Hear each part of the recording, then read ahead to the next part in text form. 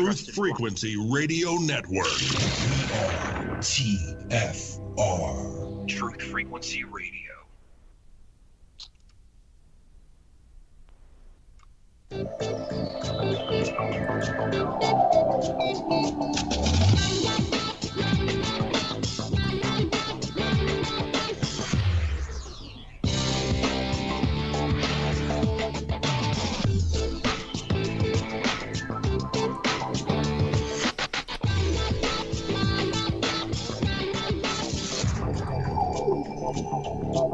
Hello and welcome to the Revolutionary Radio Project. I'm your host, Rob Skiba, and I'm excited to be joined once again by my co-host and friend, Zen Garcia, for our continuing study of the book of Genesis and related readings from various other books. Zen, are you there, sir? I am, brother. Good to be here with you again and the listening audience. Looking forward to continued discourse on all of this that we're bringing forth. Yeah, same here. How's your week been going? Really good. Finding just too much information to add to this new book, and so just trying to complete all that. And, how about yourself? Yeah, real good. Jake Grant had come down here. He got here on Monday. He's leaving tomorrow morning, so he's still here Excellent. This evening. But we've had a very productive couple of days, so we're looking forward. We got a game plan for the next, for the remainder of the year, and if we're able to follow that game plan, then and we're successful with it, then hopefully he can move down here come January. So. Oh, that is awesome. Yeah, very excited about it. Yeah, it's been a very, very good week. Yeah, very cool. I can imagine that you two together will get a lot of work done. Yeah, I think so. And a lot of stuff, yeah. And he brought the cool weather down with him. Coming down. It was like in the hundreds before he got here, and like today it was 88 degrees, and I'm like, dude, you brought all the cool weather down with you. Nice. Yeah. Well, that's a plus. Yeah, definitely it was a nice break from the heat, especially since they won't let us go to the pool because of all this COVID stuff. So there's been oh my gosh. a nice break. Yeah, it's like, okay, they won't let us go to the pool's locked down because, this whole COVID thing, and they're afraid that there's going to be liability. It's like, well, first of all, who could prove it? How could you possibly prove, I got COVID at the pool? Like it doesn't, right. It's not like it comes with a label on you, infected in the pool. It's just right. So crazy. Ridiculous. But so man, I'm excited to jump in. I think we can probably cover a fair amount of ground this evening. My thought was we already did a recap on Genesis 6, so right. I'm thinking I can read Genesis 7 and 8, and I know you've got some stuff you want to read that goes along with that. And if we have time later in the broadcast, I'd like to read Joshua 6, because it's certainly an elaborated version of all of this. Mm-hmm. Sounds good. Yeah. Have you seen The Chosen yet? I've started watching it, but only seen probably 1 or 2 episodes of it. Oh, okay. Well, yeah, episode 3, you're going to like episode 3. Episode 3 is really, I'm not going to ruin it for you, but it's really, really good. But we just finished it this evening. Wow. Nice. What How many episodes? 8. They had 8 episodes for Okay. season 1.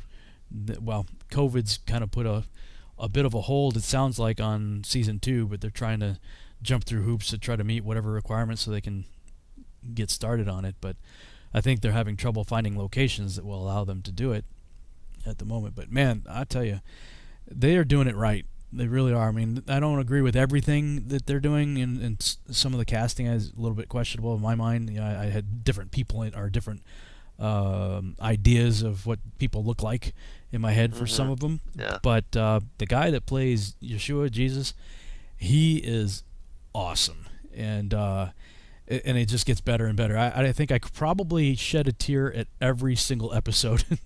Wow, that's awesome. That I've seen, and I think they did like an amazing job of capturing his humanity. Like most movies, they always do a good job of showing his divinity, Uh-huh. But the reality of them having to make camp, because they were wandering around, right? And Right. having to start a fire by rubbing sticks together, and here's the creator of the universe having to rub sticks together to create a fire. And I just they really did an amazing job of, and makes you fall in love with him all the more when you see him for his humanity. It's like Right. you respect his divinity, I guess. You know, it's kind of interesting how that works out. But I'm real excited for them, and they've provided the perfect proof of concept for how to do it. The way that I want to do Seed is exactly the way they did The Chosen. You know, crowdfunded and the whole deal. So,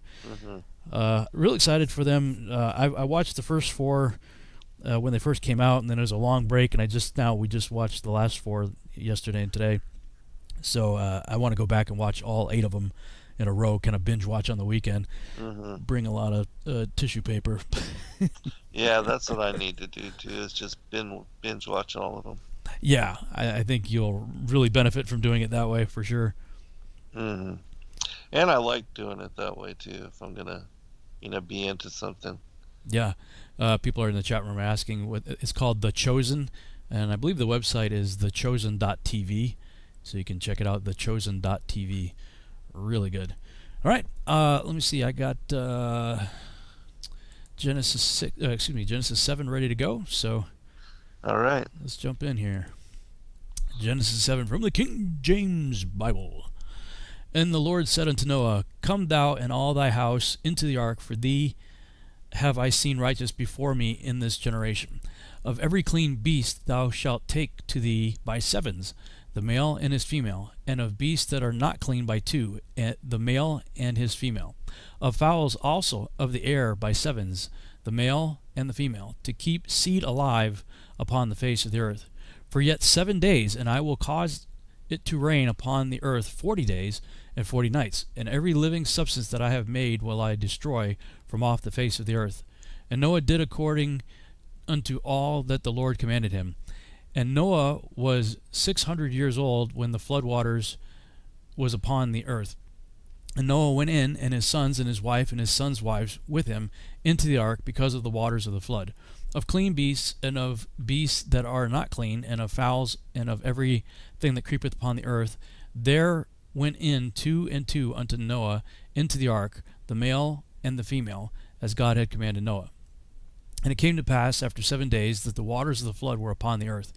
In the 600th year of Noah's life, in the 2nd month, the 7th day of the month, the same day were all the fountains of the great deep broken up, and the windows of heaven were opened, and the rain was upon the earth 40 days and 40 nights. In the selfsame day entered Noah, and Shem, and Ham, and Japheth, the sons of Noah, and Noah's wife, and the 3 wives of his sons with them into the ark. They and every beast after his kind, and all the cattle after their kind, and every creeping thing that creepeth upon the earth after his kind, and every fowl after his kind, every bird of every sort. And they went in unto Noah into the ark, 2 and 2 of all flesh, wherein is the breath of life. And they that went in male and female of all flesh, as God had commanded him, and the Lord shut him in. And the flood was 40 days upon the earth, and the waters increased and bare up the ark, and it was lifted above the earth. And the waters prevailed, and were increased greatly upon the earth, and the ark went upon the face of the waters. And the waters prevailed exceedingly upon the earth, and all the high hills that were under the whole heaven were covered. 15 cubits upward did the waters prevail, and the mountains were covered. And all flesh died that moved upon the earth, both of fowl, and of cattle, and of beasts, and of every creeping thing that creepeth upon the earth, and every man. So much for the local flood idea. Right. And in all in whose nostrils was the breath of life, of all that was in the dry land died, and every living substance was destroyed, which was upon the face of the ground, both man and cattle, and the creeping things, and the fowl of the heaven, and they were destroyed from the earth. And Noah only remained alive, and they that were with him in the ark. And the waters prevailed upon the earth 150 days. That's the end of chapter 7. I'll go ahead and do chapter 8 also. All right. And God remembered Noah and every living thing and all the cattle that was with him in the ark, and God made a wind to pass over the earth, and the waters assuaged. The fountains also of the deep and the windows of heaven were stopped, and the rain from heaven was restrained, and the waters returned from off the earth continually. And after the end of the 150 days the waters were abated. The ark rested in the 7th month, on the 7th day of the month, upon the mountains of Ararat, and the waters decreased continually until the 10th month. In the 10th month, on the 1st day of the month, were the tops of the mountains seen. And it came to pass at the end of 40 days that Noah opened the window of the ark which he had made. And he sent forth a raven, which went forth to and fro, until the waters were dried up from off the earth. Also he sent forth a dove from him, to see if the waters were abated from off the face of the ground. But the dove found no rest for the sole of her foot, and she returned unto him into the ark, for the waters were on the face of the whole earth. Then he put forth his hand, and took her, and pulled her in unto him into the ark. And he stayed yet another 7 days, and again he sent forth the dove out of the ark. And the dove came in to him in the evening, and lo, in her mouth was an olive leaf plucked off. So Noah knew that the waters were abated from off the earth. And he stayed yet other 7 days, and went forth, and sent forth the dove, which returned not again unto him any more. And it came to pass in the 600th and first year, in the first month, the first day of the month, the waters were dried up from off the earth, and Noah removed the covering of the ark, and looked, and behold, the face of the ground was dry. And in the second month, on the 27th day of the month, was the earth dried. And God spake unto Noah, saying, Go forth of the ark, thou and thy wife, and thy sons wives with thee. Bring forth every living thing that is with thee, of all flesh, both of fowl and of cattle, and of every creeping thing that creepeth upon the earth, that they may breed abundantly in the earth, and be fruitful and multiply upon the earth. And Noah went forth, and his sons, and his wife, and his sons' wives with him.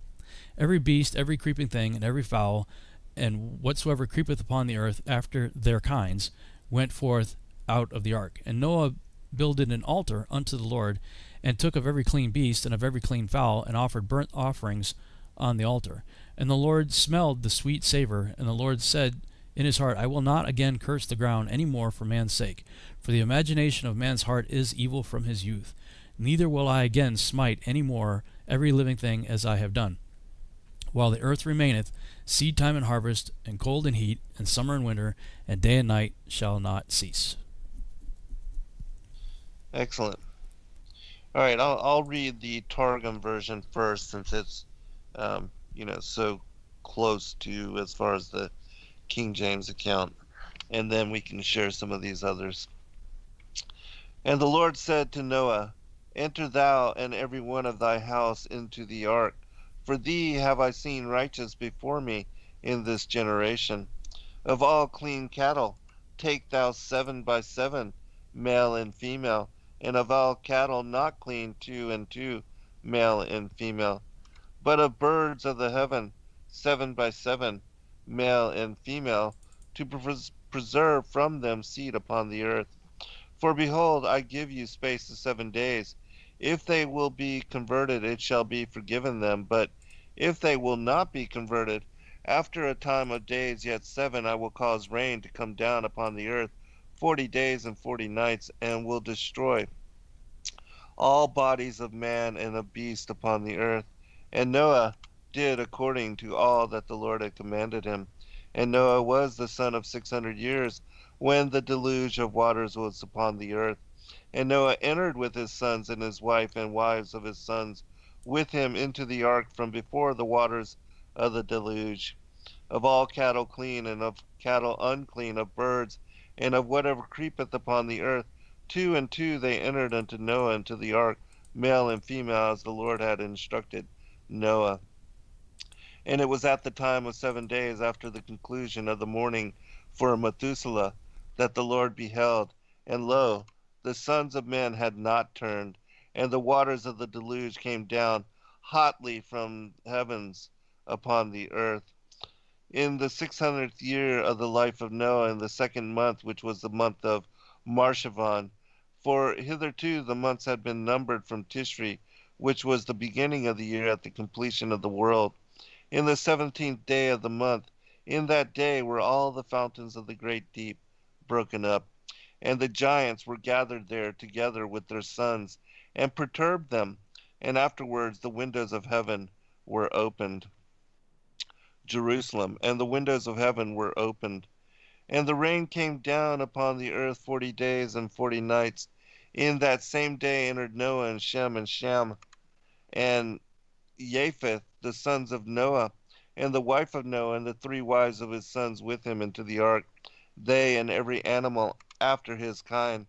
and all cattle after their kind, and every reptile that creepeth upon the earth after his kind, and every fowl after its kind, every bird which flieth. And they entered to Noah into the ark, two and two of all flesh, in which was the breath of life. And they coming entered, male and female of all flesh, unto him as the Lord had instructed him. And the word of the Lord covered over the door of the ark upon the face thereof. And there was a flood 40 days upon the earth, and the waters were multiplied and bare up the ark, and it was lifted from the earth, and the waters waxed mighty and increased greatly upon the earth. And the ark went floating upon the face of the waters, and the waters prevailed greatly upon the earth, and all the high hills which were under the heavens were covered. 15 cubits higher did the waters prevail, and the mountains were covered, and all flesh expired which moveth upon the earth, of fowl and of cattle and of wild beasts, and every moving thing that moveth upon the earth, and all the sons of men, everything in whose nostrils was the breath of life, of all on dry land died, and all the bodies of men and beasts upon the face of the earth, from man to cattle to creeping thing and to the fowl which wingeth in the air of heaven, perished from the earth. And Noah only was left, and they who were with him in the ark, and the waters prevailed upon the earth 150 days. Chapter 8. And the Lord in his word remembered Noah, and all the animals and the cattle which were with him in the ark, and the Lord caused the wind of mercies to pass over the earth, and the waters were dried. Jerusalem. And he remembered in his mercies the good which was with Noah, and the Lord caused the wind of mercies. And the fountains of the deep were shut up, and the windows of heaven. And the rain was forbidden to descend from heaven, and the waters returned from being on the earth, going and returning. And the waters were minished at the end of 150 days. And the ark rested in the 7th month, which is the month of Nisan, in the 17th day of the month, upon the mountains of Quadron. The name of the one mountain is Cordinia, and the name of the other mountain Armenia. And there was builded the city of Armenia in the land of the east. And the waters went and diminished until the 10th month, the month of Tammuz. In Tammuz, in the first of the month, the heads of the mountains were seen. And it was at the end of 40 days, and Noah opened the aperture of the ark which he had made. And he sent out a raven, and it went forth, going forth and returning, until the waters had dried from the earth. And he sent forth a house dove from being with him, to see whether the waters were lightened from off the face of the earth. And the dove found no rest for the sole of the foot, and returned unto him to the ark. And he knew that the waters were yet upon the face of all the earth. And he reached out his hand, and took and brought her unto him into the ark, and prolonged, waited yet 7 days. Jerusalem, and he began to number. And again he sent the dove from the ark, and the dove came to him at the evening time, and behold, a leaf of olive gathered, broken off, she brought in her mouth, and which she had taken from the mount of Meshisha. And Noah understood that the waters had lightened from being on the earth, and he prolonged yet 7 days, and added to send forth the dove, but she added not to return to him again.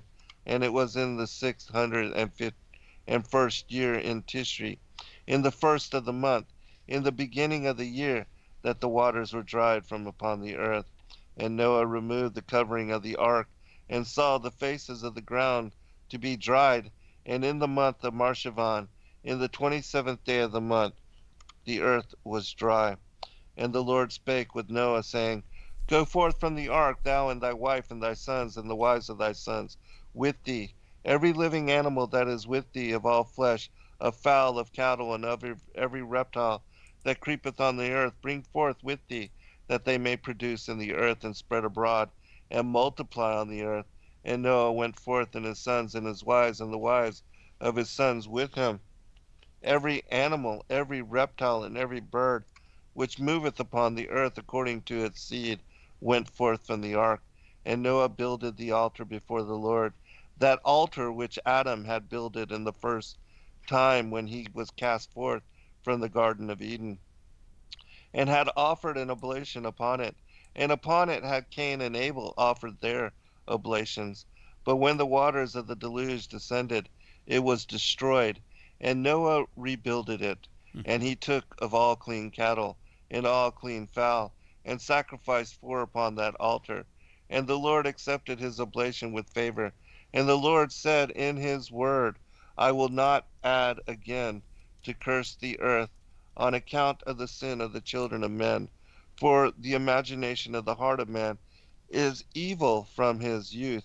Neither will I add to destroy whatever liveth, as I have done, until all the days of the earth, sowing in the season of Tishri, and harvest in the season of Nisan, and coldness in the season of Tebeth, and warmth in the season of Tammuz, and summer and winter and days and nights shall not fail Jerusalem, until all the days of the earth from now, sowing and reaping and cold and heat, and days and nights shall not cease.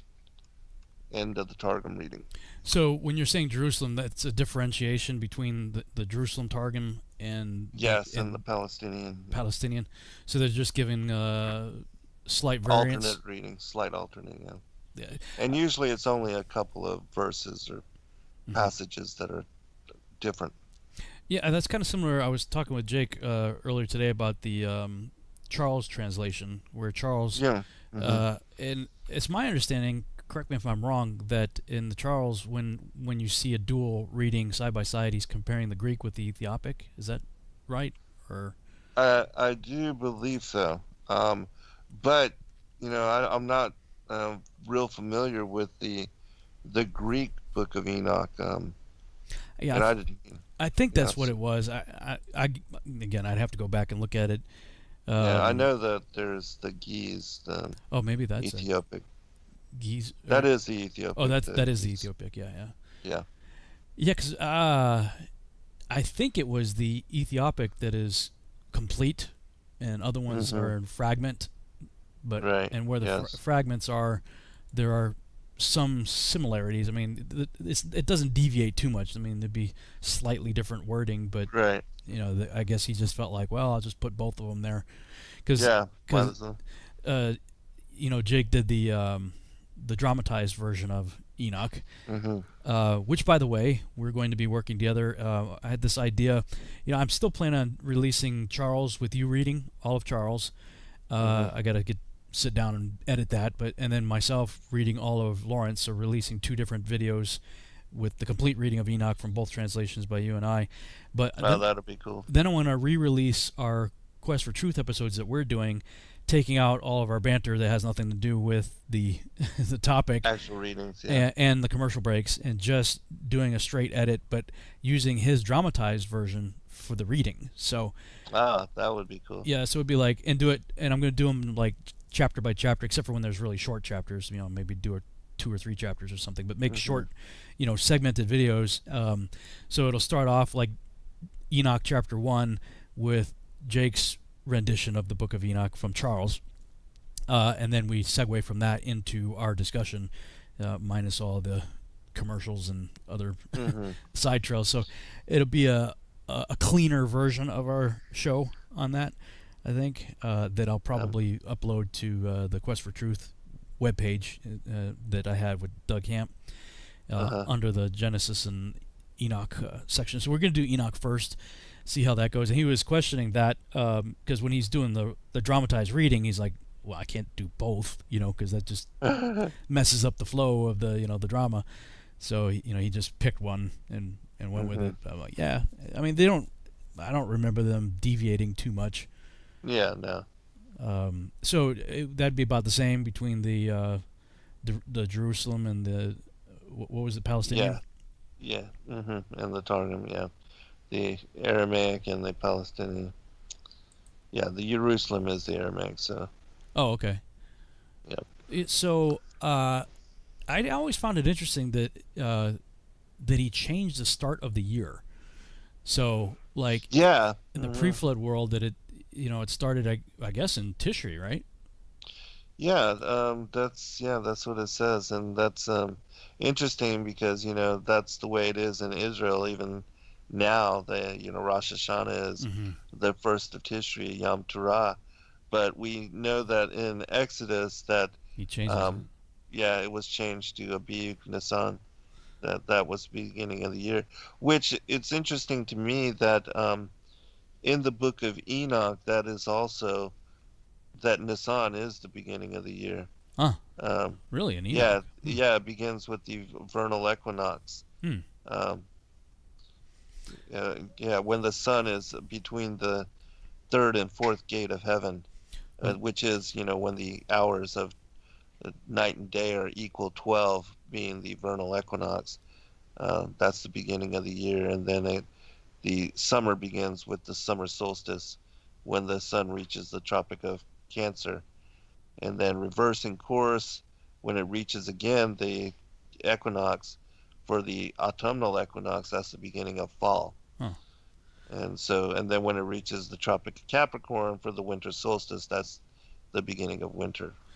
So that's interesting, because we're looking at the pre-flood world from the biblical perspective, and it's saying that the head of the year was Tishri, yet Enoch's presumably a pre-flood text, and it's still saying that it's for the month of Passover. So would that be a prophetic statement, or why? I mean, where would be the discrepancy? I mean, how would you reconcile that? I guess is better. Well, we're going to break. We got about 4 seconds or so before we go to break. But maybe you can think about that during the break and talk about it when we come back. Yeah. All right. Yeah, I'll think about it.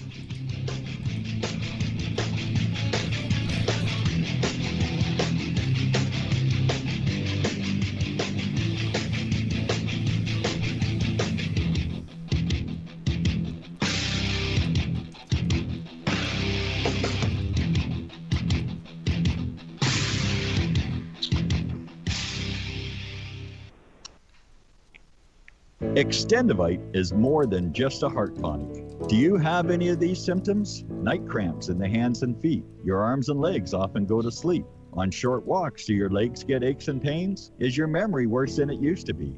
Ankles that swell late in the day? Has your blood pressure increased lately? If you answered yes to even one of these questions, you may have early warning signs of arterial blockages. Your body is saying that it is time to take Extendivite.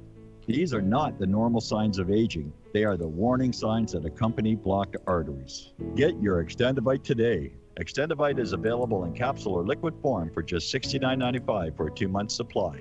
To get started, call 1-877-928-8822. That's 1-877-928-8822, or visit heartdrop.com.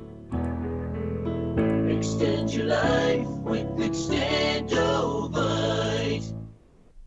Your home has needs. It needs a healthy, dry environment all year round. Start by getting rid of the worst air in the basement and crawl space, where the problems begin and make the whole house sick. Introducing the new Smart Wave Ventilation Unit. It has advanced technologies to continuously reduce moisture, mold, and odors, and expel radon, gases, and pollutants. And now, Wave units include carbon monoxide detection to automatically expel air at a high rate and send you an alert. It also has an app so you can remotely monitor the conditions. Wave is a comprehensive, maintenance-free, affordable solution that will transform your entire home. Protect your home and family with what it needs. Give it a new Smart Wave Ventilation Unit. For more information, call 888-717-WAVE. That's 888-717-WAVE. Or go to dryhealthyhome.com. That's dryhealthyhome.com. Wave Home Solutions for a healthy, comfortable home. For 5,000 years, the world was ruled with wooden ships by one man.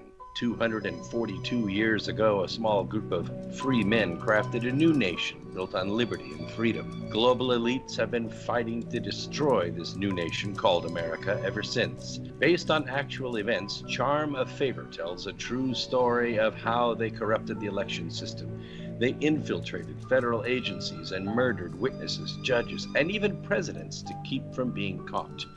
Now, the largest and wealthiest crime syndicate the world has ever known has been drawn out of the shadows. They've killed hundreds of Americans and recently attempted to assassinate half our congressmen. Still, they escape arrest through an almost supernatural charm of favor. Read Charm of Favor and be prepared to open your eyes to what may lie just around the corner. Charm of Favor is available on Amazon and Barnes & Noble.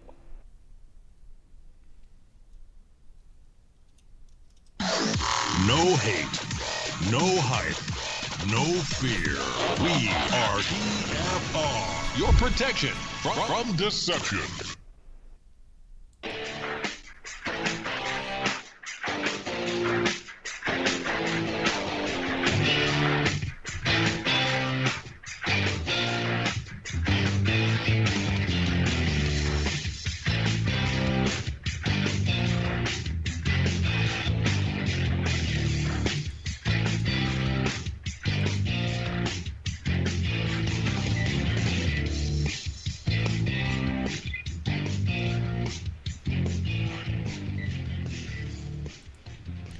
And we're back on the Revolutionary Radio Project. I'm your host, Rob Skiba, and I'm joined with Zen Garcia. We're discussing the book of Genesis, and right before the break, we're discussing how the book of Enoch apparently describes the head of the year as being the same as like Nisan, the beginning of the Hebrew calendar today, the way it is now, the month of Passover.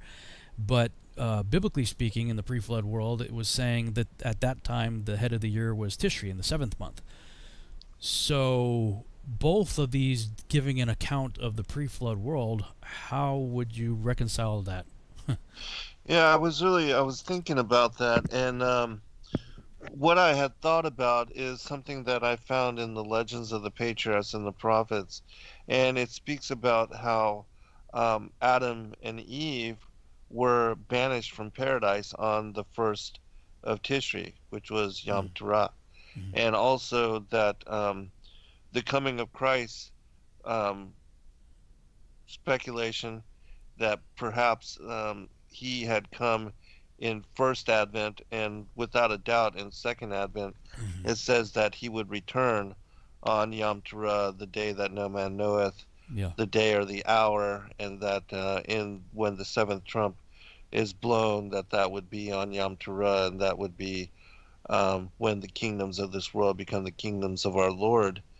And so that may be why at the beginning, because Adam was cast out on Yom Teruah, that would be the beginning of the year. And it would make sense that being exiled on that day, and that being the first day he was here on the earth, that the year would begin with that day, and that he would recognize that as Rosh Hashanah until the times were changed. That is interesting because, like, I mean, the Jews recognize what the Torah says, obviously, about the head of the year being Nisan, but yet they do Rosh Hashanah, head of the year, in Tishri, as you often hear it as the secular New Year's versus the biblical New Year's. And of course, we have January 1st. And I had read that there was a belief that Adam was created on Feast of Trumpets, Tishri 1. And so that's interesting if that's true, that they were banished from Eden also on Tishri 1. That's rather interesting. And I believe that Yeshua was born, the second Adam was definitely born, in my opinion, on Feast of Trumpets, according to the Revelation 12, 1 through 5. That's what I believe as well. Yeah. Which on our Gregorian calendar, when you track it back, was September 11th, 3 BC, which is really fascinating if you download the free software Stellarium. And the Stellarium reckons 3 BC as -2 in the software. It's something about no year zero or something. I always get my head kind of twisted around when I think about that. But anyway, they reckon 3 BC as -2. And so if you use the software to back up to -2, and I actually go back to like around August 28th, I believe. And I described this at quite some length in my book, Babylon Rising. The dance of the stars that takes place at that time, and you can watch it. Like, you can step it forward slowly or fast, or watch it however speed you want to on Stellarium. But it's quite impressive what happens in the alignment where you have Leo, the king constellation, and I think it's Rigel, the king star, and Jupiter, the king planet. So you have the three kings on top of each other at one point, and and I forget exactly how it all comes, but it's like Mercury, who's reckoned as the messenger of the gods, comes through this alignment, and then and Venus sits on top of her king for a while, and then everything moves and such that you end up with the alignment of the stars above her head, Virgo, and the moon at her feet. And when you see that alignment, when you actually see it play out, the moon that is at her feet is a crescent new moon. So nice, yeah. I'm like, what else do you do with Revelation 12? I mean, if you read Revelation 12 1 through 5, the only thing that fits in my mind anyway is the birth of Yeshua, and if that's the sign in the heaven, then that exact sign, and it happens for, I believe it was 80 minutes on September 11th, 2 BC or 3 BC, -2 in the software, which I imagine may have been the period of labor, that she may have been in labor for 80 minutes and delivered. That's just speculation on my part. Now, there's other people. Sort of the dominant view I run into a lot in the so-called Hebrew Roots movement is that they believe he was born on tabernacles, and they give their reason for that, and but most of it's anecdotal, and they'll use see, he tabernacled among us. But the problem is, he couldn't have tabernacled among us if he was born at the beginning of Sukkot. If he was born at the beginning of the Feast of Tabernacles, then the Torah says that when the woman gives birth to a male, she has to stay sequestered away in her quote-unquote uncleanness. Right. For 7 days. Yeah, 7 days. And so that's because circumcised on the 8th day. So he wouldn't have been able to tabernacle among. He would. And that's part of the bonding, with the baby, with the child and the mother. That there's a different time period if there's a daughter born. But so in that time in her quote unquote, and that's not unclean as in sin or anything like that. It's just right. Ritually, I guess you might say, unclean. Through the birthing process and whatnot, but so she has to be cleansed with the baby for 7 days. So and the other problem is that all males are commanded to be in Jerusalem for the Feast of Tabernacles. So Passover, Pentecost, and Sukkot Tabernacles, you have to be in Jerusalem. That's not a good way for the Son of God to show up, violating everything in Bethlehem. So to me, I mean, you have the Revelation 12 1 through 5 sign that's a slam dunk home run in my opinion, and then you have so he's 7 days with Mary, doing their thing in Bethlehem, 8th day circumcised, then 10th day is Yom Kippur, Day of Atonement. Then a few days later he could have easily, with no problem, been tabernacling among us. So I mean, he'd still tabernacle among us even if he was born on trumpets. I just think there's way too many. Plus, that's the time when kings are coronated, and they would sound. Of course, the ritual of the Feast of Trumpets is just like it sounds: blow the trumpets, right? So there's the shofar. So they're blowing the shofars, and that's the time when kings are coronated. So the King of Kings shows up. His birthday is the day that kings are coronated, and he showed up to the sound of men blowing trumpets and celebrating, and angels doing the same. So I just think it's a much more epic birth, and absolutely, for me, a much more biblically supported birth that's also lines up that you can watch the thing happen on Stellarium if you want to go check it out. So yeah, I'm very much of the opinion that he was born, and so if the first Adam was born on Tishri 1 and the second Adam was born on Tishri 1, and as you said, he's coming back on Tishri 1, this is what I tell people that are still hung up on the Christmas thing. I'm like, look, there's nothing wrong with celebrating the birth of our Savior. Let's just do it on the day he was actually born. Right. Because he's coming back on his birthday. So it's a good time to start practicing, and it's not December 25th. You're going to miss the party. So yeah, exactly. Yeah, actually, I'll share with you the passage that is connected. This is from the Legends of the Patriarchs and the Prophets. It says, "Now it was the first day of the 7th month Tishri, the day on which at the close of the world's history the Lord will come to judge the quick and the dead, that the Lord God remembered Sarah and the promise he had made, and looked upon her, and she conceived a son in her old age, 1 year and 4 months after her sojourn in Gerar, and 9 months after, say some, but say others 6 months and 2 days after. At midday, say some others, in the evening of the 15th of Nisan. Or as others affirm, on the 1st of Nisan she was delivered of a son, without suffering any pains in the bringing forth. And the same time that Sarah's womb was blessed, God looked upon many other barren women and blessed them also. And on the day that the child was born, they were delivered likewise. And the blind saw, the dumb spake, the deaf heard, and the lame walked, and the crazed recovered their senses. Also the sun shone 48 times brighter than he shines at midsummer, even with the splendor that he had on the day of his creation. And so here it's saying that, again on the 1st of Tishri, when the Lord will come again at the end to the close of the world's history, that he looked upon Sarah and then she became pregnant, and on the 15th of Nisan is when the Isaac was born. So interesting that that's also, associated to the Passover festival, the unleavened bread.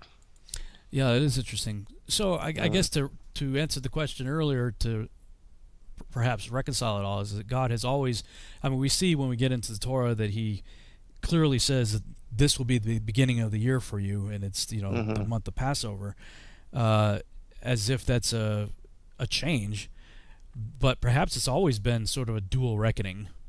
Right. Right. Yeah.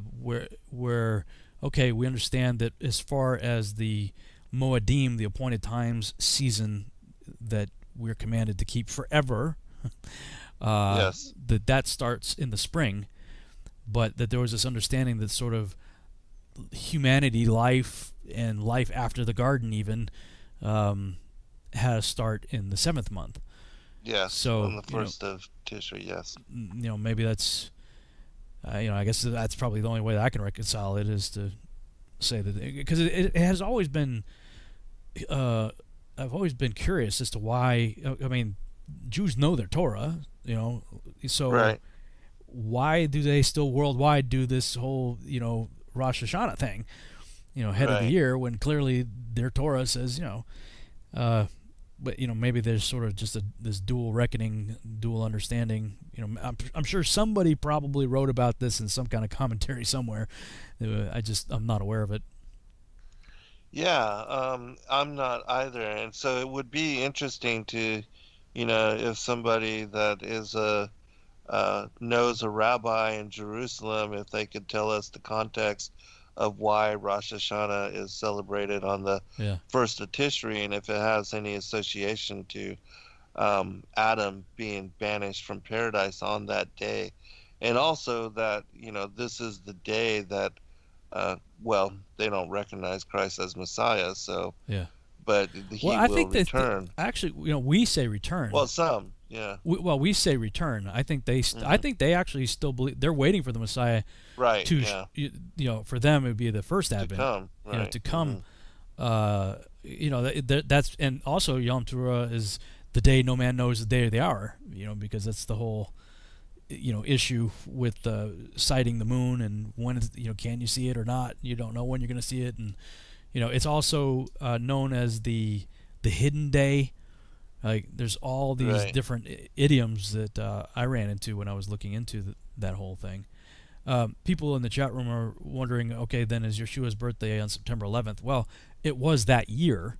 The problem is when you overlay the Hebrew calendar with the Gregorian calendar, it slides. Changes. Yeah, it changes. So it is every year. Yeah, Tishri 1 won't always fall. Sometimes it does, but it won't always fall on September 11. Right. So I kind of do both. Like, I recognize that we are on the Gregorian calendar, and that if it wasn't in service at that time, but when we back off our Gregorian calendar to that date, that we see that's Tishri 1. So I celebrate his birthday on Tishri 1, Feast of Trumpets, but I tend to make some comments on September 11th too, just to get people going a little bit on Facebook, happy birthday, Jesus, this is the most wonderful time of the year, just to kind of get people going a little bit, but but I would say I officially recognize his birthday as Trumpets, Feast of Trumpets, Yom Teruah, and kind of jokingly yet in honor of the calendar that we are all stuck with right now, also recognize it on September 11th. But I don't recognize it on December 25th. Right. Yes. That's pagan. Yeah, that has nothing to do with it. And this is what I'm trying to get across to some people, because I posted something about the Chosen, and the actor that plays Jesus. I really like him. At first, I didn't. It took me a little bit to get used to him, but certainly by episode 3, I just wow. I mean, this guy just knocks it out of the park. And I saw a interview that Dallas Jenkins did with the actor that plays him. And I posted that on my Facebook page, so if you haven't seen it, you want to check it out. It's really good, just listening to them talk. And I forgot where I was going with that. just lost my train of thought. Oh, well. You were talking about his birthday and Christmas being pagan.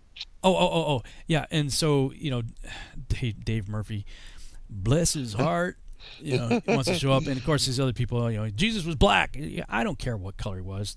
Look, this is a TV series that's out, and they got a white Jesus. If they had a black one, I wouldn't care. It doesn't bother me. Yeah, right. Either way, I think there's reasonable arguments both ways. I don't care if he was plaid with pink polka dots. That doesn't matter to me. My point was the actor is bringing the appropriate emotions to it. But, like Dave, he's so stuck on the Jesus that's anti-Torah. And I keep trying to tell him, look, dude, I agree with you. Zeitgeist was true. If you watch the Zeitgeist movie, and Eric Dubay, too. Eric Dubay did that whole anti-Jesus video. And I'm like, sadly, they're right. But that Jesus isn't Yeshua. Right. There is the Hebrew Yeshua of the tribe of Judah who never disobeyed his father, who always kept the Torah perfectly, and then there's the counterfeit that has become known by the pseudonym Jesus, through transliteration, that nobody's ever even heard the word Jesus till less than 400 years ago. And that word was transliterated from Yeshua. But not only was the word transliterated into this Jesus word, there, along with that version of him, is the Catholic version. When they started, blending all, the Bible with paganism and making synchronicity and stuff. Hey, let's just do, he's just another dying and resurrecting sun god who was born on December 25th, and all of the tradition and ritual that tends to surround the Jesus who looks like a surfer dude is false. But that's the one that everybody wants to attack. And I'm like, well, I agree with you. You're right. That guy is a fraud. He is a counterfeit. He is everything. The guy that, says it's okay to eat pork, all he doesn't say that, but what people twist him to, everything that's anti-Torah in that guy, that's false. But the Hebrew who went by the name of Yeshua or Yahushua or the long form version of it, Yah is salvation of the tribe of Judah, who walked in Torah perfectly. That's an entirely different person, than what we are presented with today in modern Christianity and church. So. Right. Yeah, the one that fulfilled the Levitical feast days of his father. Perfectly. Exactly. So speaking of, not so much feast day. Well, yeah, I guess you could say the Levitical feast days is, we get these Moedim, appointed times, laid out for us, Leviticus 23. But there's evidence that they were doing these things in the pre-flood world. And they were doing them even before the time of Moses. That Abraham. If you look at the timing of various events, including the flood, they land on these significant days. And so, something you were reading, it sounded like, and maybe I don't know if I heard it right or not, that the altar that Abel had presented his sacrifice.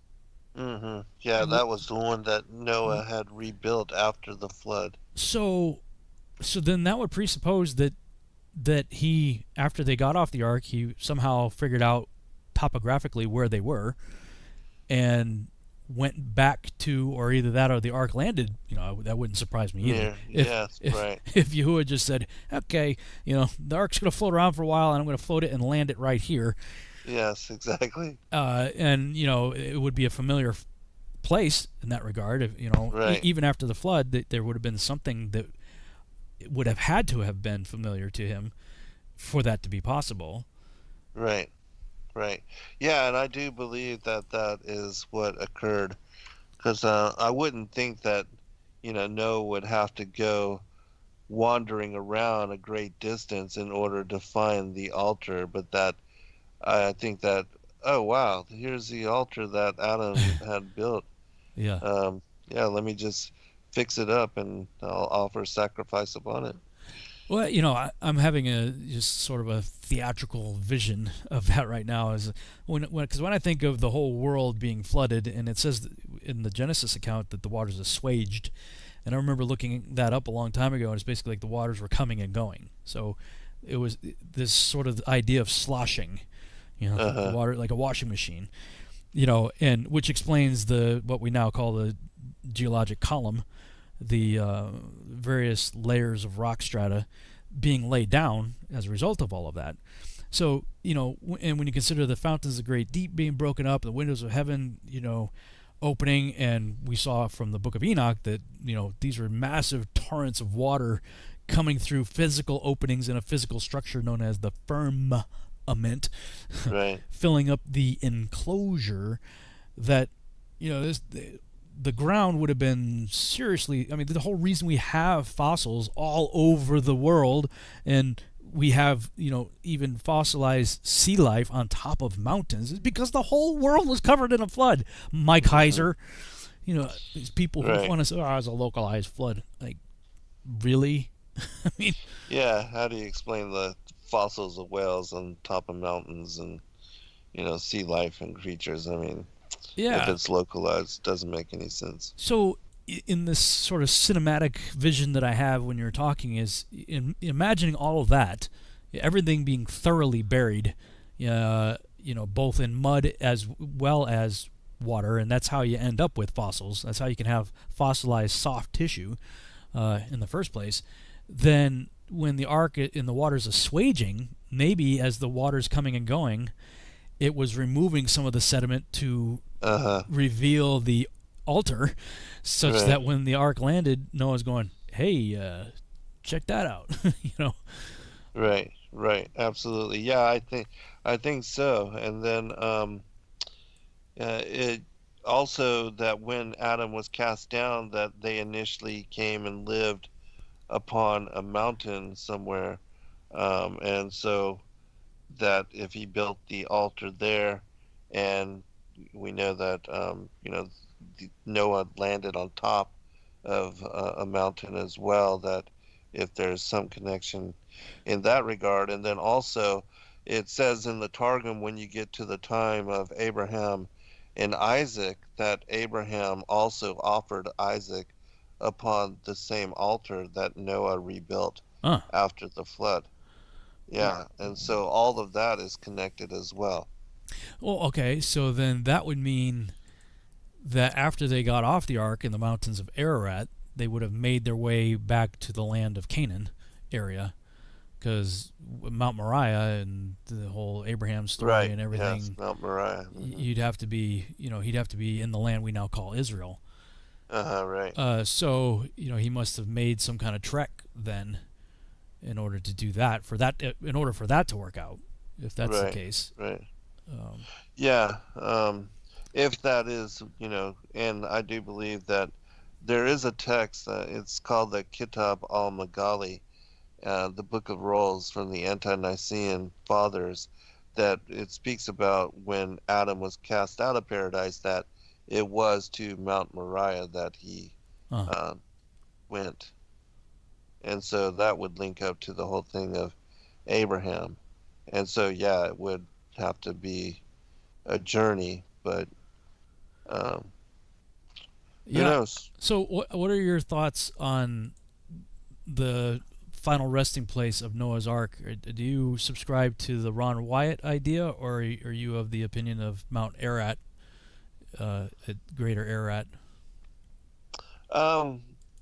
Well, yeah, it does say Ararat within the scriptures, but if as far as the discoveries of Ron Wyatt, which I do believe that he was blessed to really discover a lot of things that give credence to the Bible, and that the Jonathan Gray, he also went there to confirm his findings and the discoveries that he made. And so there seems to be something, without a doubt, to what he had located, and then all of the ballast stones or the anchors that were dropped off, and the drogue stones, huge size of those, and also to the names of the towns that came up, and the connections to the children and also to the wife of Noah, and that there was said to be there a gravesite for the wife of Noah, and that somehow somebody had dug up the bones, and so they exhumed the body and to protect the bones or something of that nature. And Jonathan Gray, in a show that I did with him, he said that the bones of Noah's wife measured out to be like 14 feet tall. So I thought that was interesting as well. And they did say that, as far as, the 10 generations of Noah, leading up to that, they were of larger stature and lived longer lifespans. And so that seemed to be interesting with what he had said. All right. Well, we'll hold on that note. We're getting ready to go to break, and we'll come back and talk some more, and then get into the Joshua account. Sounds good.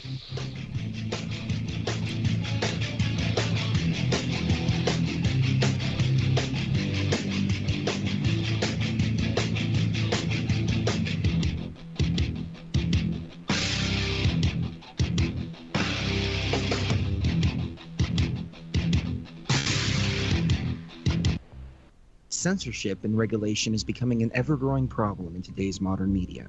From the mainstream to YouTube and Google, the information you're looking for is buried by official narratives and propaganda. This is why TFR is 100% uncensored, unregulated, and listener-supported. The shows on TFR are not micromanaged by the station, and our hosts are free to speak their minds however they please. As such, the views and opinions expressed on our station are of those who make them. If you happen to hear anything offensive on TFR, please send us an email to toughtitty@tfrlive.com, and we'll be happy to tell you that we really don't give a damn. We stand for freedom of speech and non-censorship. If you also stand for free speech, you can go to tfrlive.com/signup and sign up for a TFR supporter pass and help us in our mission to keep the airwaves uncensored and unregulated. TFR Live, your uncensored and unregulated protection from deception.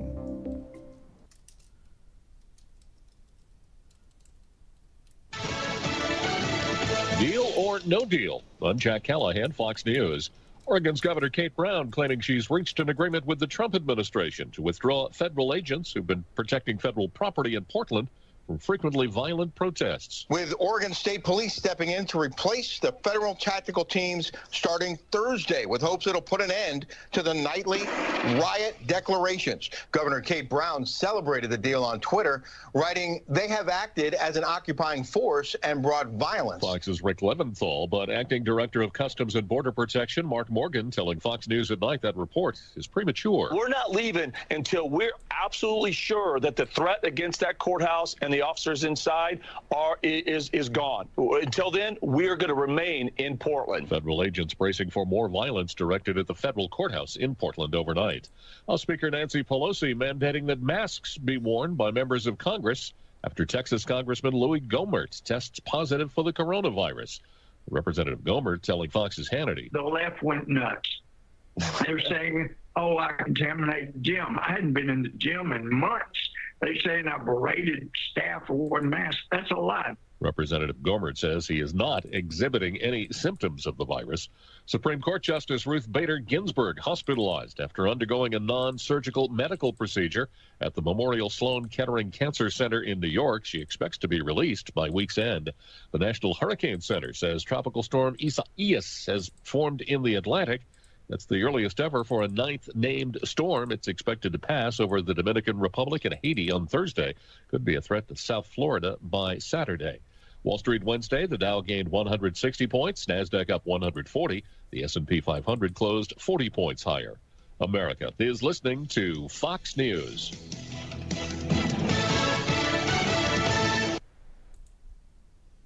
You are now tuned into the truth frequency. We are TFR. TFR. Truth Frequency Radio.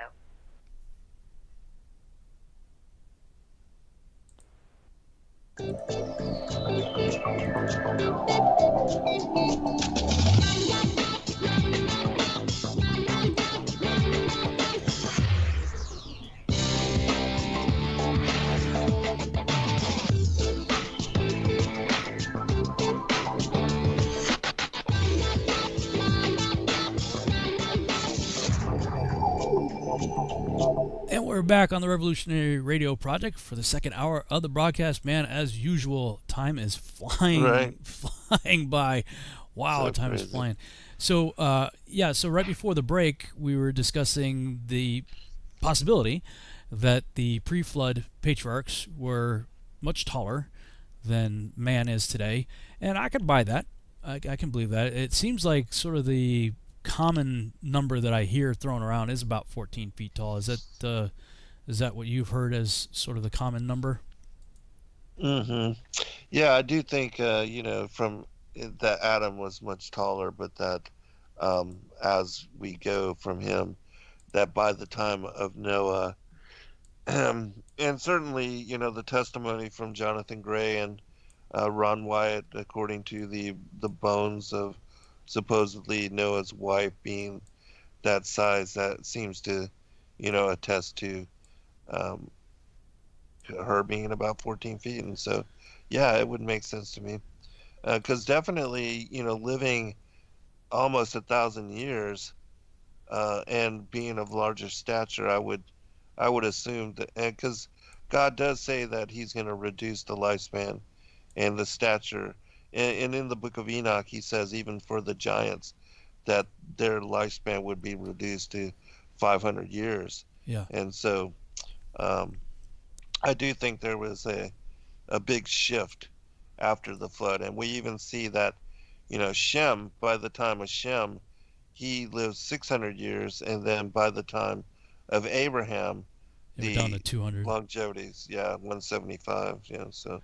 Yeah, we're in 200, and then by the time you get to Moses, it's capping out at 120. 120, yeah. So I've talked about this. We've talked about this on a number of shows before, but the tomb of Abel is in Damascus, in the hills of Damascus. Really interesting place, and if you just do a Google search for the tomb of Abel, I think it's about 14 feet long.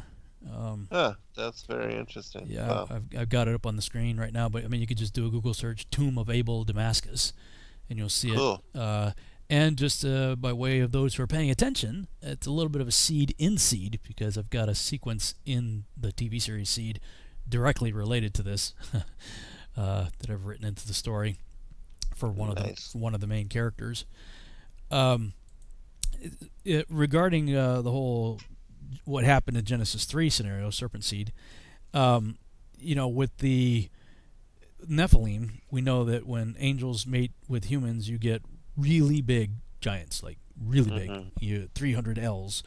Dr. A. Nyland says 300 L's equals 300 cubits, which equals 450 feet. So, which coincidentally, we can't conceive of that, but the Greeks had no problem with that. I mean, they call them the Titans. And I mean, even in the movies, like I think it was Wrath of the Titans, and also one of the Percy Jackson and the Lightning Thief type movies. They, in both cases, they're dealing with the resurrection of Kronos, and they depict him. They depict him as a 400-footer.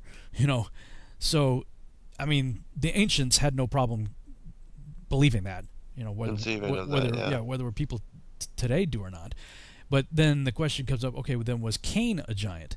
And we recently just had a really cool flat Earth meetup at Chris Pontius's house and cool. in his workshop this past Sunday. And I think her name is Desi. Forgive me if I get it wrong, but she was a woman there, and pulled me aside and was talking about that whole issue, serpent seed, and she's like, I think I understand. I don't believe that Cain was a giant, and I think I know why. And I said, oh, okay, go for it. Let me know. And she just recently posted a video on it. Now, there's much in her video that I would disagree with, but the premise that she has as far as why she thinks Cain was not a giant, other than perhaps equal to, the 14-footers or whatever, the other patriarchs may have been, was she believes that the interaction that took place there, we don't know how long it took for the light suit nature to disappear.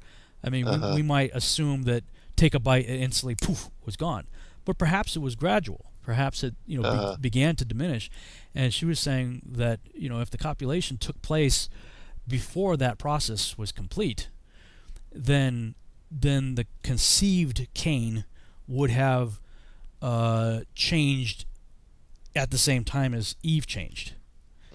So as her body was changing from the light suit body to the flesh body that we have now, if she was if the act took place during that process of change, then the baby inside, at the moment of conception, would have gone through the same transformation, and so he would have been born without, she called it a genetic glitch, that when angel mates with woman, there's a genetic glitch that causes gigantism. And I've tried to tell people this is not a complicated thing. Like we think giant, we think angel mates with human, and there's this supernatural aspect to it. I don't think it's that complicated, honestly. When you look into the Liger, this is what changed everything for me. I listened to this, I forget her name now. This woman did a TED Talk on epigenetics and how epigenetic markers work. And I was looking into the whole issue of epigenetics and how all that works. At the same time, I became aware of the Ligers. And I think it's liger.com. Let me see if I can look that up while I'm talking here. Liger.com was the looks like I can't get there now. Liger. Anyway, it's giving me a warning that it may not be a secure site, so I'm going to go away from there. Yeah. But at the time when I did look at it, it was describing how Ligers happen. Like, okay, it's the blending of a lion and a tiger, which it is possible for that to happen. I guess it doesn't typically normally happen in nature. Like naturally they wouldn't normally be hanging out with each other to do that, I guess. Right. Actually, I can pull it up in my PowerPoint here for those watching. This was the original homepage for the Liger website. And, I mean, these things are huge. It's interesting. It says Meet the Tigers. They have Hercules, Zeus, Sinbad, and Vulcan. So, with the exception of possibly Sinbad, they're all named after Nephilim. I don't recall Sinbad being a Nephilim, but maybe he was a demigod or some sort. But anyway, all the other ones are named after Nephilim. And what they're saying is that the growth inhibitor gene is in the male tiger and in the female lion. But when you have a male lion and a female tiger, there's no growth inhibitor gene. So a tigon is a male tiger mating with a female lion, and the tigon, has different features and colors that resemble the two, but they get to the size of a normal lion or a tiger. But the Liger, with the male lion and the female tiger, there's no growth inhibitor gene there. So, in other words, there's a genetic code in you and I that stopped us growing at whatever age we were when we stopped growing. So I stopped growing at about 5'10.5" at roughly 16 years of age. That gene, that code kicked on and said, boop, that's it. That's where you stop growing. Well, all you have to do is turn that gene off or remove it. And guess what you get? You get a giant. No, that's pretty cool. So the Liger, it will just keep growing until it dies because there's no code. The code has either been switched off or it's non-existent because of the way the mating took place. Wow. Such that this creature just keeps on growing. That's very interesting. So, for me, that demystified the whole thing. It's like, okay, like this is actual real science, verifiable, observable, repeatable science that just, for me, totally demystified the issue of gigantism. Oh, that makes total sense. And with regard to all that, yeah. And why also the post-flood giants didn't get as big. Because they're not living as long. I mean, if you're living 500 years without a gene inhibitor, they're not growing. You're just going to keep growing. Yeah. So if the post-flood giants are dying, between 70 and on the high side 500. Well, if you think of the Anakim, right, and the early Amorites, size of cedar trees, and I always ask the question, what size cedar trees are we talking about? Because a modest cedar tree today gets to about 30 feet tall, but biblical cedars that we hear about, like the cedars of Lebanon, got to 150 feet tall. Right, so, these things are massively huge. But when and I drew up a timeline chart, I love my timeline charts, showing the house of Abraham and the house of Arba and how they parallel with each other. And so Arba was probably pretty massively huge. He begets Anak, and Anak has the Anakim, right? And actually, Anak, I think, had 4 sons who had the Anakim. So you almost have an Abraham, Isaac, Jacob, and offspring parallel there. And so, but if you follow the chronology of who's living how long, I mean, Abraham, like you said, he's at 200. And then by the time you get to the Jacob, and people are starting to live lesser and lesser until you get to Moses to 120, which is pretty much where we're capped out today, even to this day. But David says, Psalm 90 verse 10, generation is 70 years, 80 if by strength. So if you make it past there, you're on borrowed time. So that being the case, it's easy to understand how the Arbaites, if you want to call them that, and even the Anakim, could have been still massively huge, but progressively smaller because they're not living as long. And my contention is, because people will be like, well, how do giants mate with women, like normal women?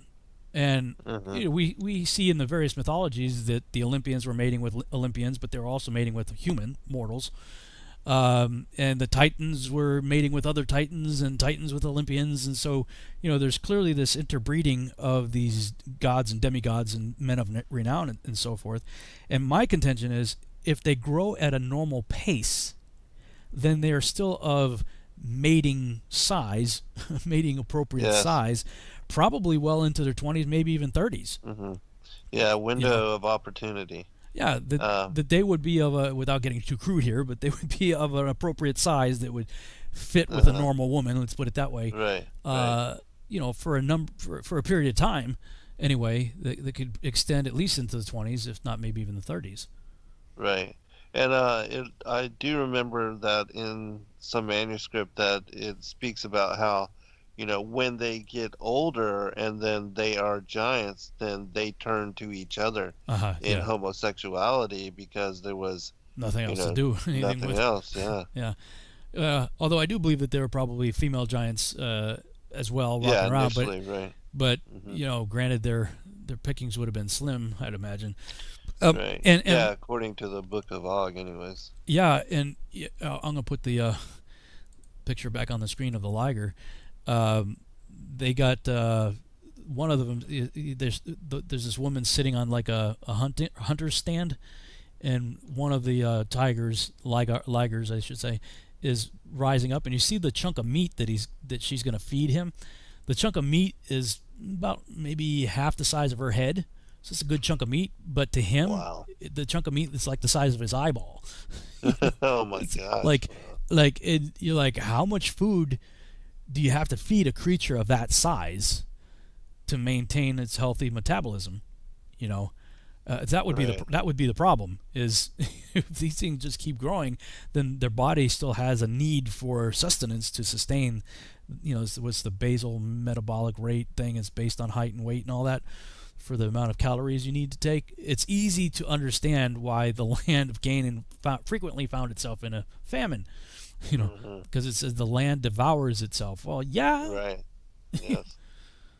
which probably caused them to have to genetically modify the food, why you might have had very large grapes, for instance. Mm-hmm. Yes. Yeah, that liger is huge. Wow. Dude. It's like twice as tall as that guy. Massive.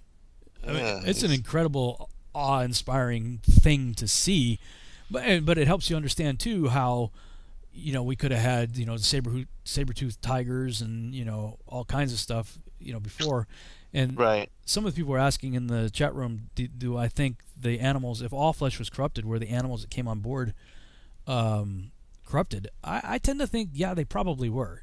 To what degree, I don't know. I think that they were still good enough to be considered of their kind.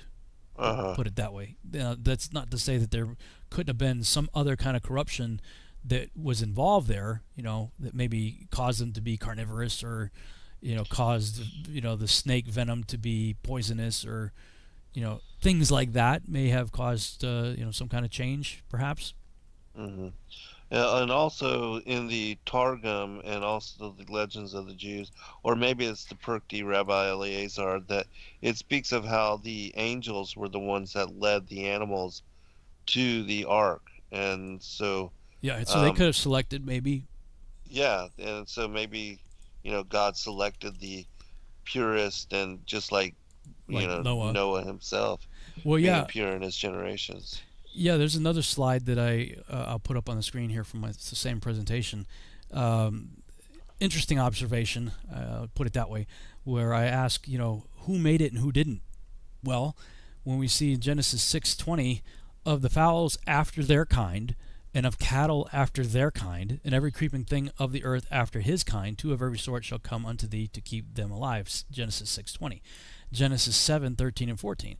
In the selfsame day, Noah and Shem and Ham and Japheth, the sons of Noah, and Noah's wife, and the three wives of his sons with them into the ark, they and every beast after his kind, and all the cattle after their kind, and every creeping thing that creepeth upon the earth after his kind, and every fowl after his kind, every bird of every sort. What curious phrase is missing when it comes to the humans? Yeah, true. Everything else has the phrase after it, after his kind. After his kind, yeah. We don't see that with the humans. No. That's interesting. Yeah, I mean, it's it's anecdotal, but still. And then we see what gets destroyed in Genesis 7:20 and 22. 15 cubits upwards did the waters prevail, and the mountains were covered, and all flesh died that moved upon the earth, both of fowl and of cattle and of beast and of every creeping thing that creepeth upon the earth, and every man, all in whose nostrils was the breath of life, of all that was in the dry land died. What curious phrase is missing? From everything that got wiped out. Right. After their kind. Now. After their kind, right. In Genesis 6:12 is where we see that earth and all flesh had become corrupted, but I believe the exception to that when it comes to the humans is in the previous verses, where it says Noah was found pure in his generations. In his generations, right. Righteous in his generations, pure in his generations. The word's tamim, genetically pure. So, and we've talked about this before, if Noah's pure, genetically pure, and his wife is the daughter of Enoch, she's pure. I know we have a difference of opinion perhaps on where Ham comes from, but I'm of the opinion that the males were pure. The females, that's another issue. I do find it interesting that of all the creatures that are on the ark, it's the humans that don't have the phrase after his kind. Yeah, that is very interesting. There. Yeah. Wow, time is flying by. We got like 8 minutes left. That's so crazy, yeah. So maybe we can banter a little bit for the next 8 minutes, because I don't think I'll have enough time to read Joshua in that 8 minutes. Right. Come back after it, but I'll share one passage really quick that sure ties into something that you said, and I think this will be interesting as well. It's from the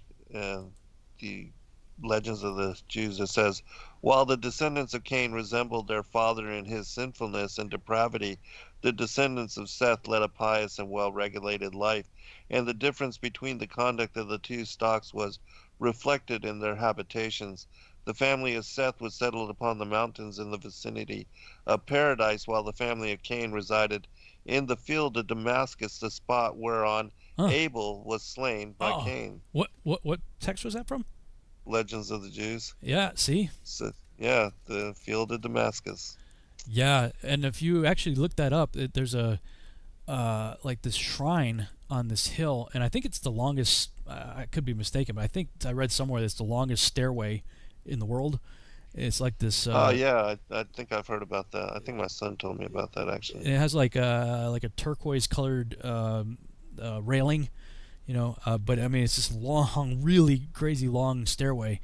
And I have one of my characters is we kind of open the scene with him running, and these Arabs are shooting after him, and he's got something in a satchel, and he's running, feverishly running away from them down those steps. But so that's interesting. That's right there in the Legends of the Jews. Huh? Yeah, yeah. I thought you'd find that interesting. So that does when we think in terms of end times about Damascus, which is the longest. As I understand it, the longest surviving city on Earth that populated, inhabited, is still continuously inhabited, but it's going to be a ruinous heap. Right. Yeah. As one of the signs. And that's something that nobody could have even imagined, really. But it's prophetically found in Scripture, and certainly we see a fulfillment of that. Yeah. Because it is destroyed. Yeah, I mean, we definitely see that, and it's kind of sick. When I was in the pre-trib camp, I remember like people who are really in the pre-trib camp and that have these eschatology type of shows and ministries and stuff like that. It's almost like sadistic that they're watching for the destruction of Damascus. It's like, there's some kind of terrorist act or some kind of bombing or something happens, and see, it's almost like the sadistic expectation and almost like a hope in a sick way, looking for. And I always had a problem with that. I'm like, okay, for your little happy rapture to happen, that means a whole lot of people gotta, and you're like getting excited that people are being massacred. It's just they'll never admit to that, but it doesn't sit right at all. But when you take a step back and just look at it objectively, that's what's happening. Right. Somebody was pointing out about in regard to the animals possibly being corrupted, about now you have clean and unclean, and I'm trying to think if there would have been. I mean, we clearly see that there is the command, and this everybody thinks 2 by 2, but not of clean. You got a lot more than 2. Yeah, 7 by 7. Now, do you understand it to be 7 animals or 7 pairs? 7 pairs. 7 pairs. So we have 14 of clean. That's because why would you have 7? This oddball one. Well, my thought on the possibility of it being 7 with an odd one is one for sacrifice. Well, one for sacrifice after they got off the ark. The others would be 2 by 2, and that poor remaining oddball one, I guess, would be sacrificed. But are you aware of any reference to clean versus unclean prior to Genesis 6 in the Genesis 6 narrative? No, not really. Other than as far as the dietary, they were vegetarian for the most part. Still at this point. Yeah. No, I mean after what we see in the Pentateuch. Yeah. But no, not before. And they were vegetarian before. So this time. So then I wonder if pigs are really bizarre, and I've read a number of ancient texts that almost make it sound like they may have been a human blended with a boar, like a wild boar blended with a human ends up with a pig. Because there's a lot of strange similarities between pigs and humans, and I mean even today they'll use pig organs for human transplant. For human transplants, right? And be pig blood. Yeah. And I mean, it's really bizarre, and that's a really strange subject, but I do think that there's some weird connection somewhere to all of that. Well, I mean, that would help. I mean, other than the fact that that they are garbage eaters, and they retain all that stuff. And when you eat them, you're the host of garbage that you are eating when you eat pork. Right. I mean, it's really scary. Actually, we did an experiment once because we had read about it. Where you cook pork. You cook it as if you're going to eat it. So you cook it, prepare it the way you would as if you're going to eat it, and then pour I think Coca-Cola. Coca-Cola, yes. On it, and it brings the worms you out. start seeing the worms come out, and you're like, oh, first of all, that makes you think, oh man, you were about to eat that pork with all that in it, and then you think, what is it about Coke that's making these? Like, oh man, I'm not gonna drink Coke either, Yeah, so weird. But so very weird. I remember we did it once. We did that test, and we're like, oh man.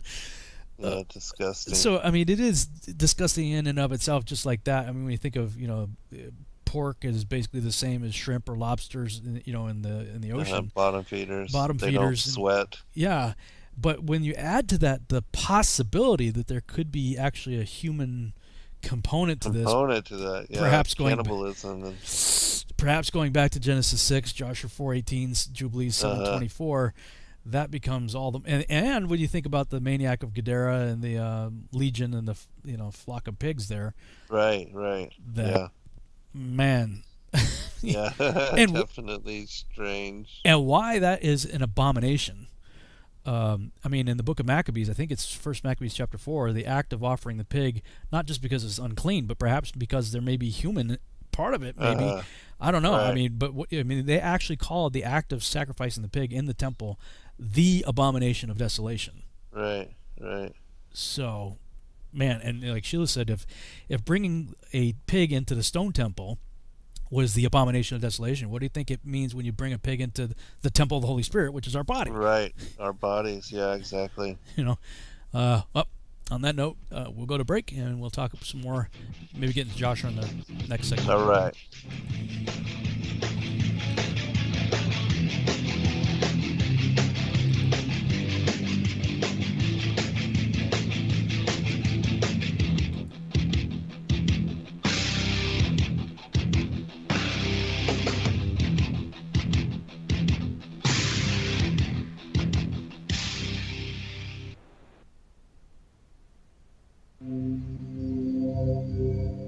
Discover the extraordinary powers of intuitive healing with pain transmutation, a method of holistic healing for the human soul, body, mind, and emotions.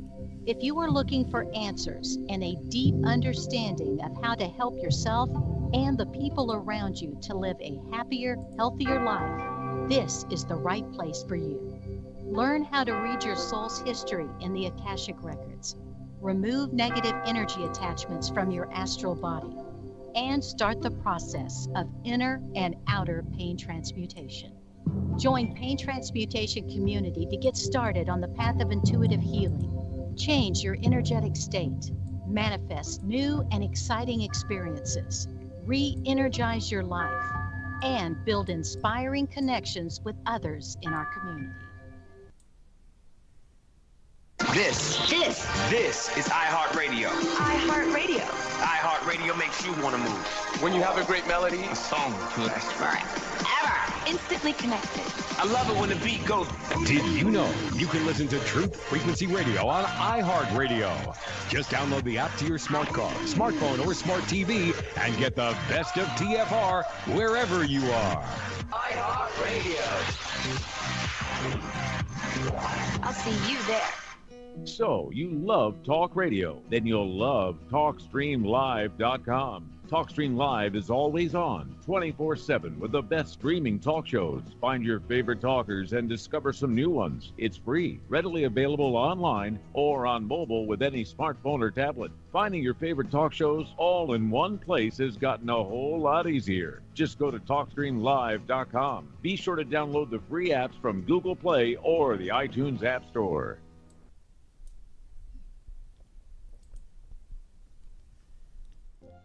For millennia, mankind has been searching for answers to the big questions, such as, where did the universe come from?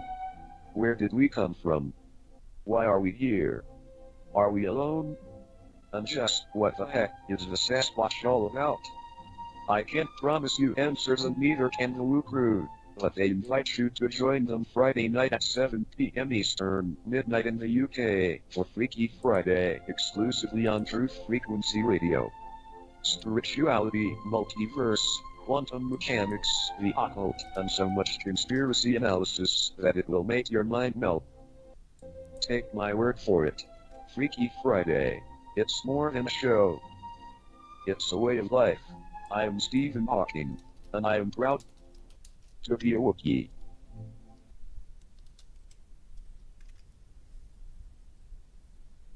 Real people, real radio. Wherever you are, make it TFR. Truth Frequency Radio.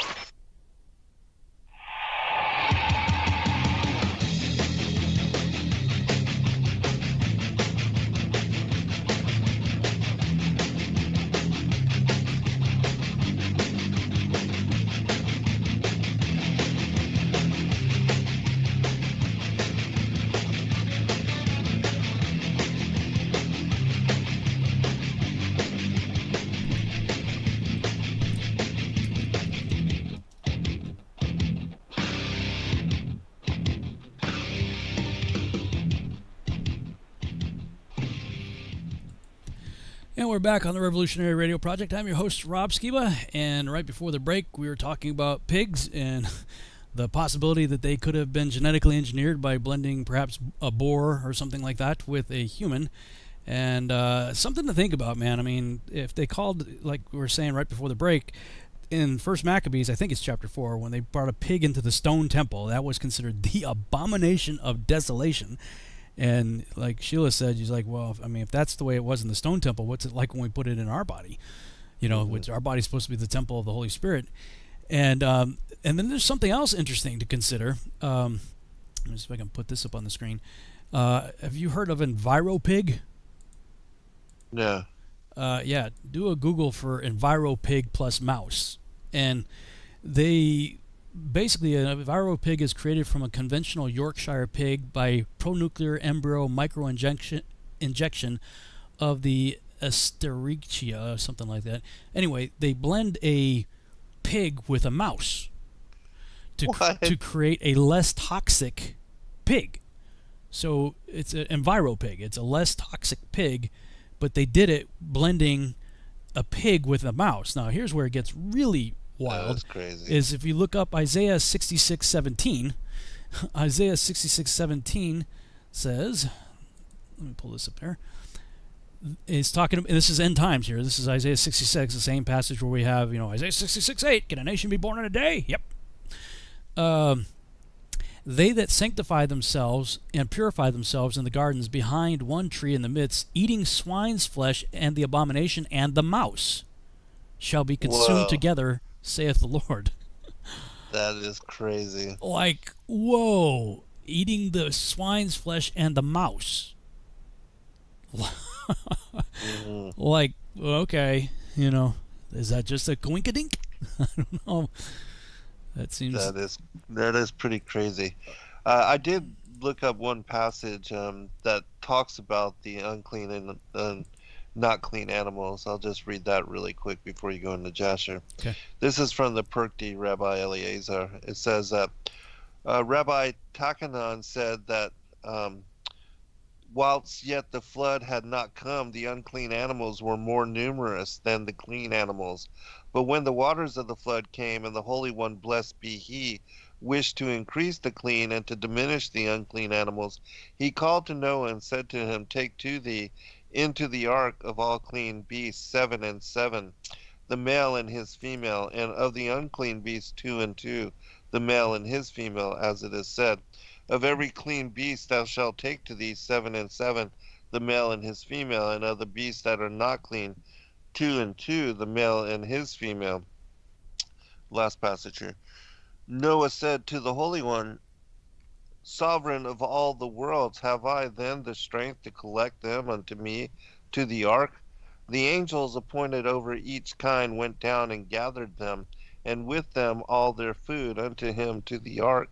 They came to him of their own accord, as it is said, and they came unto Noah into the ark. they came by themselves, and they brought them to Noah. Is it not written here? And they came unto Noah into the ark.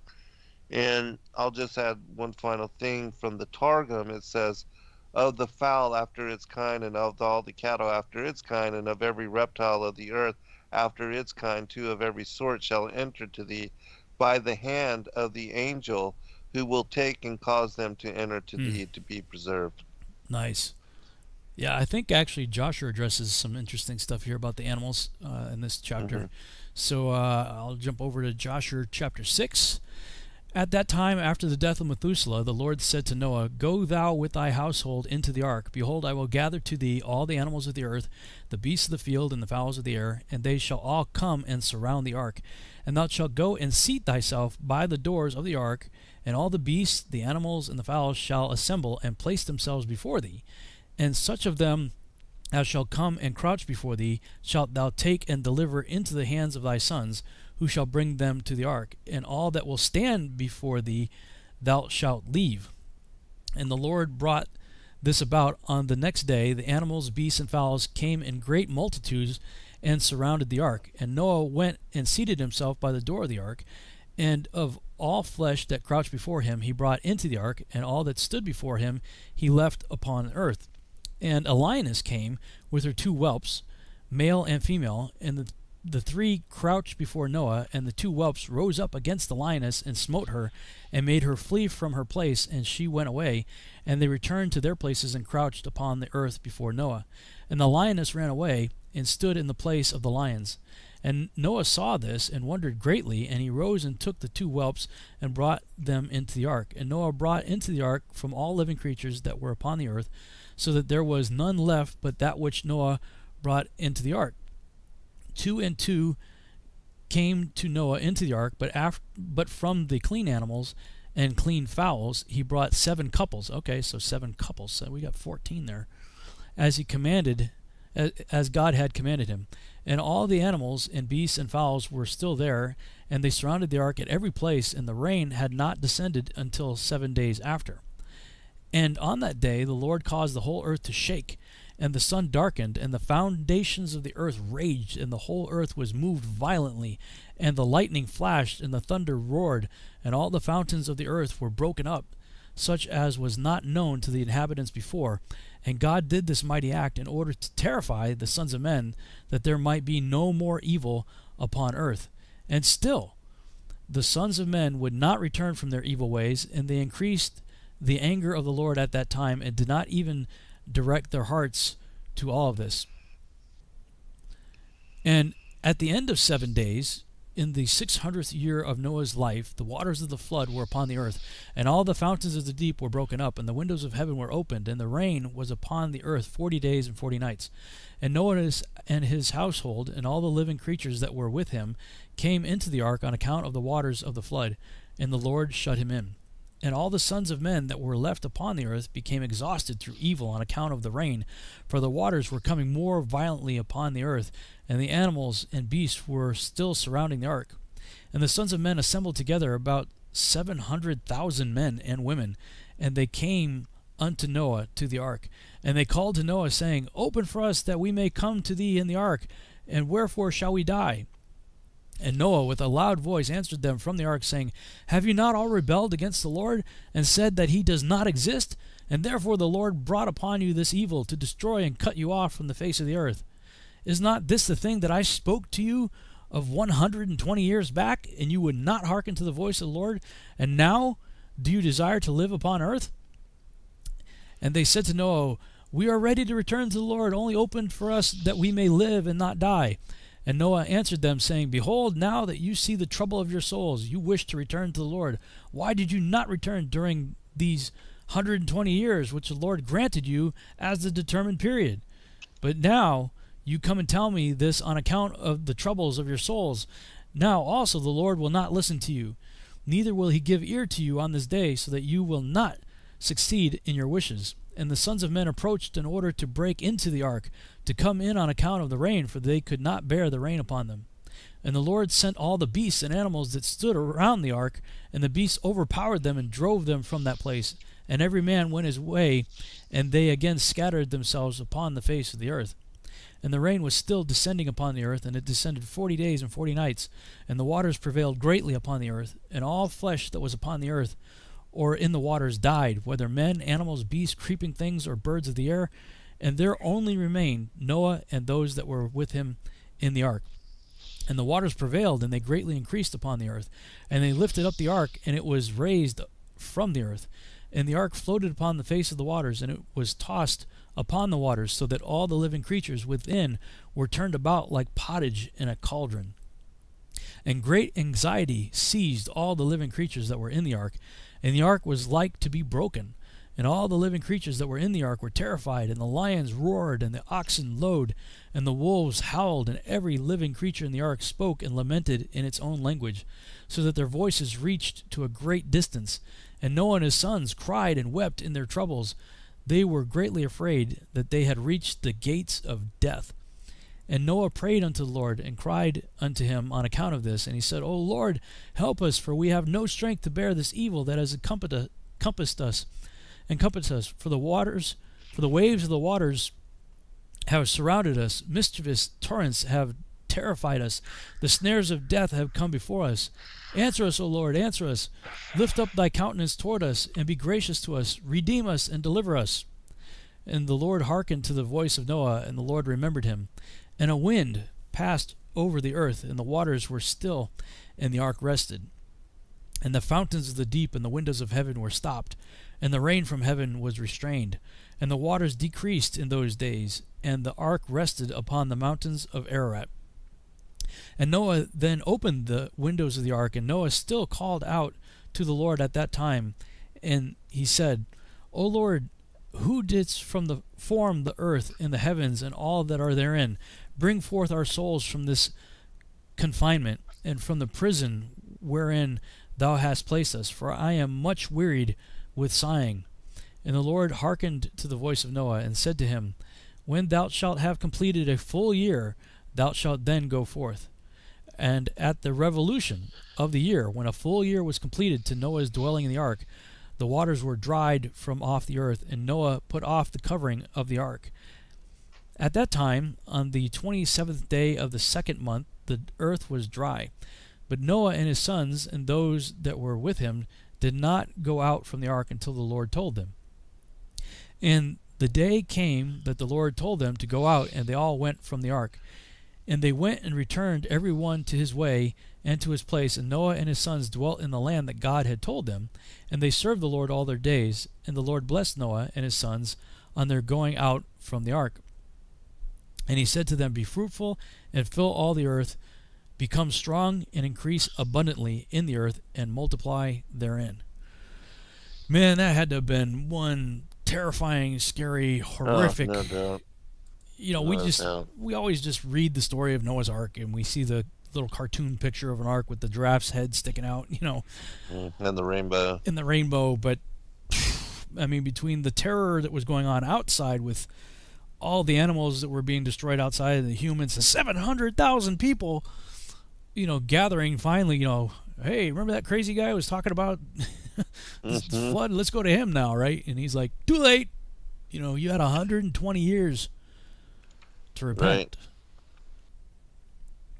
Yeah, and in the Qumran Bible, it speaks of this story, and Noah is called Hanok, Hanok, and in the story in that particular text, they think he's even crazier because he's living on top of a mountain, and he starts to build the ark on this high mountain, and you know, they think, what is he doing? There's no water around here.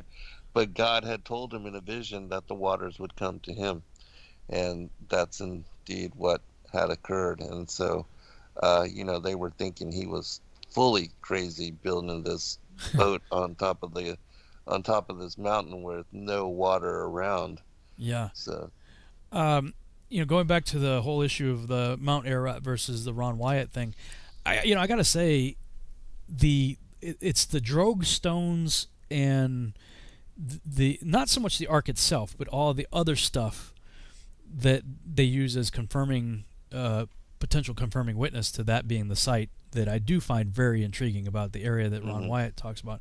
However, that shape of the boat is more like almost like a canoe-looking kind of shape to it, rounded, like rather than the rectangular box that the scriptures seem to describe.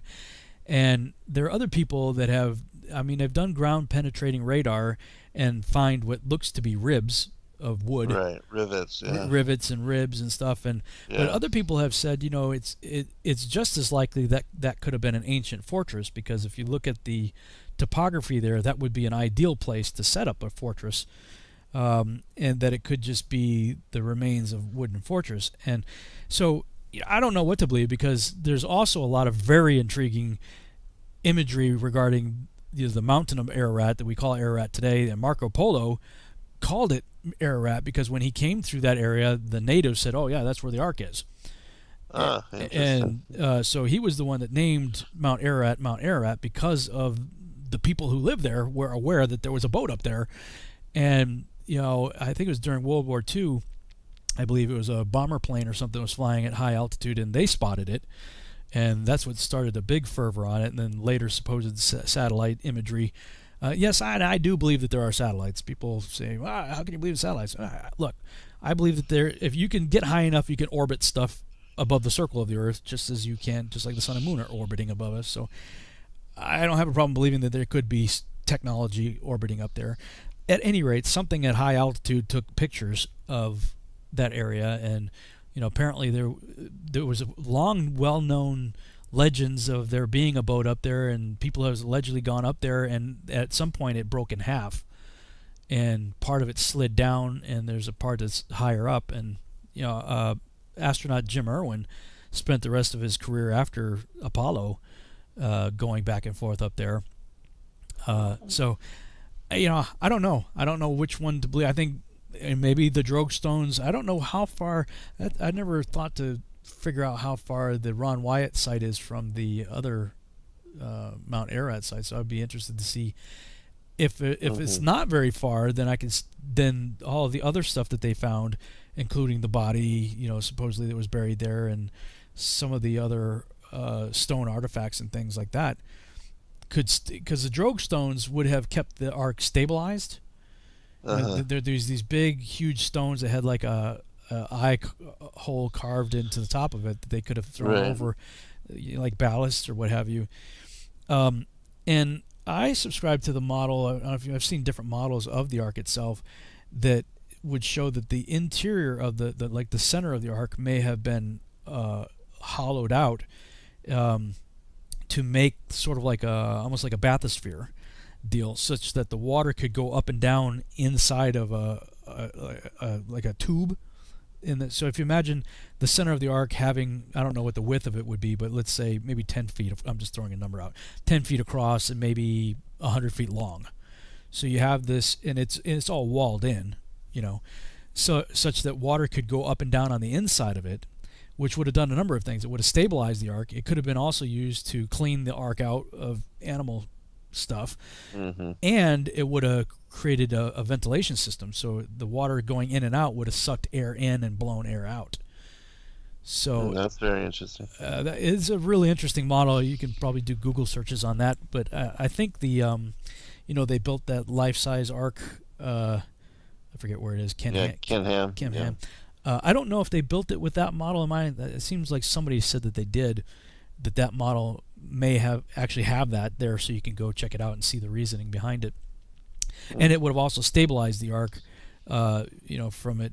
Actually, they felt like the Ark was going to snap because of all the turmoil that they were experiencing, but structurally it was obviously going to be sound enough. God wouldn't have had to build it that way otherwise. But right, it's definitely an interesting idea.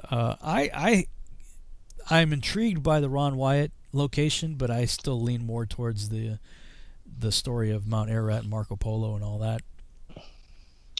Yeah, I haven't heard a lot about all of that, but I do remember seeing the photo of the image, supposedly of the structure up there. But again, I don't really know.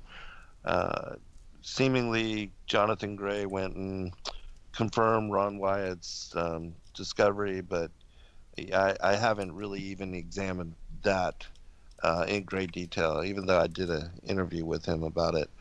But that wasn't the full focus of what we were talking about. Yeah. But it's intriguing, to say the least. I interviewed, well, actually, Aaron Judkins.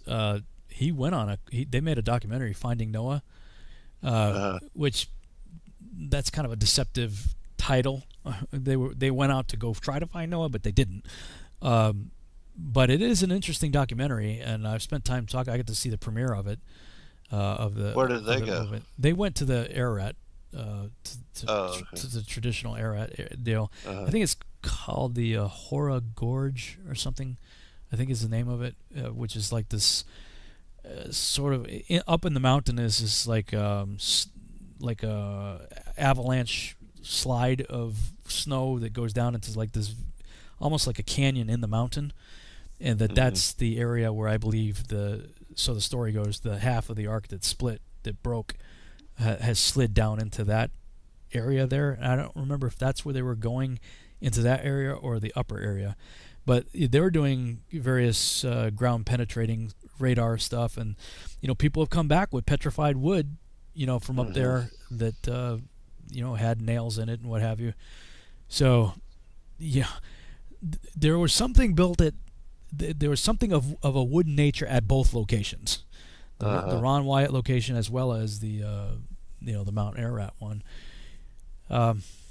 And the one at Mount Ararat is more of the box structure, kind of the traditional view, versus the more canoe-looking boat structure that at Ron Wyatt's. And for the Ron Wyatt one to work, it's wider, but what they say is, well, after it began to break apart, the ribs flayed out, and that's why it's of a larger dimension than the description we have in the Ark.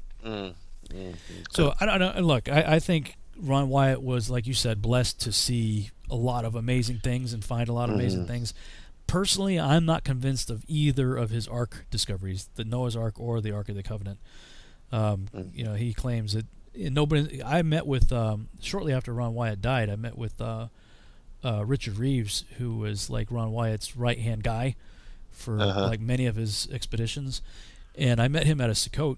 And I said, okay, the story that Ron Wyatt tells of the Ark of the Covenant allegedly being underneath the cross of Golgotha where Yeshua was killed, that the blood supposedly, when the earthquake happened, dripped down from the cross. And it supposedly dripped down onto the Ark.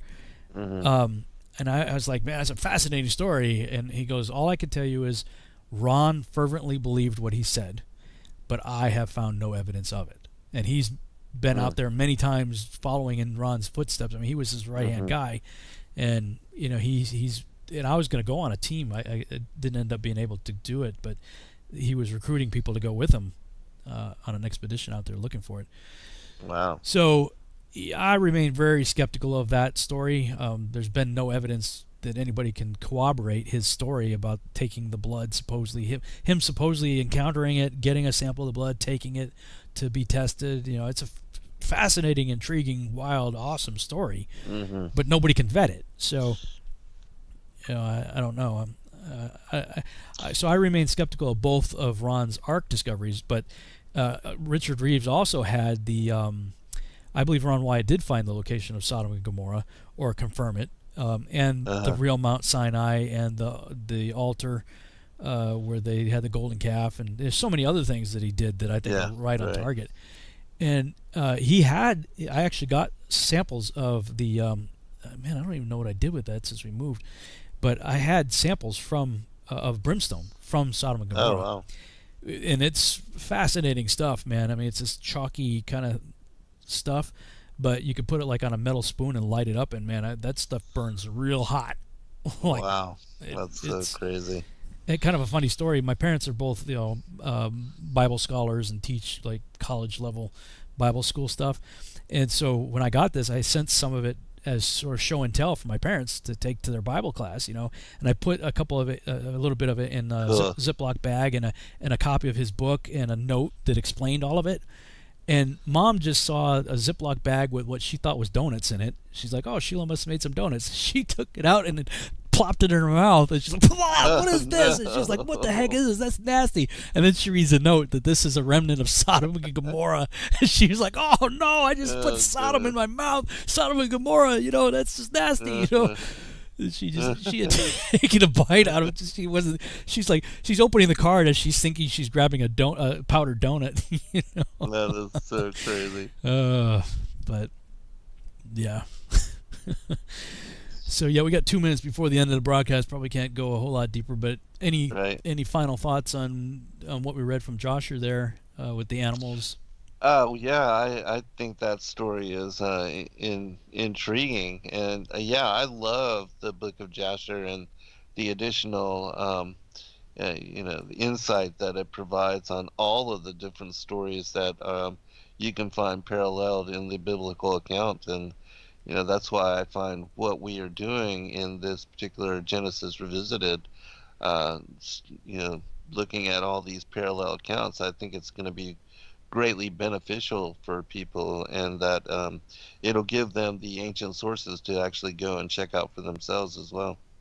Yeah, the thing that stood out to me, and I actually made a comment on, wrote a commentary on this in my Genesis extra biblical textbook, verse 11, where it's talking about, "In that day the Lord caused the whole earth to shake first, and the sun darkened."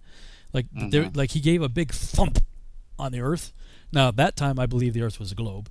So I went into speculation about maybe a comet, because the prevailing view at the time was the firmament was a canopy that surrounded the earth, and that maybe a comet penetrated it and hit perhaps in the area of the Yucatan Peninsula, maybe, and that's what caused the earth to shake first and then the rain to come down. But haven't looked at this revisited with a biblical cosmological worldview, so kind of got to rethink that whole deal. But we're out of time. Can't do that, so we'll pick up on your show next week. And all right, brother. As always, great show, Zen. Thanks so much for joining me here this evening. And everybody pleasure. In the chat room, thank you so much. We'll see you back next week on the Revolutionary Radio Project and on Zen's show next Thursday. Good night, everybody. Be blessed, all. Good night.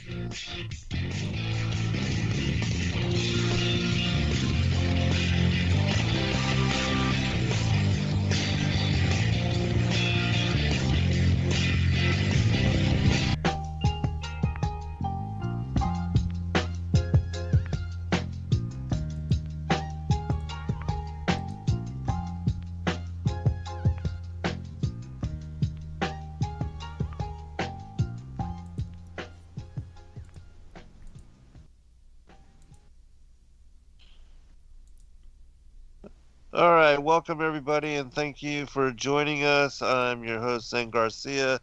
This is Secrets Revealed here on Truth Frequency Radio, and I hope that all of you are doing well and find yourselves in good health and well-being. We will be continuing our Genesis Revisited series, and Rob, are you there, brother? Yes, I am. Zen, how are you? I'm doing good, man, and how about yourself? Oh man, I'm completely wrecked right now. Oh no, why? Man, I hired this 26-year-old kid to whip me back into shape, and this kid's torturing me, man. Like, he had me doing, this week we did 3 sets of 60. So it was like, go as high a weight as you can, do 20. Rest for 5 seconds, drop 20 pounds, do 20. Rest for 5 seconds, drop 20 pounds, and do another 20. And then rest for a couple minutes and do it all over again 3 times. Like, nice, dude. Wow, that's awesome. Yeah, it was chest and back on Tuesday and legs and shoulders today, and like, so my whole body's just like, dude, what are you doing? You're gonna be beefy, man, when we see you in September. Yeah, maybe so. Looking forward to that. By the way, that's gonna be cool. Yeah, myself as well.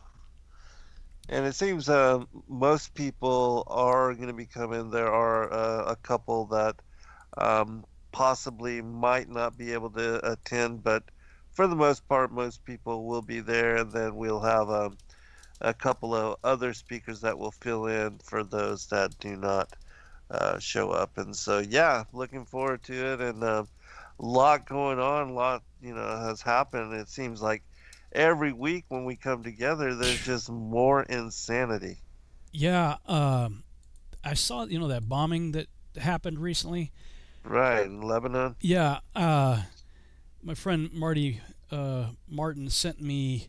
It looks like, I don't know if it's infrared footage or something, but it really? it shows somebody was shooting. I guess it was on fire first or something, but it clearly shows a missile coming in right before that second explosion, that massive explosion. My son had told me that as well. Yeah, I just saw it like, I don't know, 20 minutes ago. Yeah, I'm not following all of that so much, so I don't know a whole lot about what's happening. I've just seen a few things here and there on Facebook, but yeah, you're right. I mean, it's like every time we get together, there's something else crazy going on in the world. I know. I mean, it's just nonstop, and I mean, not just kind of regular daily occurrence, but just really significance. I mean, this is like 9/11 for the Lebanese people, and I haven't seen the footage that you're talking about, but we did a show last night about about this whole thing, and my son had mentioned seeing something of that nature as well, and so wow, that's kind of surprising because without a doubt there are two explosions. Everybody was focused on what was happening with the regular fire, and if that was whatever the chemicals or the warehouse, whatever, and then this happening, it certainly seems to have been a very high grade explosion with the mushroom cloud and then the repercussion blast that sent shockwaves out 20 kilometers and shattering all the windows in that area. It's unreal. Crazy. Yeah, very much so. And so, it just whoever was responsible certainly seemed like an attack to me. Trump did kind of say that in the press conference that he was having on the coronavirus, that he had somehow been briefed by his generals, and that they also spoke of it as being an attack. And so, we don't know who's responsible or what the reasons are, but certainly it's not a good thing. They said that the economy of the people there in Lebanon, that the currency had lost 80% of its value in like a couple of months. They can't even get money out of the banks, and 85% of the economy was sustained as imports that came in through the port there, and that is all leveled and all destroyed. And so there's going to be a lot of suffering and a lot of just uncertainty with regard to the people there. It's very unfortunate. Yeah, I'm trying to share it here for the viewers on YouTube right now, the video that was sent to me. Let me see if I can rewind it here. Shows the fire, and then a missile comes flying in from the top left, and then boom. Wow. Pretty crazy stuff, man. Yeah, and a lot of people are saying that, as far as, because it looked to me like some of the tests that were done in like White Sands, the whatever atomic blasts or whatever, and a lot of people say that those kind of weapons don't exist, but certainly this looked like something in similarity. The event, the unfolding, and the aftermath. I don't know what it was, what kind of explosives, what kind of missile, but it caused massive devastation and destruction, and it's just and you got to feel for those people. And it said that also, and we'll move on from this in a short bit, but that this was a huge Christian population, as far as the Lebanese people, that there's a big Christian minority or portion of the people there in Lebanon. They speak, some speak English, and they do, follow the faith as far as, being disciples and servants unto Christ and the Most High, and believing in the cross. And so that's another unfortunate aspect of all of this. But I hate to see anybody suffer. And Yeah, I hear you, man. We've talked about it for years. You, myself, many others. We study eschatology. We look at events that are prophesied to happen, and right. I think most of us have believed that it was going to happen in our lifetime, and I think, frankly, I think the way it's written, that people have assumed it was going to happen in their lifetime since the time of Christ. Right. The amillennialists and the preterists and people who point to 70 A.D. would show that these people clearly believed that these prophecies were prophetic for their time, and I'm sure when they saw the temple being completely destroyed, such that not one stone was left upon another, they were fleeing to the wilderness, and just all the horrors that took place there. Yes. And I read Matthew 24 and I read Luke 21, and I can get so far. I can get if you do like a checklist of the events that took place as we understand them from like the writings of Josephus and other people outside of Scripture who documented the events. You can kind of do a checklist, when you're reading like Matthew 24 or Luke 21 and go, yep. But I just get to a certain point where I'm like, nope, I don't. Right. Where I don't see where that happened in 70 A.D. And then when you get to Revelation, and what I tried to do a while back was I started doing like an Excel spreadsheet where I would take New Testament prophetic statements and put them on the right column, and then if I could find Old Testament prophetic statements that I thought were parallel, I put them on the left. And there's just way too many, in my opinion, that don't fit anything that has ever happened in human history so far. That's what has me believing that it's a future time. If you want to call it futurism or whatever, I don't care what you want to call it, but that there's a coming 7-year tribulation period, actually maybe a 20-year period, and when I believe it's in I think it's Jeremiah that says it's even the time of Jacob's trouble, that in his day, whether it was Jeremiah or whoever it was that wrote it, forgive me, I forget what the actual scripture reference is, but where that is in the prophetic writings, the person who wrote that and the audience who read that at that time would have not had a New Testament frame of mind, because they weren't there yet. So when they said it's even the time of Jacob's trouble, they would have thought, well, what was the time of Jacob's trouble? And Paul said that the things that happened in the Torah happened to them to serve as examples for us in his day, upon whom the ends of the ages have come. So, he clearly believed that they're in the ends of the ages, and they believe that the Torah sets the precedence for the roadmap to understanding it. So if you do that, then, and I did it a while back, so I don't have all the notes in front of me, but, I think Jacob's trouble starts when he deceives his dad. And then from there he's off and running, and then of course he wants Rachel, and he ends up working for Uncle Laban for 7 years to get Rachel, but then he's not. So you get the firstborn first, you get Leah, so you got to work another 7 years for Rachel. So then he works another 7 years, and the whole time Uncle Laban's jacking with him and messing with him, and he Jacob himself refers to it, the 20-year period of time that he went through, as the time of his affliction. And so affliction, trouble, same thing, synonymous. Then when I saw that, I'm going, okay, so, Torah speaking, then the time of Jacob's trouble would be 20 years, not 3.5 years, not 7 years, but 20 years, within which I would contend the 7 years or 3.5 would be contained, in that period. So, if we are in fact in the time of Jacob's trouble now, when did it begin?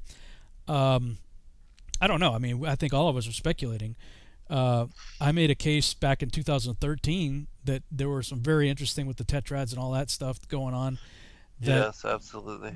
And world events that were happening at that time that led me to believe that could be, and I say could be, the kickoff to the 20-year time period of Jacob's trouble. We're 7 years into that now, since 2013. So, I don't know. I don't know where we are on the timeline. I just, when you see nation against nation, that's ethnos against ethnos, rise against each other, nation against nation, kingdom against kingdom, certainly seems to be playing out. But I say that also looking back in history. I mean, the 20th century, dude, there was some real serious crap happening in the 20th century. I mean, when you look at World War I mean, just look at World War I alone, and that's one of those, for many of us, it's almost a forgotten war. I mean, we had relatives that were in World War II, grandparents or whatever, Korean War, Vietnam War. Very few of us grew up with people who experienced World War I. So for many of us, it's kind of off our radar. We've read about it in school or something, but when I look back at what was going on in World War I, man, that was some horrific times. And then World War II, they amped up the horror, Right. And then you have both the Korean War and the Vietnam War and the civil unrest that was taking place there, and the race wars and stuff that was happening back then. I mean, we've been through a lot of crap before. And of course, you got the Great Depression there in the 30s and the Dust Bowl, and so while things are looking pretty bad for our generation, I would contend that many generations before us had seasons when it looked really bad too. Yes. When you had the Black Plague, the Spanish flu, and all Right. the pandemics that have happened in the past that wiped out entire, huge portions of the population. So I'm trying to be cautious in saying this is the end, because when I look back, even just in the 20th century alone, and I would contend you could go back through centuries before that and find all kinds of stuff going on too. It was pretty horrific. Let's face it, we've been living in horror since the Garden. Right. Yes, absolutely. So I'm trying to be a watchman, as they say. I'm trying to be cautious. I'm trying to look at the signs of the times and put pieces together. I think with each event we get closer, but how close we are, I don't know. Right. I think our study right now of Genesis is helping too, because Yeshua said it would be as it was in the days of Noah. So yes, for me, I've got to not just look at the wars, rumors of wars, earthquakes. These are things that we've always had. Nation against nation, ethnicity against ethnicity, kingdom against kingdom. I mean, we've had that. What differentiates the end times from any other time in human history is the likening of it to the days of Noah, which in itself were unique times. So that's where I keep trying to redirect my focus, and that's where I'm getting ready for the Take on the World conference coming up. It's the end of this month. It's a virtual conference, so we're gonna have everything pre-recorded. I got like 200 slides and video in it right now. I'm like, dude, that's gonna be that's gonna be a 6-hour presentation. So, but what I'm trying to do is paint a really broad stroke version of the big picture, and going back to the Garden, working our way forward to the time of Tower of Babel and the calling of Abraham. Because in my mind, the first 12 chapters of Genesis literally lay out the roadmap for us to understand the end times. And then when you get to the book of Numbers, I mean, that's like a play-by-play for me of what's going to happen in the tribulation period. I mean, you got 42 different cities that the Israelites went to. Coincidence? We got 42 months time period of tribulation. Yes. I just they have 1,000 from each of the 12 tribes that are called for men of war. Then we got 12,000 from each of the 12 tribes. In Revelation, there's just, when you look at the plagues of Exodus and put them in a spreadsheet next to the plagues of Revelation, it's a direct parallel. So yes, for me, it's driving me deeper into the Torah to try to understand things from that perspective, as opposed to the standard eschatological Christian perspective that most people come at these events, from without looking at the Torah. So that, I'm gonna do sort of a slightly different version of that for our conference. So for your conference, right on. And I think I got two 1-hour sessions. I think I don't remember what my schedule is, so I'm gonna have to significantly reduce things, and it's hard to pick a topic. Right. I don't know, but anyway, that's sort of my thoughts on all this, and that's why I think what we're doing here is timely and important. Yes.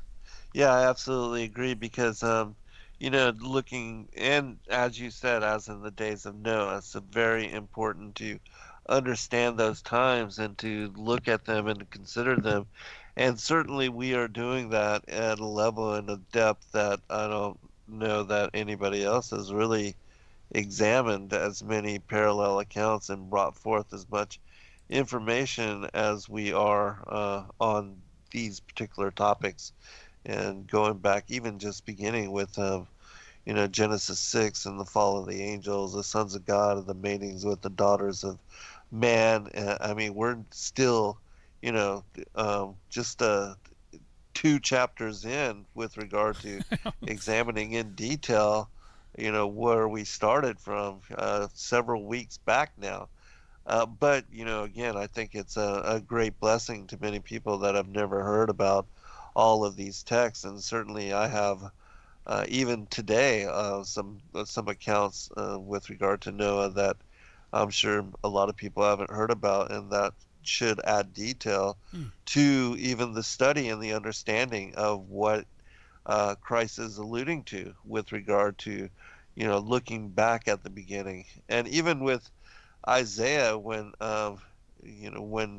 he regards and says to look back to Genesis for understanding on the creation. And so we're kind of doing that in looking back at the early, as far as the patriarchs and the prophets and what they went through to get to where they, and what they went, as far as what they had to overcome. And we're seeing that in the parallel with regard to the end of days.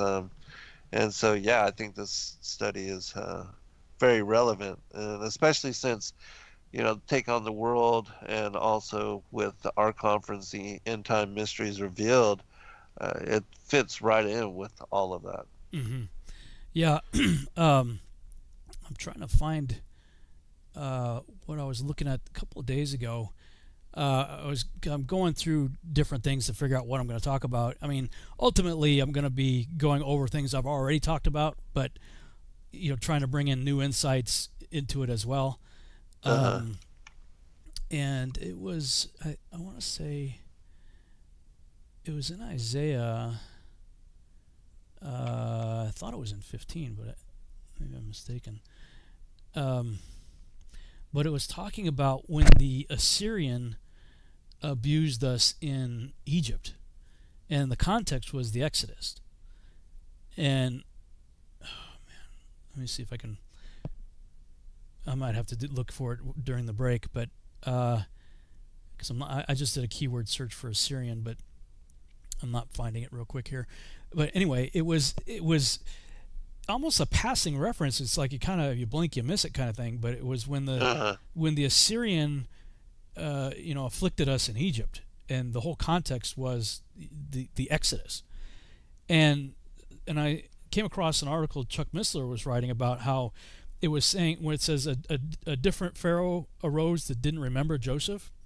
Yes. And he was saying, like, look, one of the prerequisites for running a country is knowing your country's history, and seeing as that at the time of the Exodus, that was only about 150 years by the time Moses is born. It's like 200 years ago or less. It was less than 200 years to the time of Joseph. It's 215 years from the time Joseph is sold into slavery to the time of the Exodus. So, and in that time period, Joseph, ruled and reigned as like a, second in charge, and the house of Jacob comes down there, and so they lived like that for an extended period of time until a Pharaoh arose that did not remember Joseph or did not know him. And so, he was saying, Chuck Missler was talking about, like, what nation, has a leader that doesn't know its own country's recent history? I mean, that'd be like us not knowing, who the president was 100 years ago. Right. And so, I mean, or even like not knowing about Abraham Lincoln, for crying out loud, right? I mean, we're going back to the Civil War here, right?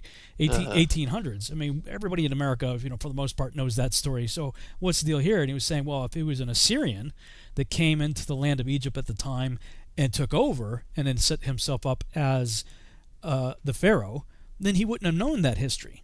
And so it makes a lot of sense. And he was pointing to that scripture, which I can't seem to find right here off the top of my head. But there's certainly, if you just do a keyword search for Assyrian, you're going to find quite a number of references with regard to the Assyrian and Egypt.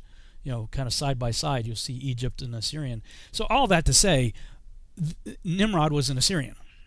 And so if we are in fact talking about an end times parallel for the Antichrist, and if the thesis is true that I hold to, that the Antichrist is in fact Nimrod, then I mean it's all over again.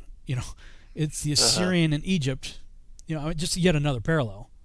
Right. So now I'm not thinking about Joseph Gregory Hallett or anybody else as a candidate for the Antichrist. It reaffirms some of the earlier research that I've been known for talking about. Yeah, and the whole thing of uniting the world and having a common goal and being of one people, one tongue, one nation, all of that with the Tower of Babel.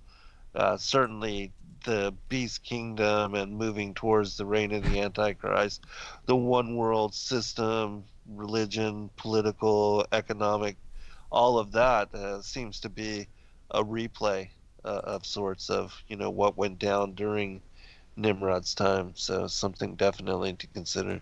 I found it. It is Isaiah 52:4.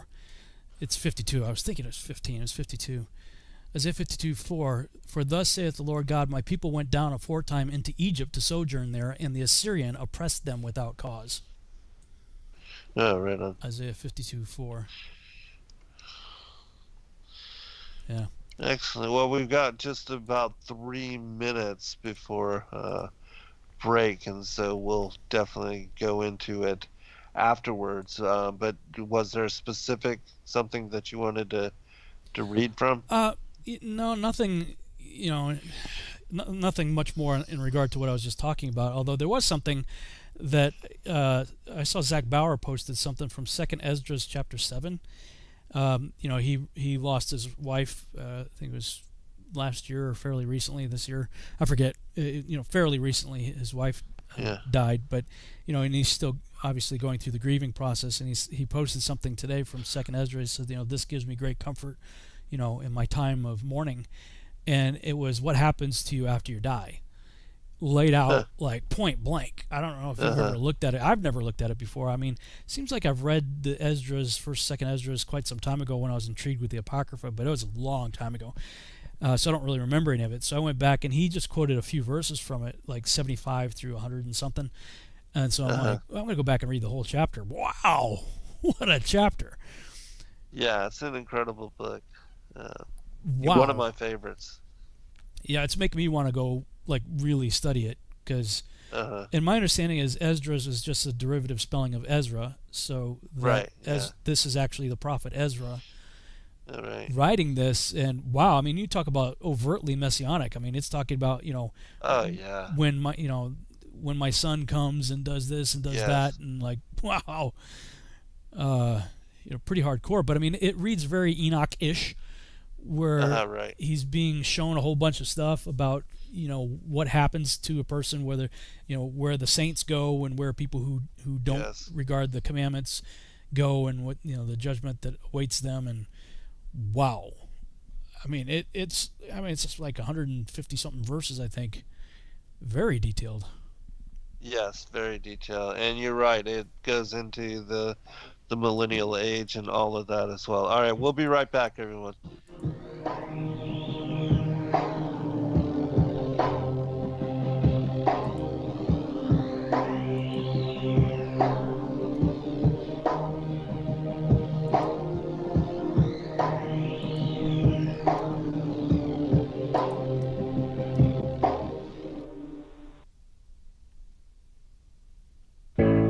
The reviews for Extendivite are amazing. Here are some from Amazon. September 2018. Extendivite works in keeping my blood pressure in the normal range. I've been using Extendivite for many years now. May 2018. Great product. I use regularly and I rarely get sick. March 2018. This product has relieved what appeared to be angina pain in my chest and shortness of breath after climbing stairs. I'm quite happy about it. February 2018. My husband, son, and I have been using this product for a few months now, and we have noticed an improvement in our joints and blood pressure. Tell us your story. Get Extendivite today.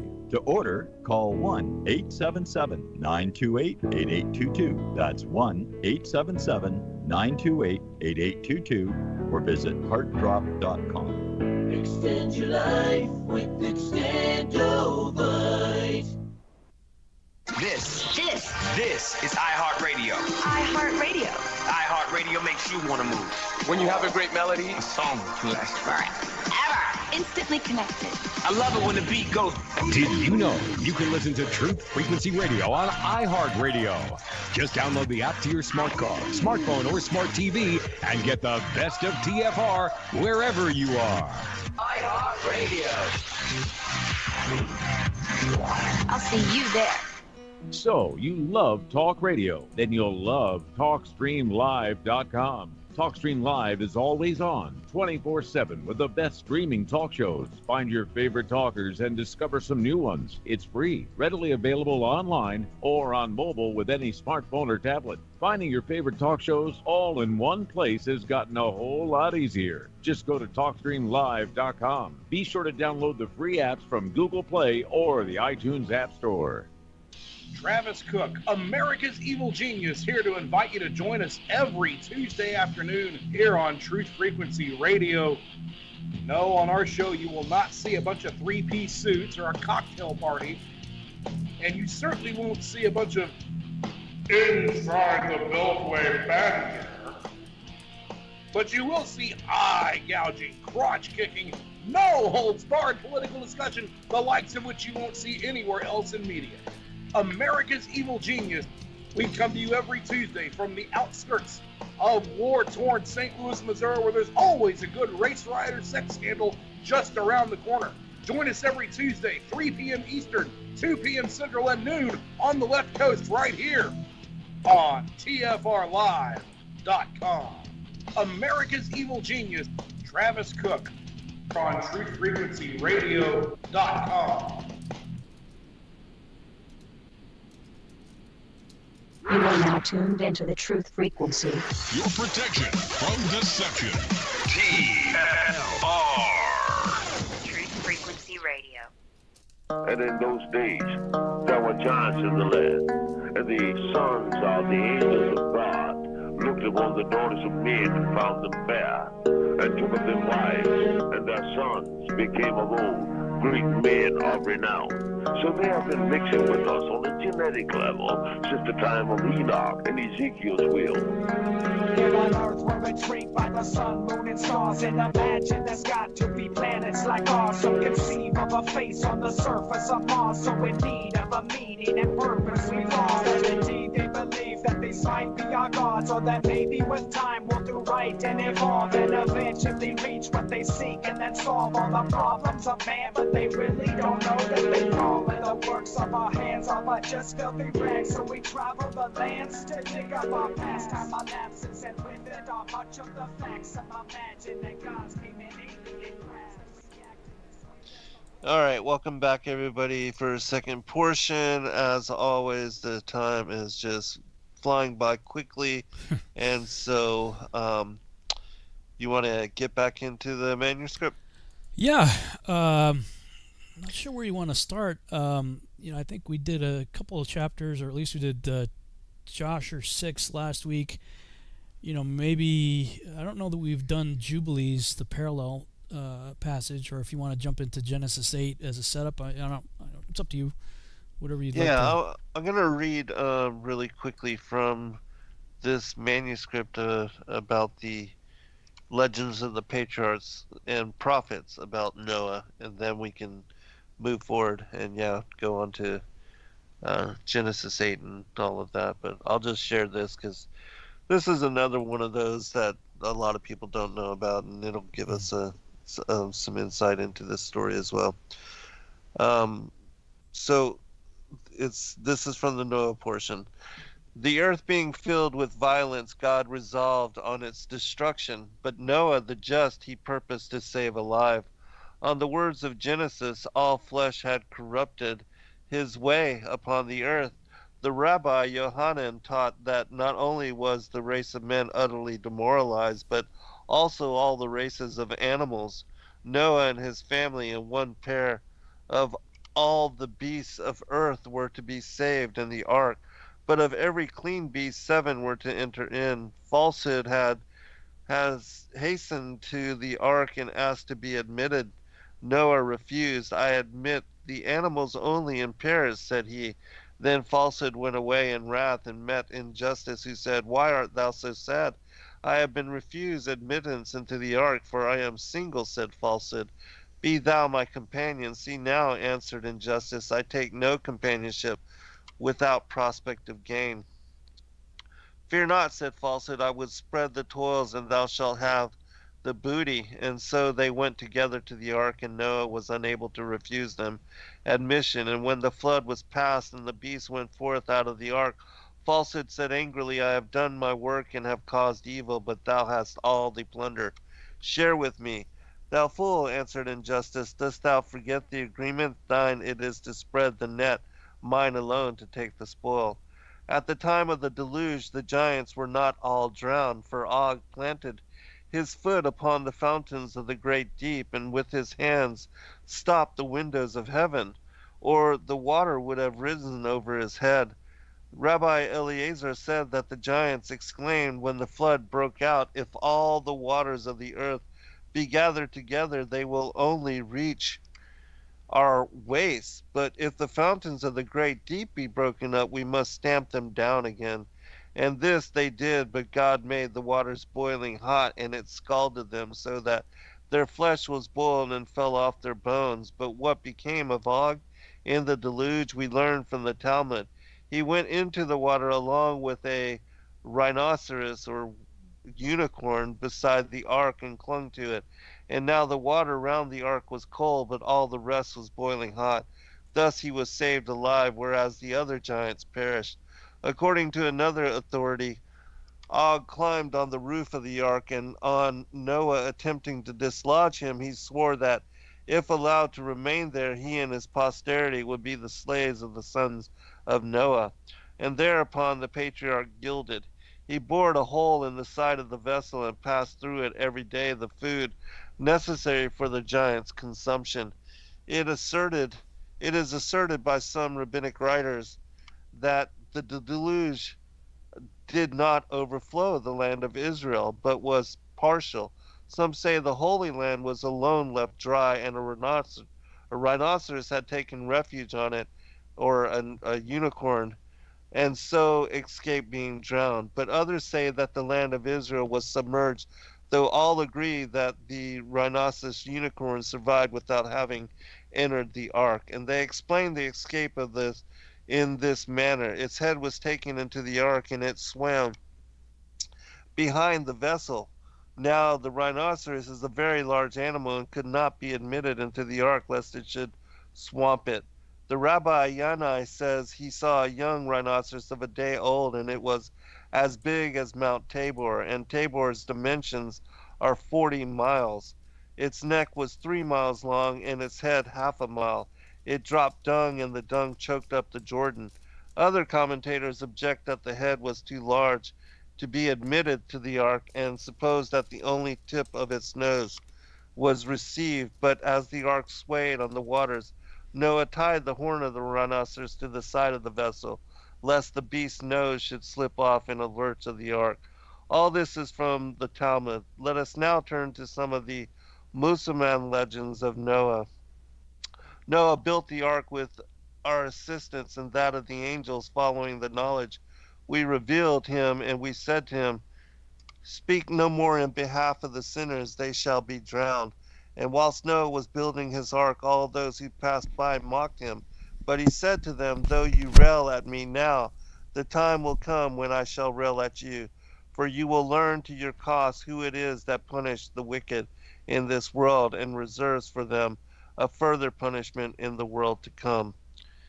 I'm going to stop here and just bring one more something from the Pirkei Rabbi Eliezer, and then we'll move on in story. I had read about how the angels had helped previously, but I'll skip down a little bit more from that portion. It says, Rabbi Menna said, when all the creatures had entered the ark, the Holy One, blessed be he, closed and sealed with his hand the gate of the ark, as it is said, and the Lord shut him in. Rabbi Meir said that one pearl was suspended in the ark and shed light upon all the creatures in the ark, like a lamp which gives light inside the house, and like the sun yonder which shines in his might, as it is said, a light shalt thou make to the ark. From the Targum it says, go thou unto Pison and take from thence a precious stone and fix it in the ark to illuminate you. With the measure of a cubit or a span shalt thou complete it above. Rabbi Zadok said that on the 10th of Marshavan all the creatures entered the ark, and on the 17th of the same month the waters of the flood descended from heaven upon the earth, for they were the waters endowed with the male principle. And they came up the waters of the depths, for they are the waters endowed with the female principle, and they were joined with one another, and they prevailed so as to destroy the world.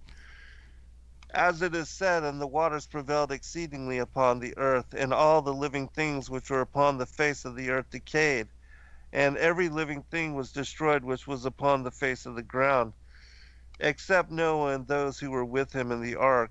And Noah only was left, and they that were with him in the ark, except Og, king of Bashan, who sat down on a piece of wood under the gutter of the ark.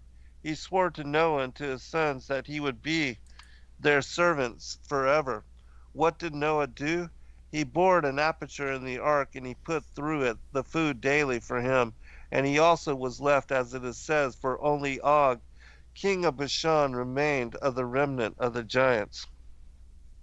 And from the Targum of Jonathan, Genesis 14, it says, and Og came, who had been spared from the giants that died in the deluge, had ridden protected upon the top of the ark, and sustained with food by Noah, not being spared through high righteousness, but that the inhabitants of the world might see the power of the Lord, and say, were there not giants who in the first times rebelled against the Lord of the world, and perished from off of the earth?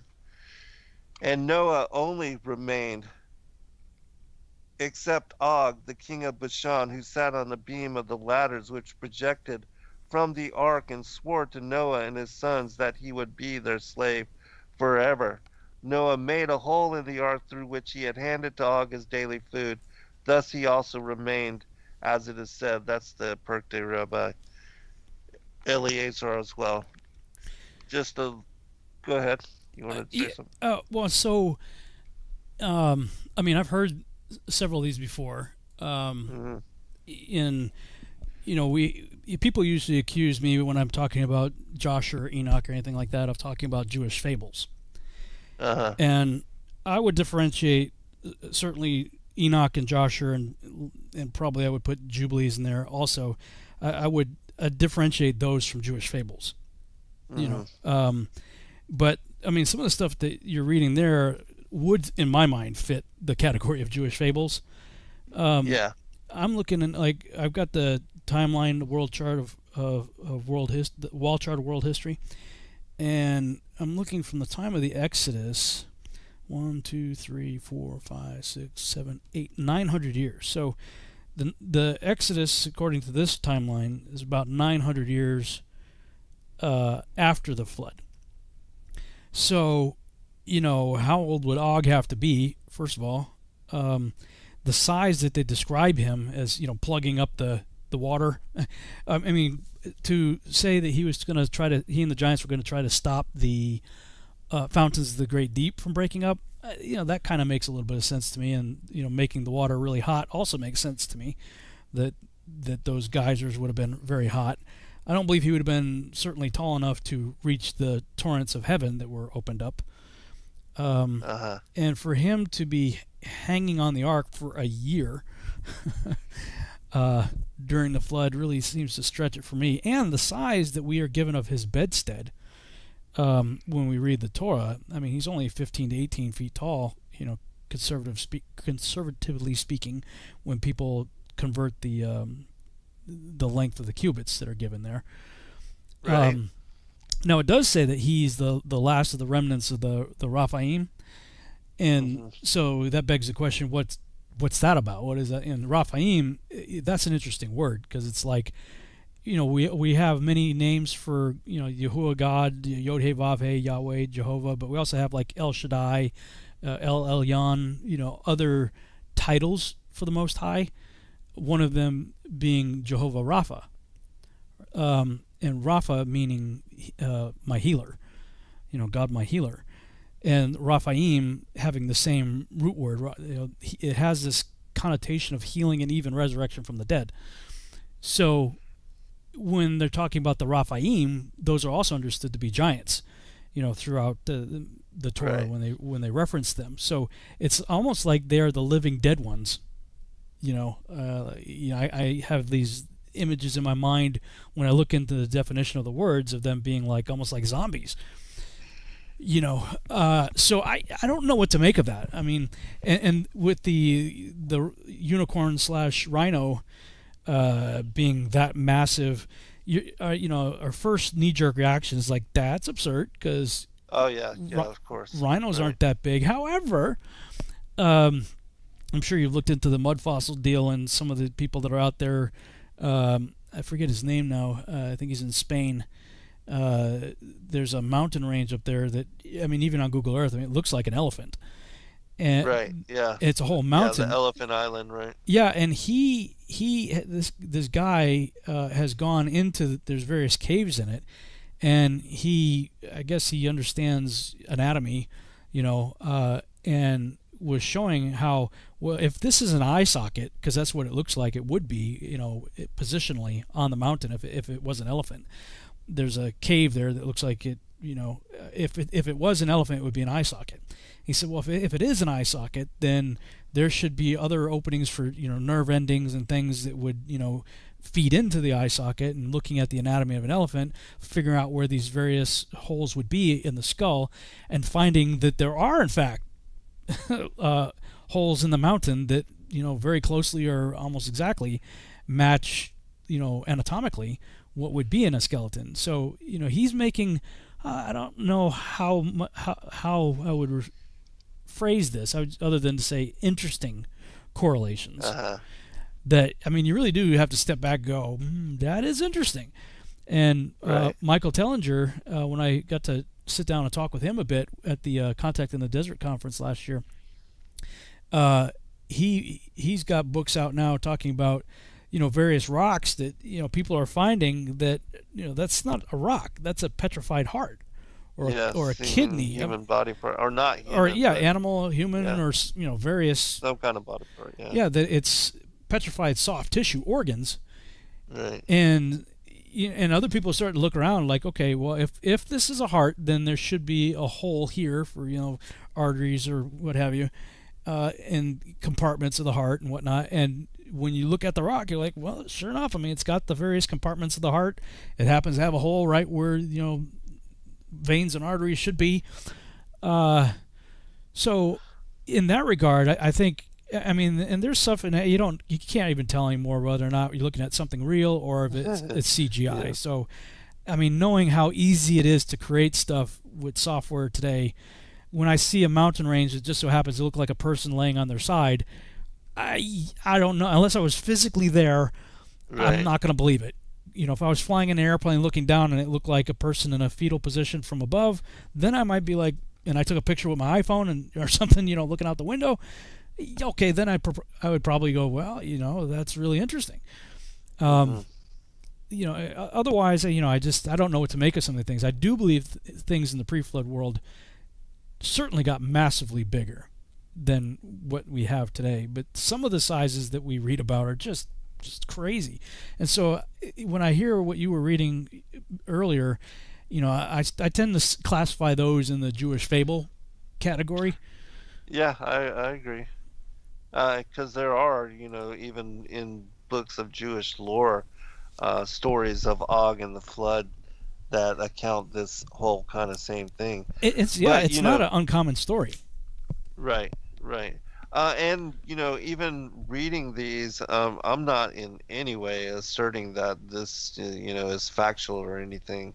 Yeah. I do find it to be interesting, but even the whole narrative of Jasher and when Moshe goes up and fights against Og and even Sihon, it says that Og lifted up this huge mountain, and he had to jump up and slice him on the back, I guess, of what was his Achilles tendon, and that caused him to fall, and then this mountain to collapse on top of him.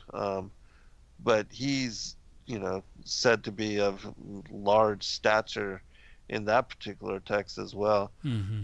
Maybe not as big as what is asserted here, but and I'm not, it's difficult to believe, the size and the assertions of the giants, and certainly the 3,000 ells and 450 feet tall. It seems absolutely unbelievable. But as you said, with regard to the mud fossils and some of that work and some of that information, and people looking at Google Earth and looking at these different mountains and landscapes, and how it seems to even some look exactly like giants, some of the mountains, because I've had a lot of people send me a lot of pictures from, and you don't know, of course, you don't know what's photoshopped and what is factual, what is truthful, but I've seen even like the Elephant Island and other mountains that look like horses, and even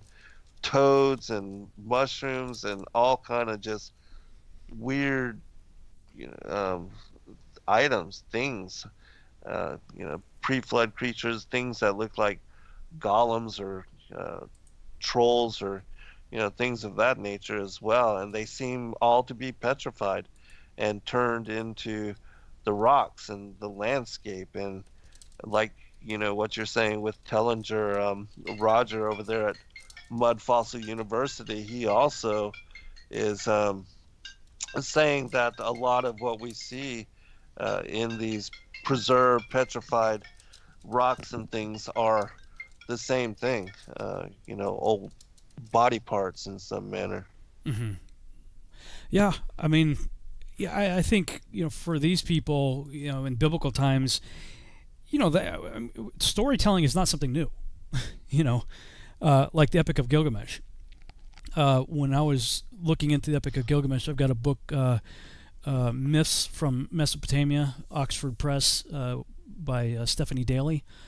And I think it was in the preface or introduction or something, she's talking about how there are multiple versions of the Epic of Gilgamesh. And what she was saying is, like, look, I mean, they didn't have an in-flight movie, they didn't, when people were caravanning and going on journeys, especially people of nobility, they would hire the Shakespeare of the day, the best orator they could get, to go to entertain the troops, so to speak, Right, and right. Any good orator is going to know his audience, so a lot of times you'll find the story changes based on where it was told, because the narrator is customizing the story to fit, the region that they're in, and, maybe incorporating things to, spice up the story a bit.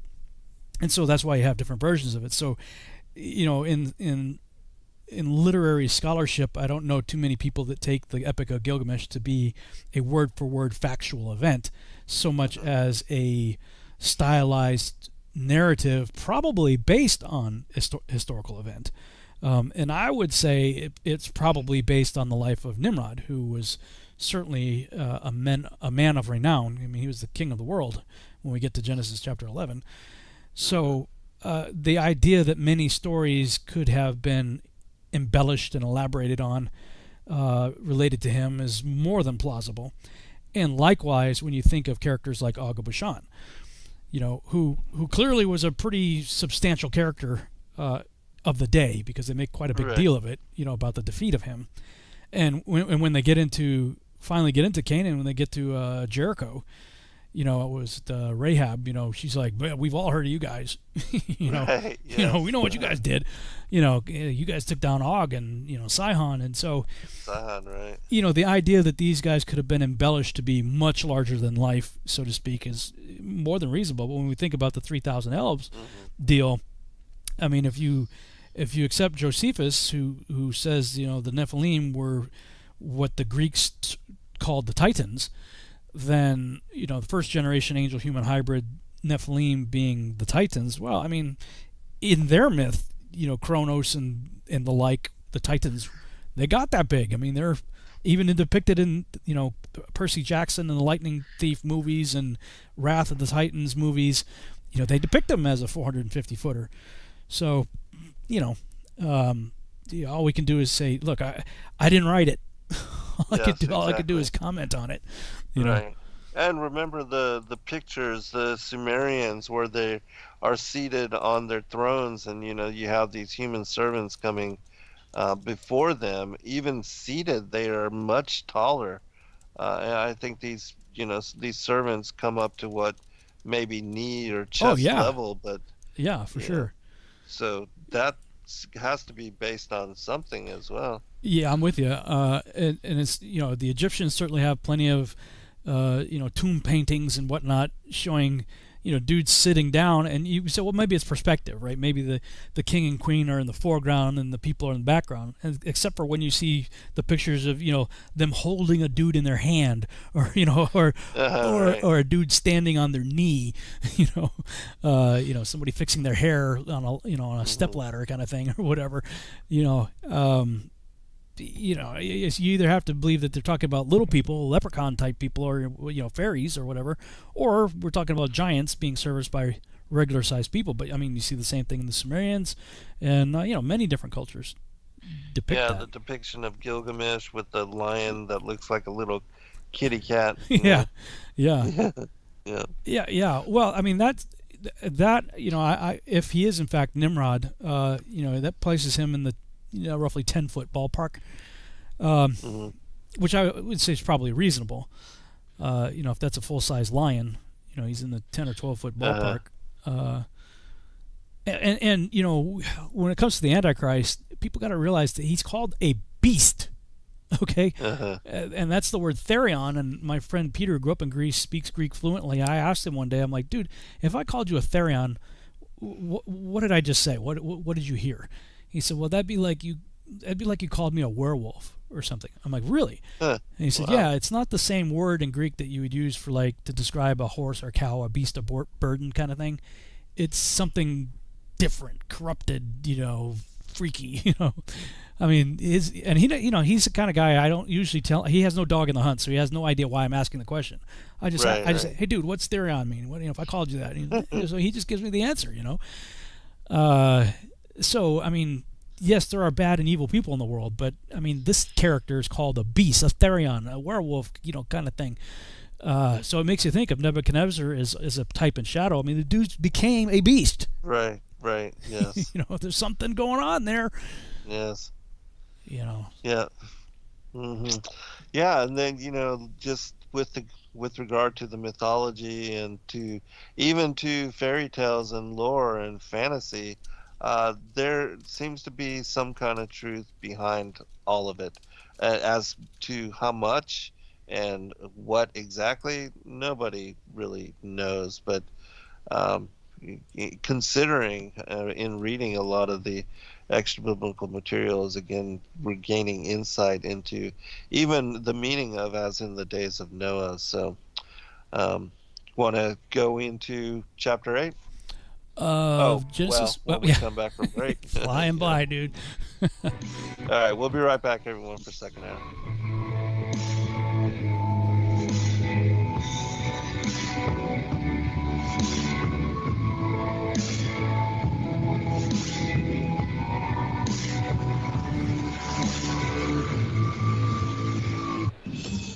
Truth Frequency Radio is your #1 source for news and information without the hate, hype, and fear. We're proud to feature cutting-edge programs like The Christopher Everard Show, The Covert Report with Susan Lindauer, Enemy Within Radio with Tom Barnes, Freaky Friday with The Woo Crew, The Gematria Effect with Zachary Hubbard, America's Evil Genius with Travis Cook, Phoenix Rising Radio with Phoenix, Quantum Connections with Lucky, and dozens more. Did you know you can listen from any telephone by dialing 641-793-7117 or call into your favorite show toll free at 833-TFR Live. Uncensored talk and news you won't hear in the mainstream media. Truth Frequency Radio, your protection from deception.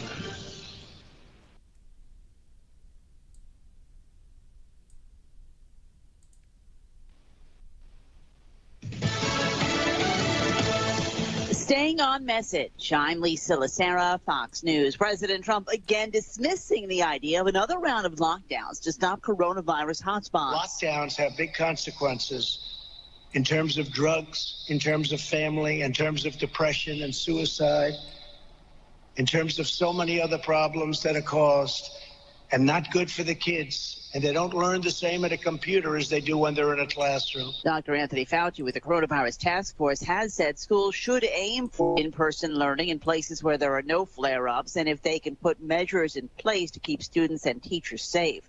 Just hours before he was due to appear with President Trump, Ohio Governor Mike DeWine has tested positive for COVID-19. You know, I feel fine, have a headache, but, you know, I get a lot of headaches throughout my life, so a headache is not anything that unusual. So besides that, I feel well. DeWine was tested as part of the protocol for people who might have close contact with the president. DeWine is now in quarantine. Some schools in Florida will be opening for in-person learning when the school year begins. Governor Ron DeSantis says sports is one of the reasons kids and parents want to get back to the classroom. I know a lot of parents really want to have the opportunity to allow their sons and daughters to compete and play in Florida. But the Florida Education Association has filed a lawsuit against the governor and other state officials, claiming the order that mandates kids go back to school unless health officials say not to is unconstitutional. The U.S. military sending aid to Lebanon after the blast in Beirut earlier this week that killed at least 135 and injured 5,000. A cargo plane loaded with food, water, and medical supplies has arrived from Qatar, and two more expected in the next 24 hours. America's listening to Fox News. This is Truth Frequency Radio. The wicked ones obviously under heavy Masonic influence.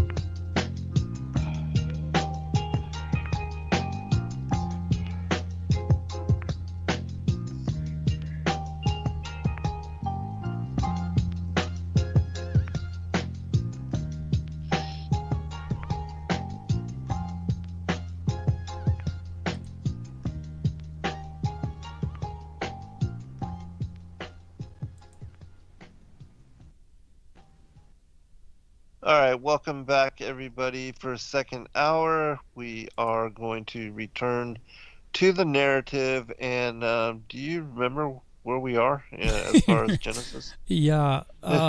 Yeah, as far as Genesis, we read Genesis 6 and 7. So we could read Genesis 8. We could read the parallel in Jubilees of Jubilees 5 and 6. If we wanted to go there. Yeah, I think Jubilees 6 is quite interesting as well, since it speaks of, you know, the times and as far as the calendar and Sabbath, all of that getting lost as well. So yeah, and I think Jubilees 5 talks a little bit about the torrents of the waters and stuff. You know, as far as the mechanics of the flood. All right, cool. I'll follow your lead. So all right, I can read Genesis 8, and if you want to get queued up on Jubilees 5. All right, sounds good. Okay, let me switch over to Genesis 8. And God remembered Noah and every living thing and all the cattle that was with him in the ark. And God made a wind to pass over the earth, and the waters assuaged. That means came and went. And wind there, that's ruach, for those keeping track. Very similar to Genesis 1.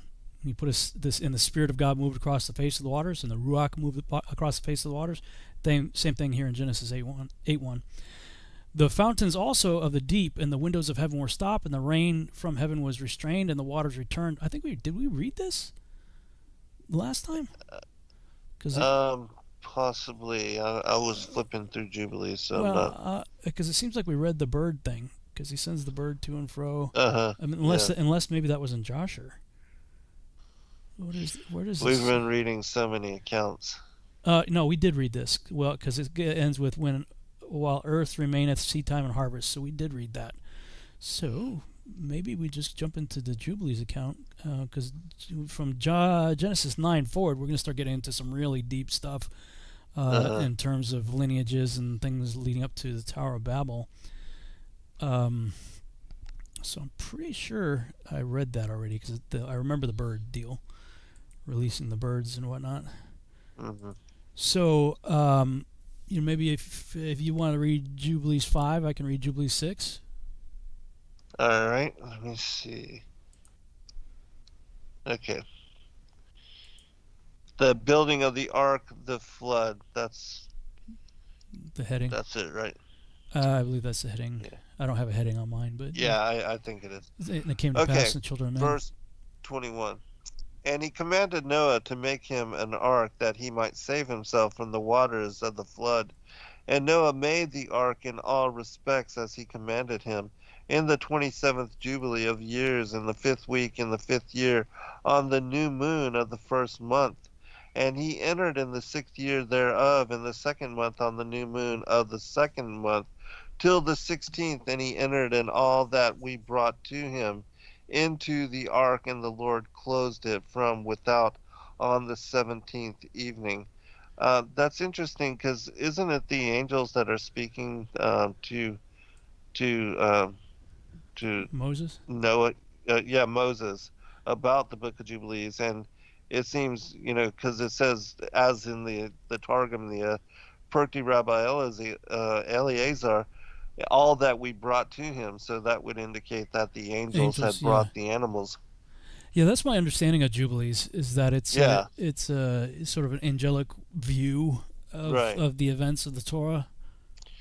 Yeah, so that would make sense, and this would be a third confirming witness that all the creatures were brought by the angels to Noah. Mm-hmm. All right, continuing, verse 24. And the Lord opened 7 floodgates of heaven, and the mouths of the fountains of the great deep, 7 mouths in number. And the floodgates began to pour down water from the heavens 40 days and 40 nights. And the fountains of the deep also sent up waters until the whole world was full of water. And the waters increased upon the earth. 15 cubits did the waters rise above all the high mountains. And the ark was lifted up above the earth, and it moved upon the face of the waters. And the waters prevailed on the face of the earth 5 months, 150 days. And the ark went and rested on the top of Lubar, one of the mountains of Ararat. And on the new moon in the 4th month, the mountains of the great deep were closed, and the floodgates of heaven were restrained. And on the new moon of the 7th month, all the mouths of the abysses of the earth were opened, and the water began to descend into the deep below. And on the new moon of the 10th month, the tops of the mountains were seen. And on the new moon of the 1st month, the ark became visible. And the waters disappeared from above the earth in the 5th week in the 7th year thereof. And on the 17th day in the 2nd month of the earth was dry. And on the 27th thereof, he opened the ark and sent forth from it beasts and cattle, birds, and every moving thing. So, I mean, what is interesting about Jubilees, although we've talked about it before, the dates don't always correspond with what we see in books like Joshua or even in Genesis. dates are different, but Uh-huh. I haven't taken the time, I don't know if you have, to connect these dates with what is spoken of in Genesis. This seems to give you a lot more detail than what Genesis does. Right. No, I haven't. But this one fits in with what I was reading from. It's either the Legends of the Jews or the Pirkei Rabbi Eliezer. They speak about the same thing, and there's the mention of the new moons in the 1st, the 4th, the 7th, and the 10th months, I believe. Yeah, that's interesting. And it says verse 29 there about and it's always on the new moon. That's kind of interesting too. That, right. Like he's actually starting and stopping events, on the 1st of the month. Yes, like the beginning of the month is on the new moon. Yeah. Right. And fountains deeps closed, and the heavens, the floodgates of heaven. And we talked about that in an earlier broadcast too, when I was asking my friend, what does this word mean? And he's like, yeah, I think Hoover Dam. Like, that's like a big deal. It's the floodgates. We look at the Septuagint, the words used for the windows of heaven. He was like, that's like, it's floodgates, dude. I mean, that's like, it's not rain. Right. It's not clouds dropping rain. I mean, this is a physical structure opening up and massive, like, you just imagine Hoover Dam breaking. That's the kind of water that's coming down here. And it talks about, in the new moon of the 7th month, so that would be Tishri 1, the mouths of the abysses of the earth were opened, and the water began to descend into the deep below. So water came up from the deep and then went back into the deep. Right. As well as obviously the windows of heaven issue. And let me see if I can pull up my Testing the Globe website. For those watching on YouTube, Testing the Globe, if you go to testingtheglobe.com, in the main menu, click on the More Resources tab, and then Enoch's Dome World. So the model that I've created that I call the Yahuwah Triangle, not Yahuwah Triangle, that's a different video, the Yahuwah Terrarium, sorry. The Yahuwah Terrarium, yeah, it's funny because I did the whole teaching, it's like a 10-hour teaching called the Yahuwah Triangle, and the first hour or two is all globe stuff. And that was December. That was December 2014 when I did that. And then 4 or 5 months later, all of a sudden, nope. Right. I get into this and see something completely different. But in the model that I created, I show a cutaway, and there are these boxes on the sides of it. And what I was depicting there was the storehouses of the deep. Because you would read references to storehouses of the deep, and I'm like, what is that? Because if the dome is like a bathysphere inside of water, so there's a pocket of air in it, and there's water all around it, the fountains of the deep all around the thing, and water comes in from above as a result of the windows of heaven opening. Where does the water go? Right. And so I envisioned they would go into the storehouses of the deep, that there would be these other compartments through which the water, that was filling the container could be pumped into, So for people who are wondering what those boxes were, that's why I created those, is because of that. And because of references like what we just read, that the abysses of the earth were opened and the water began to descend into the deep below. Right. Speculation. Admittedly, this is just, as an artist, this is what I see in my head when I read these. Yeah, and it does say in some of the parallel accounts of just, the dry land being elevated above the sea level in the creation week when I did the book on the firmament, that the earth was porous and that there are many cavities as well, and also lakes, and water that are part of the interior of the earth. And so these kind of things are, and that the earth was described as like being a sponge as well. Yeah, interesting stuff. Mm-hmm. So I can I can read chapter 6 if you want. Yes. Unless there's anything else you want to comment on in the Jubilees, chapter 5. No, because chapter 6 also makes mention of and kind of brings forth, according to the heavenly tablets, the timings of the flood in similarity as this. So we can, comment then. Okay. And on the new moon of the 3rd month, he went forth from the ark and built an altar on that mountain. And he made atonement for the earth and took a kid and made atonement by its blood for all the guilt of the earth, for everything that had been on it had been destroyed, save those that were on the ark with Noah. And he placed the fat thereof on the altar, and he took an ox and a goat and a sheep and kids and salt and a turtle dove and the young of a dove, and placed a burnt sacrifice on the altar, and poured thereon an offering mingled with oil, and sprinkled wine and strewed frankincense over everything, and caused a goodly savor to arise, acceptable before the Lord. And the Lord smelt the goodly savor, and he made a covenant with him that there should not be any more blood to destroy the earth, that all the days of the earth, seed time and harvest, should never cease. Cold and heat, summer and winter, and day and night should not change their, scroll it up here, order, nor cease forever. And you increase ye and multiply upon the earth, and become many upon it, and be a blessing upon it. The fear of you and the dread of you I will inspire in everything that is on earth and in the sea. And behold, I have given unto you all beasts, and all winged things, and everything that moves on the earth, and the fish in the waters, and all things for food, as the green herbs I have given you all things to eat. But flesh with the life thereof, with the blood ye shall not eat, for the life of all flesh is in the blood, lest your blood be and lest your blood of your lives be required. At the hand of every man, at the hand of every beast, will I require the blood of man. Whoso sheddeth man's blood, by man shall his blood be shed. For in the image of God made he man. And you increase ye and multiply on the earth. And Noah and his sons swore that they would not eat any blood that was in any flesh. And he made a covenant before the Lord God forever throughout all the generations of the earth in this month.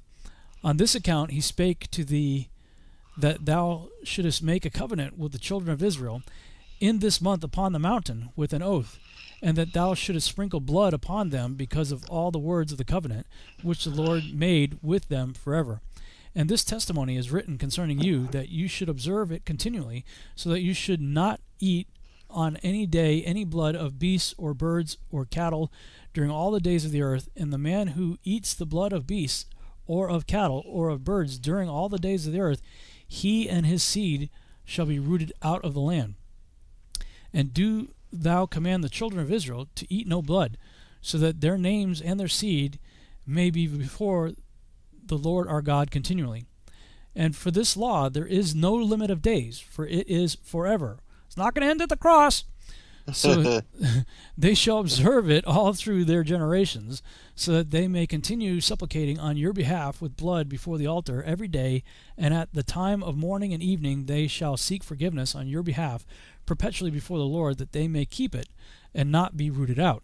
And he gave to Noah and his sons a sign, that there should not again be a flood on the earth. He set his bow in the cloud for a sign of the eternal covenant, that there should not again be a flood on the earth to destroy it all the days of the earth.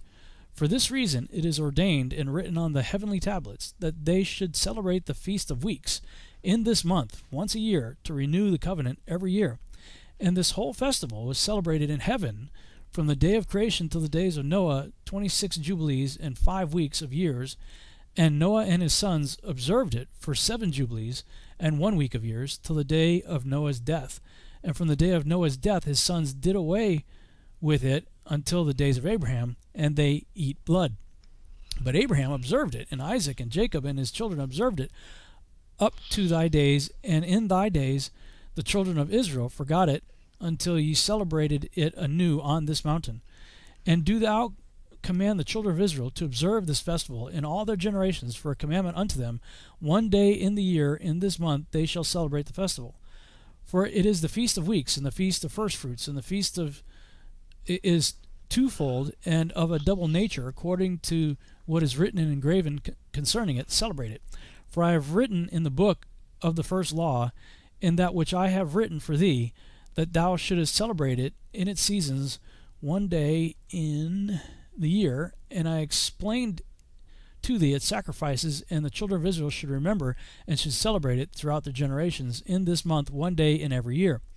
And on the new moon of the first month, and on the new moon of the fourth month, and on the new moon of the seventh month, and on the new moon of the 10th month are the days of remembrance, and the days of the seasons in the 4 divisions of the year. These are written and ordained as a testimony forever.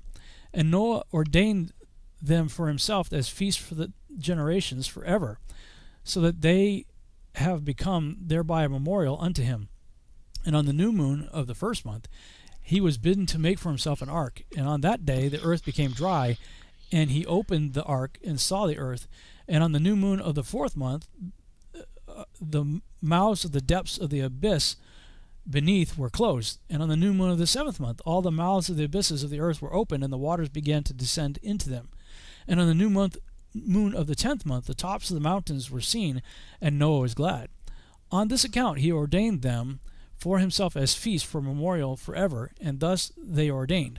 And they placed them on the heavenly tablets. Each had 13 weeks from one to another past their memorial, from the first to the second, and from the second to the third, and from the third to the fourth. And all the days of the commandments will be 52 weeks of days, and these will make the entire year complete.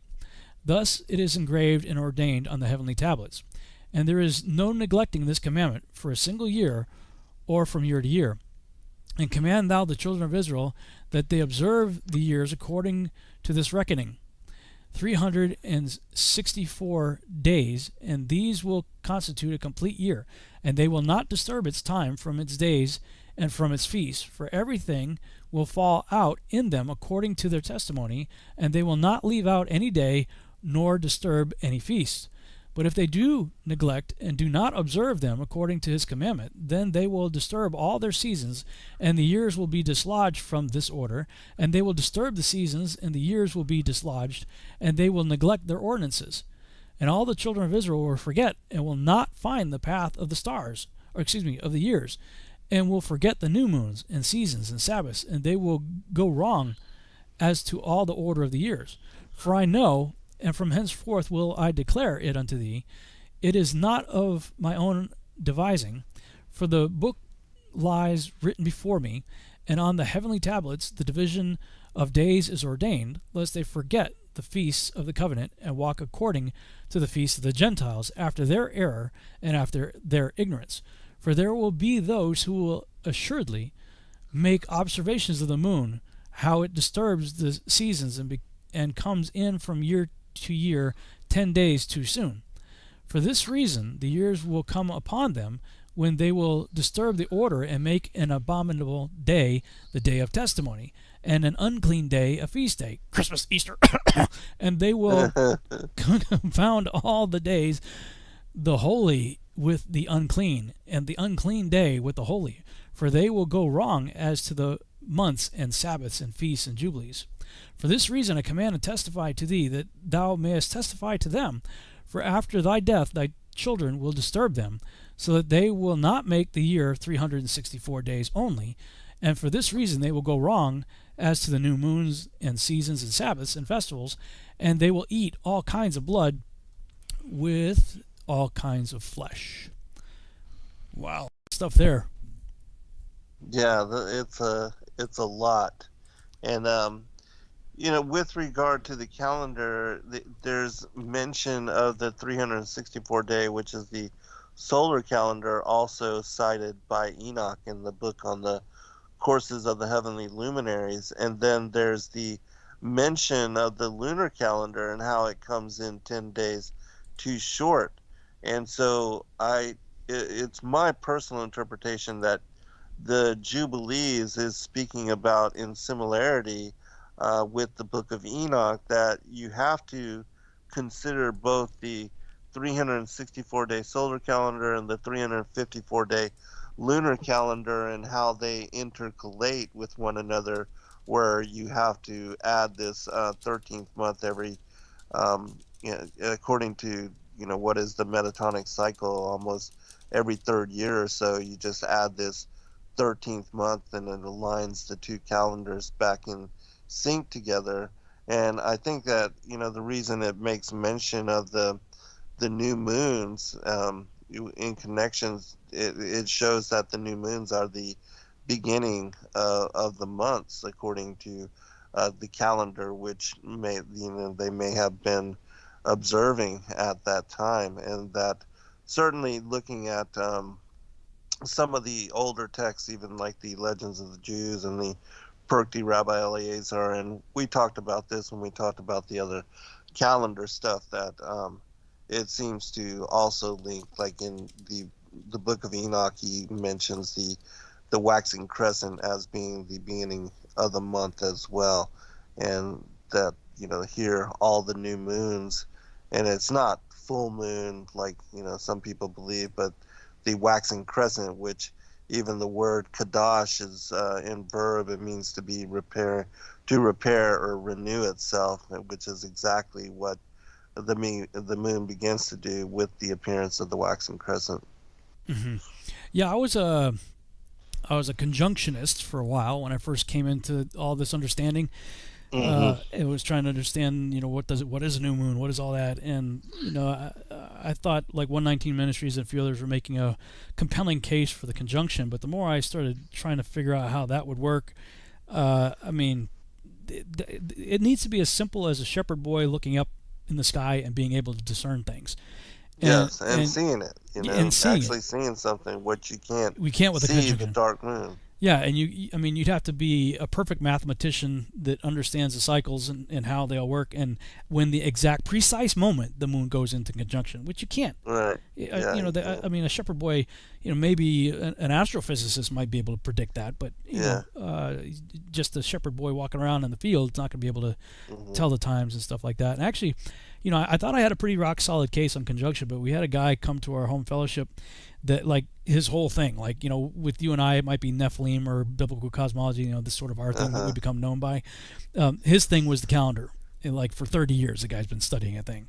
And he came, and for like 3 hours I played the Yabut game with him, and everything. I'd be like, well, Yabut, and he would just slam dunk me with a scripture or some kind of reference. I'm like, by the end of it, I was like, okay, Uncle, I give, you win. And I crossed over to the Crescent, and that kind of really helped me out a lot too, because I was having a hard time reconciling the birth of Christ with September 11th, even though the Cerularium clearly showed the alignment of Revelation 12, 1 through 5.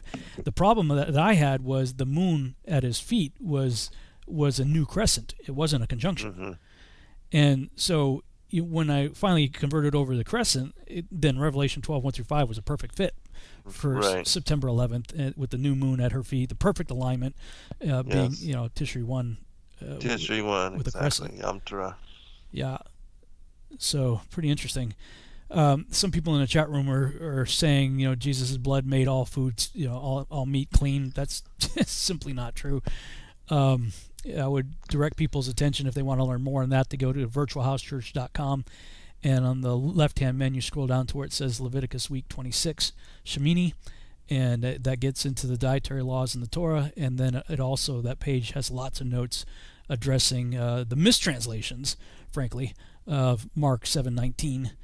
And what this actually means, and the fact that even secular scientists who have no dog in this hunt, could care less about the Bible, much less the Torah, have proven that the same animals that the Torah calls unclean are bad for you. Right. Secular science even confirms this. You go figure, right? Yahuwah might actually know how he created the animals and how he created our bodies and what's compatible and what's not. What we should eat and what we shouldn't. Yeah, sorry, no. Jesus, Yeshua's death on the cross did not change biology of animals and humans. And what's bad for you and what isn't. And you got hunters and people out there that you sort of a tradition. It's like you kill your first deer and you drink the blood, or like the berserkers, drinking the blood of bears and stuff. Hold on, brother. Oh, we'll pick it up on the other side. We'll be right back, everyone.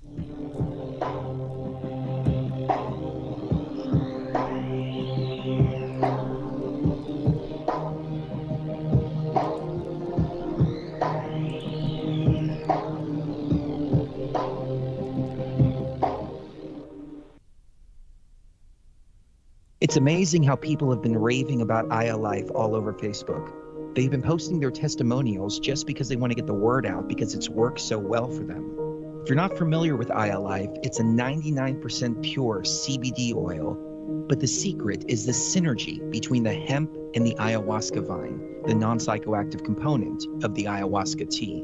We recently received an email from a wife whose husband has Parkinson's. For the first time, he's been able to sleep through the entire night.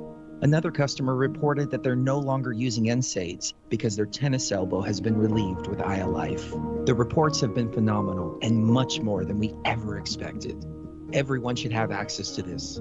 That's why if you head on over to iAlife.com right now and use coupon code TFR, we'll give you $5 towards your order. And we'll even ship it worldwide. That's iAlife.com, AYA life.com. So, you love talk radio? Then you'll love TalkStreamLive.com. TalkStream Live is always on, 24/7, with the best streaming talk shows. Find your favorite talkers and discover some new ones. It's free, readily available online or on mobile with any smartphone or tablet. Finding your favorite talk shows all in one place has gotten a whole lot easier. Just go to TalkStreamLive.com. Be sure to download the free apps from Google Play or the iTunes App Store. If you have hard water, the Lime Scale not only leaves white spots, it clogs pipes and breaks down appliances, costing you hundreds of dollars in energy and wear. Eliminate Lime Scale and other water issues like brown staining and bad odors with HydroCare water products, available from Wave Home Solutions. Wave's affordable water systems don't use salts or chemicals. You'll love the way your water tastes, smells, and looks. Satisfaction guaranteed. For more information, go to bestwater123.com. That's bestwater123.com. Once in a decade, a true story comes along that remembers the future. After 6 Amazon bestsellers, I have completed the epic Birth Trilogy, a true story of Earth. By reading the Birth Trilogy, you will journey with the characters from the origin of Earth to its final destiny in a white-knuckle ride that combines the intrigue of Tom Clancy with the epic scope of Prometheus and Interstellar. You will learn more about the purpose of life, the mystery of death, and the true nature of your soul than you thought possible. The Birth Trilogy is now available on Amazon and Kindle. The audio version is a free bonus when you buy the paperback, so even if you're not a great reader, don't worry about it. I read it for you. Use the Amazon app today and buy the Birth Trilogy, spelled B-E-A-R-T-H, or search for my name. I'm Brooks Agnew.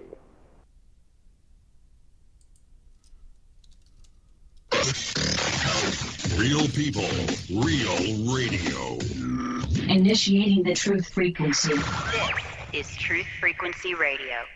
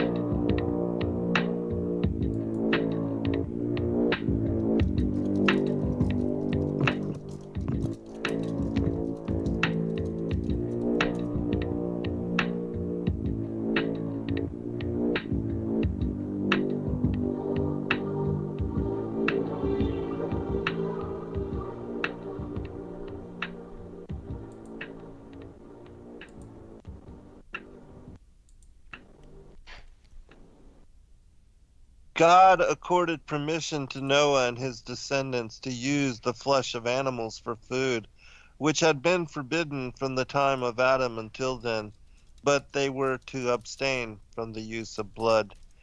I know you were talking about something when we had went to break in regard to the blood, was it? Yeah, well, you know, I looked back, I was doing some study on the berserkers. Like during the early conquests and stuff, where the Romans were going up against the Germanic tribes and stuff, and like, I mean, that was a real deal. I mean, like they would kill like a bear and drink the blood, and like they'd go berserk. I mean, they and other cultures did this too. The Vikings and different people that were, they believed that they were taking on, and in fact, I believe that they were taking on, quote unquote, the spirit of the animal, because the life is in the blood. So, I mean, it's definitely not a biblical activity to be drinking blood of any kind. Right. Animal, certainly not human. So I mean, you got the vampires drinking human blood, and Luciferians and Satanists and people doing stuff like that. But I mean, even animal blood. So, for me, ultimately, and I'm not preaching to anybody. I'm not telling anybody else what to do. I'm just saying what I'm doing for myself. So nobody needs to get their panties all bunched up here. I'm just saying that I personally got to the point where I just like, I'm not going to eat animals. I still eat fish every now and then, but for the most part these days I'm almost completely vegetarian. That is awesome, man. Good for you. Yeah, and I feel much better ultimately. When Rick Hummer and I were doing the balloon chasing stuff that we were doing when we were doing the high altitude balloon launches and stuff, it was by a chicken farm. One of those big industrial type chicken farms, and just the horrific smell. And my not gosh. just the smell. I'm talking about the horrific conditions these poor animals have to endure, and just the method by which most food enters the grocery store is completely just horrifying. I mean, it's just. Look, I mean, I went over to John Pounder's house. It was sometime around Passover, and they still had some lamb left over. Now, in this case, they actually raised the lamb. They had it out in their yard. It was well cared for, lived well in a nice open space. And they killed it humanely and cooked it, and I didn't have a problem eating that. But it's just that in principle, I don't have a problem with eating meat, but when I started looking at just the way the meat packaging industry is set up and what the trauma, and I'm not just talking about the horrors of the GMO side of it and the hormones and the shots and all the stuff that they pump these animals to try to get them beefier or whatever, pardon the pun, beefier, but more bulked up, so they have more meat, and just, I mean, you're eating Franken food nowadays. I mean, it is just. So I mean, there's the whole aspect of the genetic manipulation, the Frankenfood, but just the horrific conditions these animals live in, and the experience that they have prior to being slaughtered, as they're watching others in front of them being slaughtered. I mean, you're eating all of that toxic fear. You talk about adrenochrome and stuff. I mean, the body exerts, excretes all these various fight or flight, chemicals. And I mean, you're eating that trauma, and after that trip, I'm like, you know what, I'm done. I can't do that anymore. And for those who are interested, there's actually a service that I found called Trifecta.com. I think it's Trifecta.com. And you can pick, if you want just your standard meat and potatoes, you can get that, or if you want, if vegan, if that's your choice, vegan. Prepared food or vegetarian food or keto food, you can pick what you want. And every week they ship it to my house, and it's all non-GMO, cooked by chefs, and all you gotta do is heat it up. And so, I've been doing quite well on that. But all that to say, I started in my journey of Torah and coming off of eating unclean stuff, and then just making sure I'm not eating blood, and then progress from there to just like, okay, I can't support the current meat industry. So, ultimately everything was vegetarian in the garden. After the flood, well, the whole earth was destroyed. So, obviously it's going to take a while, and, we know as we're trying to grow a garden in the backyard, food takes a while to grow. So, obviously they had depleted their food on the ark because they all ate it. When they got off the ark, the earth was recovering from being covered with water for a year. So it makes sense for Yahuwah to say, okay, now you can eat other stuff. But, within, 800 years or so, you have Moses, and then he lays out, okay, this is what shall be food for you, and this is what should not be food for you. And we see in that portion from Jubilees that the angel's saying, you know what, here's the people who kept it, here's the people who screwed up, and after you die, even though you're telling the Israelites what to do, they're going to screw up again. Right. So. Well, that's really awesome. I've been trying myself to move towards that direction, but haven't fully made that transition. But I just recently saw even it was a video about just superbugs, and it was talking about because of the conditions that the animals are raised in and how horrific and sickly they are because of those conditions, that they are just fed massive amounts of antibodies just to keep them alive, to the point where they can be slaughtered and then processed and then put into the market so that people can eat them. And how because of that happening, there are now viruses, bacteria, infections that are superbugs, and that the doctors and the medical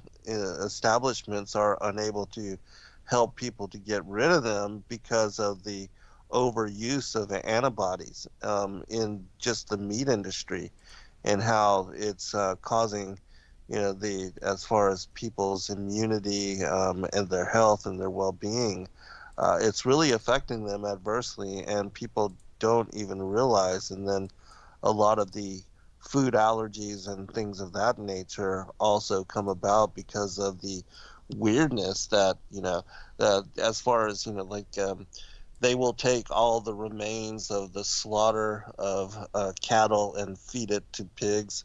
They don't eat like regular stuff that they would otherwise, but they're eating all of this leftover, and then they feed what is the slaughter of the pigs to chickens or whatever.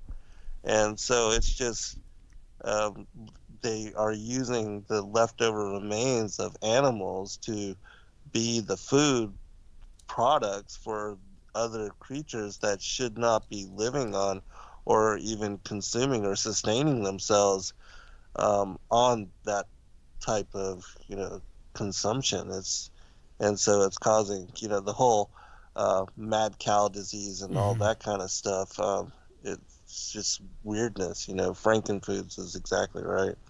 Yeah, I mean, it is. I mean, the conditions are. I mean, all you have to do is look into it. Anybody out there, you just look into it. I mean, it is so horrifying. I mean, it's unbelievable. And so I'm like, nope, I just can't do that anymore. The website was trifectanutrition.com, and I actually put a referral link in the chat room if anybody's interested in checking it out. Cool, yeah, I'm gonna check that out. And it's really good portions too, man. I mean, I calculated how much money we were spending at a grocery store, and it's pretty comparable because we try to eat organic as much as possible. Right. So, shopping at organic places for food. And so, calculating what I was typically spending, a place like Sprouts is a place that we go to. It's a organic place. Right, yeah.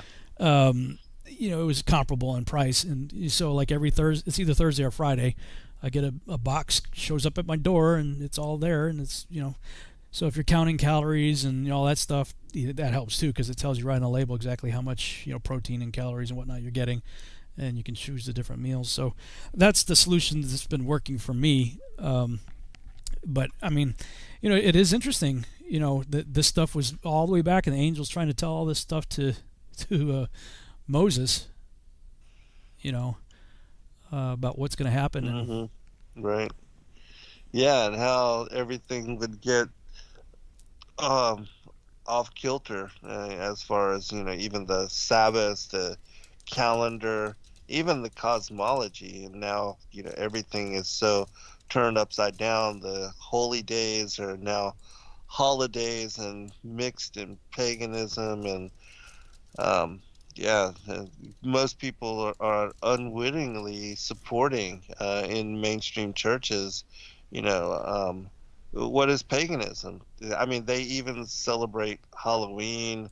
I know. They eat ham. Halloween being all a these fall things. festival, I mean, they'll because the churches they'll recognize Halloween as, blatantly pagan evil, right? So then what do? They say they'll have fall festival, You know, it just so happens to Yeah, fall. right. Harvest Festival. Yeah, Harvest Festival just so happens to fall on the same date as Halloween does. Halloween. Right. Meanwhile, they are dismissing the actual fall feast. You know. Yes, exactly right.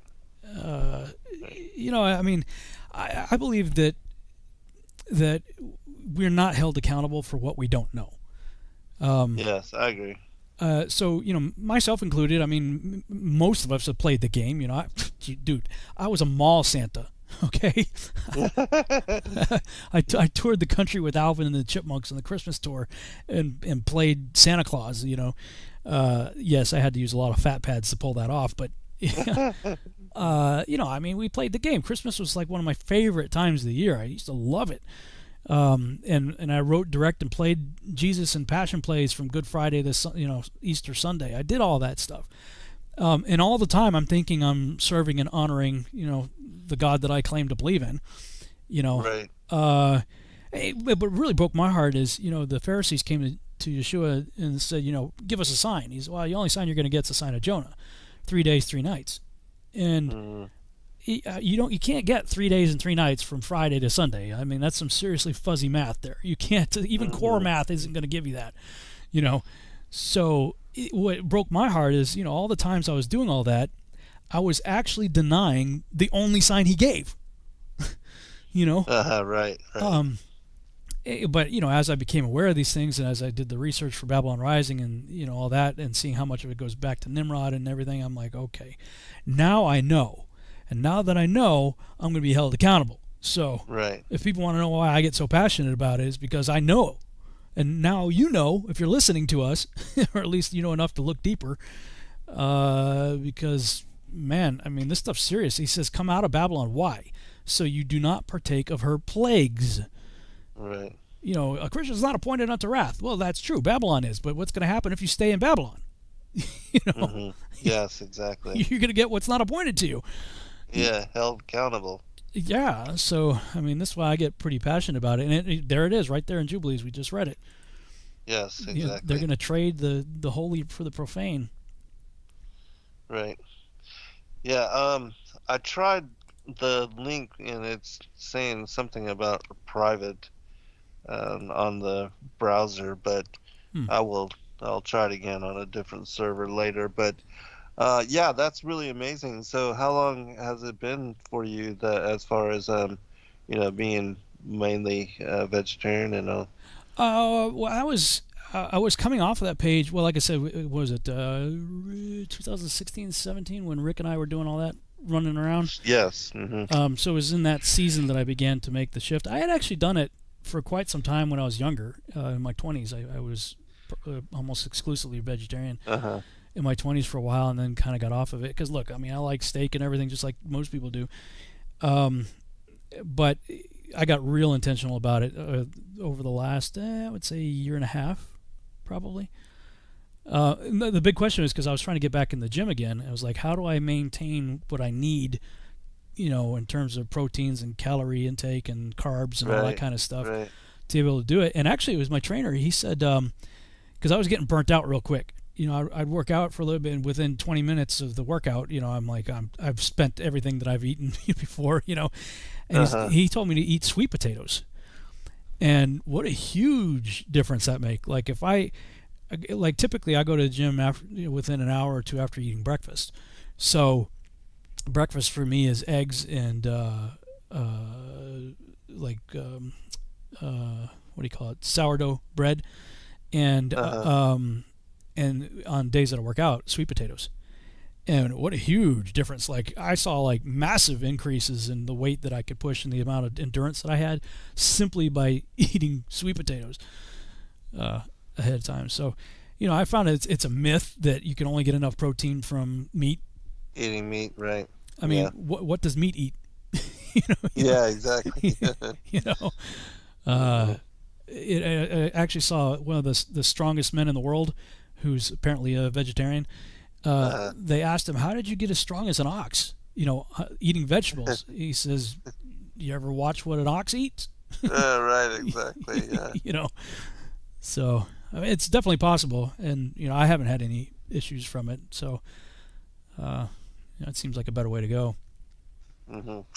And with regard to the trifecta, their meals, the vegetarian meals are I like really them. good. Yeah, you can actually do like a la carte, so you can use their menu and pick stuff, or you can get their pre-made stuff. Ugh.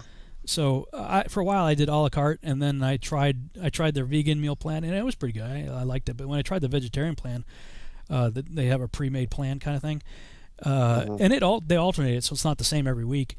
I actually really like it, and they use sometimes they use Beyond Beef, which is plant-based. Right. It looks and tastes like hamburger, but it's all plant, like pea protein and stuff like that. Which actually Chris and Liz had introduced me to at the Take on the World conference a few years ago. So yeah, man, I really like it. If you have a problem with the link that I put in the chat room, let me know. I'll send it to you in an email or something. Yeah, if you would, I'd appreciate that. And I've been eating like the Morningstar stuff for a very long time, and the the plant-based as far as meat and all that, and I really like it. I mean, a lot of it you can't even tell the difference, and I actually like a lot of it better than what is real meat, and so it just takes getting used to and getting adjusted and making a point to try to do that. But I think a lot of people are trying to move in that direction and trying to eat more with regard to raw fruits and vegetables, and to supplement their diets with nuts and things of that nature, and that just eating too much meat is unhealthy. Eating meat with every meal, we're definitely not supposed to consume that much meat. No, people ask about, what about plants and this stuff? Well, I mean, this, as far as, GMOs and stuff like that, yes, I mean, there are plants that are being messed with and stuff, but at least here on Trifecta, they claim to be non-GMO, organic stuff. Mm-hmm. So, all I could do is take it for what they say. What else am I going to do? Yeah. Right? But, I mean, they claim to check all the boxes for those who are trying to eat healthy, and so, I mean, it works for us. And if you go to that link I sent you to that I put in the chat room, that takes you to their a la carte menu. And you can look at that and pick what you want of that, or you can click on the top menu and it says meals, and on that menu they have keto, clean, paleo, vegan, classic, vegetarian, and I landed on the vegetarian. Well, very cool. I am definitely gonna try it out, and certainly if it can, help us in helping me, move away from meat, because I've been trying to do that anyways, and so I think that would be the better way to go. And having good meals already prepared out there, that would save me the time, because I don't do all the cooking anyway. So well, it certainly is a time saver. I mean, Sheila and I, same thing. We're always on the go, busy. It's like all I do is open up the packets. The way they're packaged, it doesn't. I'll just be frank, it doesn't look all that appealing. It's just kind of all there in a package. All kind of mushed together. But man, she loves it. I love it. They taste good. So we use a toaster oven. We actually got that's what we do too. Yeah, I don't use the microwave or anything. We have one. Well, we got the EMF testers and all that kind of stuff. So we're always got the little test. It's like a little tricorder walking around. Like on Star Trek, testing stuff. And we had when Jake Grant and his wife were here, we decided to test the microwave, because they were like, "What's this thing doing?" We're like, "Oh yeah, it tests this EMF," and we're like, "Yeah, let's see. I'll show you." And you had to literally walk like 20 feet away from the thing. Wow. To get out of the sort of the danger zone of what that thing was putting out. We don't use any of that. So what's that doing to you? I mean, Right. Yeah, they're illegal in a lot of countries. They don't allow them because they're dangerous to health, and a lot of people in our country use them for every meal. Everything. Yeah.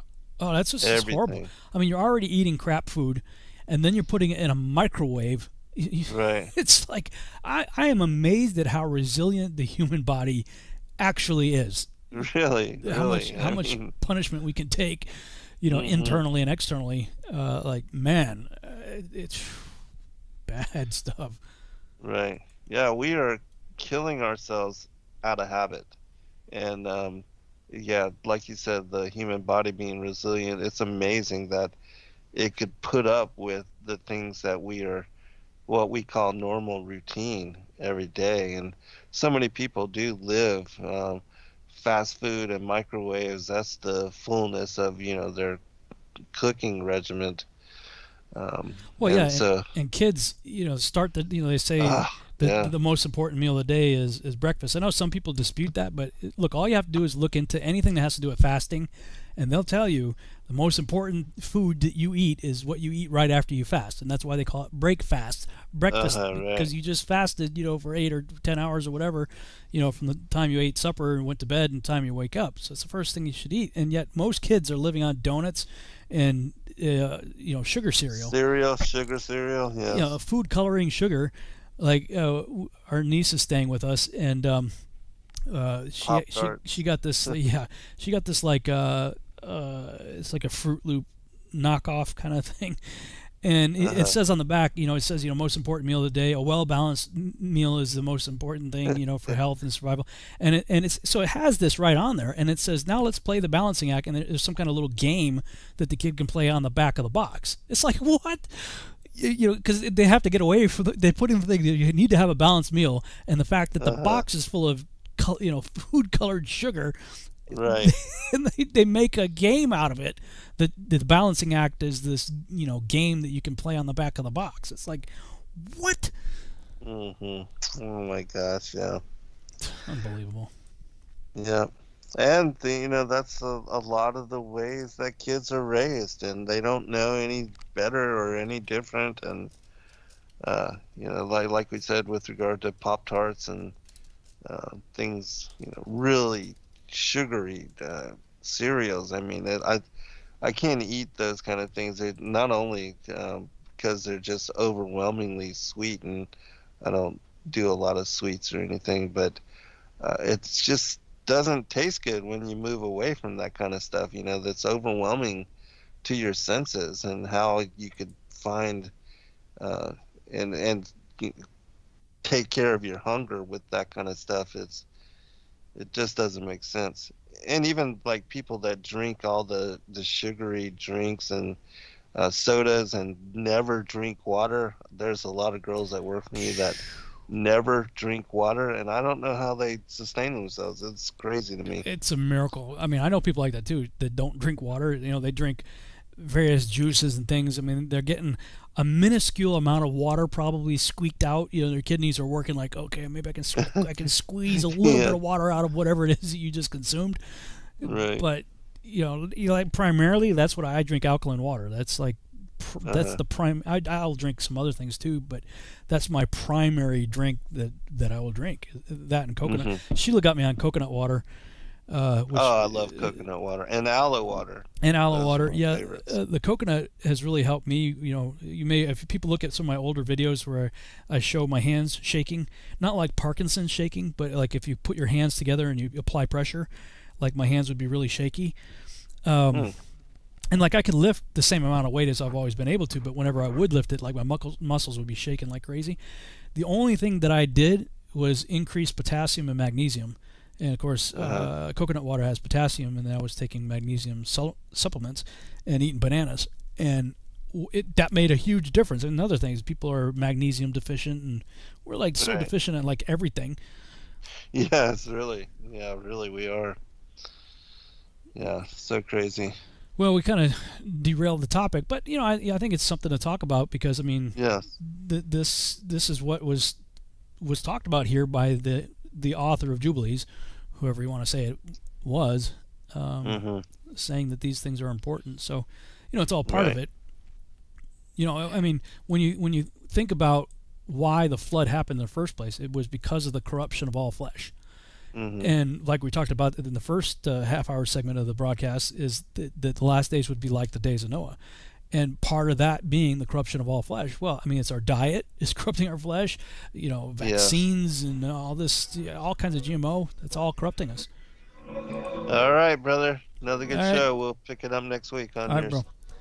Take care. God bless all. Good night. Shalom. Shalom.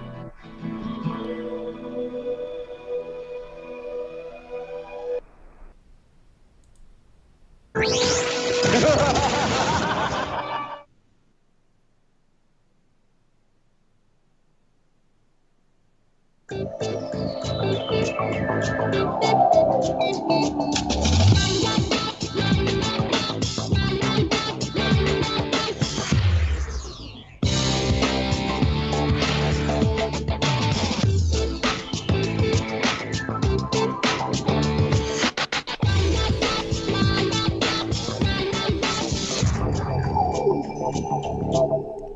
and welcome to the Revolutionary Radio Project. I'm your host, Rob Skiba, and I'm excited to be joined once again by my friend and co-host for this Genesis and Enoch edition, Zen Garcia. Are you there, sir? I am, brother. How are you this evening? Yeah, I'm good, man. Yeah, it's been a pretty busy week for me, but doing well. Me too. Yeah, what you been up to? Just trying to get the whole thing for the Take on the World, and then I've got the two for, the End Times Mystery Reveal Conference as well. So working on 3 presentations in 3 weeks' time. Yeah, dude. They gave me just pretty much open freedom to do whatever I wanted, because we're streaming. And so I thought, I'm going to do a big summary of like everything I've done in 10 years. And nice. So it's like it's 12 hours. Yeah, it's pretty close. No, I mean, well, let me see. I did part 1 yesterday. That was 2 hours. Part 2 today is looking a little over 3. I'm trying to hack it down. And the part 3 and 4, I'm doing 4 presentations. Wow. Are probably each going to come in somewhere in the 2-hour ballpark, I think. So, and then what I'm going to do is kind of pull what I think is appropriate for your conference out of that somewhere.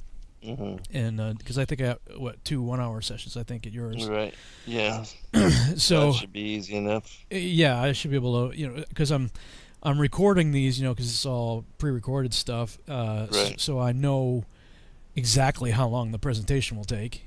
As long as I don't go any rabbit trails babbling, like I'm too prone to do. But yeah, it's kind of exciting. It's stuff I've certainly talked about before because it's a, like I said, it's more or less a cliff notes of everything I've done in the last 10 years. But looking back at a lot of that material, I mean, most of it I still believe the same way, but I can see how, there's still also a fair amount of things that I've evolved in my understanding of things and even changed my views on some things. So it's been interesting. Kind of enjoyable, but time-consuming. Man, it just takes so much time. Yes, definitely.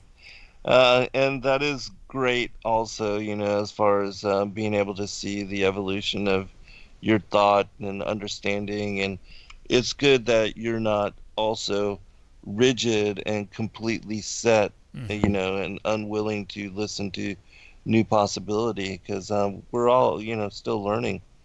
And nobody knows everything, so, and that's why these kind of conferences are good for doing exactly that, is opening you to what other people are working on and things that they are looking into and the topics of interest, and so it's really exciting. 40 speakers and so many presentations. That's going to be pretty amazing, I think. Yeah, I think they're if I understand it right, they're streaming it on Robbie Davidson's Celebrate Truth channel, and it's a 4-day event, I believe. So, I was like, geez, at the rate I'm going, I could take up the whole 4 days just for my presentation. But, I guess people can choose what they want. I'm not sure how Robbie's how he's doing it. I guess he's probably going to do like a live stream and maybe do a playlist or something with everybody's stuff. Yeah, he's got the 24-hour channel too, so. Yeah. Well, and that's the good thing about it too, is because it is streaming and it's pretty much on demand, that if you don't want to sit through my 3-hour presentation, that's fine. Go listen to somebody else's. Right. I think probably a lot of people will listen to try to catch everybody's, or at least as much as they can, or at least the things that are of interest to them anyways. Yeah. Yep. So, I was looking at where we left off last week. We got on some rabbit trails about health and eating and not eating meat. And were you able to check out that link at all? Were you ever? I did. I looked at it. I haven't ordered anything yet, but yeah, it all looks really good to me. Yeah, we're happy with and it. They offer a lot too. I mean, I was really surprised. Yeah, there's pretty much something there for everybody, I think. You know, it's I think the website's trifectanutrition.com, I believe is the website for people that are interested in looking into it. But we left off. We had done Jubilees chapter 6. So my thought maybe is we could read Genesis 9 and maybe switch over to Jubilees 7. All right. I've got that pulled up, and I can also pull up the Targum for chapter 9 as well. Okay. So yeah, if you want to do the Targum, then I can do King James. All right. Genesis 9. So why don't we do that? Let me switch over here. Okie dokie. Oops. Hang on a second. Alright. Genesis 9. And God blessed Noah and his sons, and said unto them, Be fruitful and multiply, and replenish the earth. And the fear of you and the dread of you shall be upon every beast of the earth, and upon every fowl of the air, upon all that moveth upon the earth, and upon all the fishes of the sea. Into your hand are they delivered. Every moving thing that liveth shall be meat for you, even as the green herb have I given you all things. But flesh with the life thereof, which is the blood thereof, shall ye not eat. And surely your blood of your lives will I require. At the hand of every beast will I require it. And at the hand of man, at the hand of every man's brother will I require the life of man. Whoso sheddeth man's blood, by man shall his blood be shed, for the image of God made he man. And you, be fruitful and multiply, bring forth abundantly in the earth, and multiply therein. And God spake unto Noah and to his sons with him, saying, And I, behold, I establish my covenant with you, and with your seed after you, and every living creature that is with you, of the fowl of the cattle, and of every beast of the earth with you, from all that go out of the ark to every beast of the earth. And I will establish my covenant with you. Neither shall all flesh be cut off any more by the waters of a flood, neither shall there any more be a flood to destroy the earth. And God said, This is the token of the covenant which I make between me and you and every living creature that is with you for perpetual generations.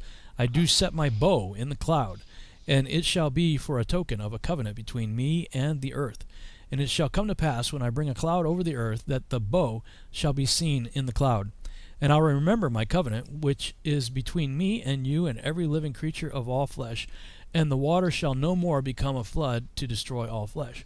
And the bow shall be in the cloud, and I will look upon it, and that I may remember the everlasting covenant between God and every living creature of all flesh that is upon earth. And God said unto Noah, This is the token of the covenant which I have established between me and all flesh that is upon the earth. And the sons of Noah went forth of the ark, were Shem, and Ham, and Japheth. And Ham is the father of Canaan. These are the 3 sons of Noah, and of them was the whole earth overspread. And Noah began to be an husbandman, and he planted a vineyard. And he drank of the wine, and was drunken, and he was uncovered within his tent. And Ham, the father of Canaan, saw the nakedness of his father, and told his 2 brethren without.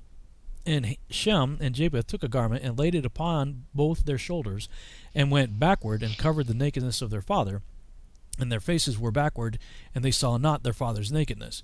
And Noah awoke from his wine, and knew what his younger son had done unto him. And he said, Cursed be Canaan, a servant of servants shall he be unto his brethren.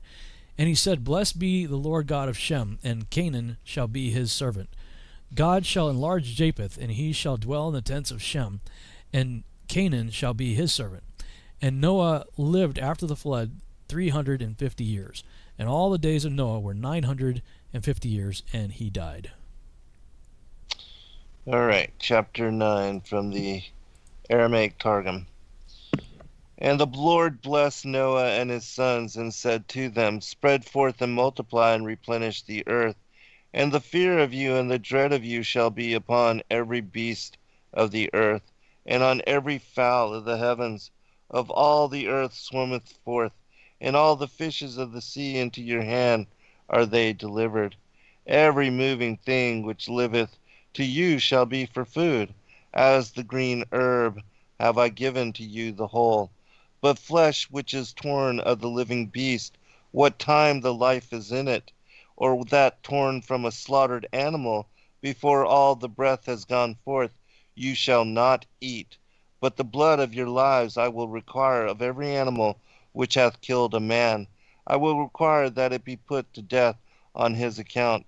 And from the hand of the human being, from the hand of the man who hath shed the blood of his brother, will I require the life of a man. Whoso sheddeth the blood of a man, the judges by witnesses shall condemn him unto death. But he who sheddeth it without witnesses, the Lord of the world will bring punishment on him in the day of the great judgment. Because in the image of the Lord he made man, and you spread yourselves abroad and multiply, bring forth in the earth and increase in it. And the Lord spake to Noah and to his sons with him, saying, Behold, I establish my covenant with you, and with your children after you, and with every living soul that is with you, of birds and of cattle, and of every beast of the earth that is with you, of all that go forth from the ark, of every beast of the earth. And I will establish my covenant with you, and I will not again cause all flesh to perish by the waters of a flood, and there shall not again be a flood to destroy the earth. And the Lord said, This is the sign of the covenant which I establish between my word and between you and every living soul that is with you unto the generations of the world. I have set my bow in the cloud, and it shall be for a token of the covenant between my word and the earth. And it shall be that when I spread forth my glorious cloud over the earth, the bow shall be seen in the daytime, while the sun is not sunk or hidden in a cloud. And I will remember my covenant, which is between my word and between you and every living soul of all flesh, that there shall not be the waters of a flood to destroy all flesh. And the bow shall be in the cloud, and I will look upon it to remember the everlasting covenant between the word of the Lord and every living soul of all flesh that is upon the earth. And the Lord said to Noah, This is the sign of the covenant that I have covenanted between my word and between the word for all flesh that is upon the earth. And the sons of Noah who went forth from the ark were Shem, Ham, Japheth, and Shem is the father of Canaan. These are the three sons of Noah, and from them they were spread abroad to dwell in the earth. And Noah began to be a man working in the earth, Jerusalem. And Noah began to be a righteous man, and he planted a vineyard. And he found a vine which the river had brought away from the Garden of Eden, and he planted it in a vineyard, and it flourished in a day. And its grapes became ripe, and he pressed them out. And he drank of the wine, and was drunken, and he made himself naked in the midst of his tent. And Shem, the father of Canaan, beheld the nakedness of his father, and showed to his brethren without. And Shem and Japheth took a mantle and bare it upon the shoulders of each, and went backward and covered the nakedness of their father. And their faces were turned back, and the nakedness of their father they did not behold. And Noah awoke from his wine, and knew by the relation of a dream what had been done to him by Shem, his son, who was inferior in worth on the count that he had not begotten a fourth son. And he said, Accursed is Canaan, who is his fourth son. A serving servant shall he be to his brethren. And he said, Blessed be the Lord, the God of Shem, whose work is righteous, and therefore shall Canaan be servant unto him. The Lord shall beautify the borders of Japheth, and his sons shall be proselytized and dwell in the schools of Shem, and Canaan shall be a servant to them. And Noah lived after the deluge 350 years, and all the days of Noah were 950 years, and he died. So I'm assuming that the way that's written, it's Ham, but it's just the way it's spelled. Yeah, C-H-A-M. Yeah, it sounded like you were saying Shem, but I'm sure it's like my Ham or something like that. That's probably what Ham. Yeah, or I can't do the C, but yeah. The guttural spit on everybody. Yeah, exactly. Ham. Yeah. Yeah. But yeah, it is. I mean, it's interesting hearing it. I mean, I've read it many times, certainly, but hearing it, I know that the phrase "the nakedness of the father" is a reference to the mother, or in other words, the wife of the father. But listening to it, it doesn't sound that way. Mm-hmm. You know what I mean? Right. I mean, yeah, without the interpretation in Leviticus, one which even myself, before I had learned, I thought that there was possibly even some kind of homosexual relation going on here.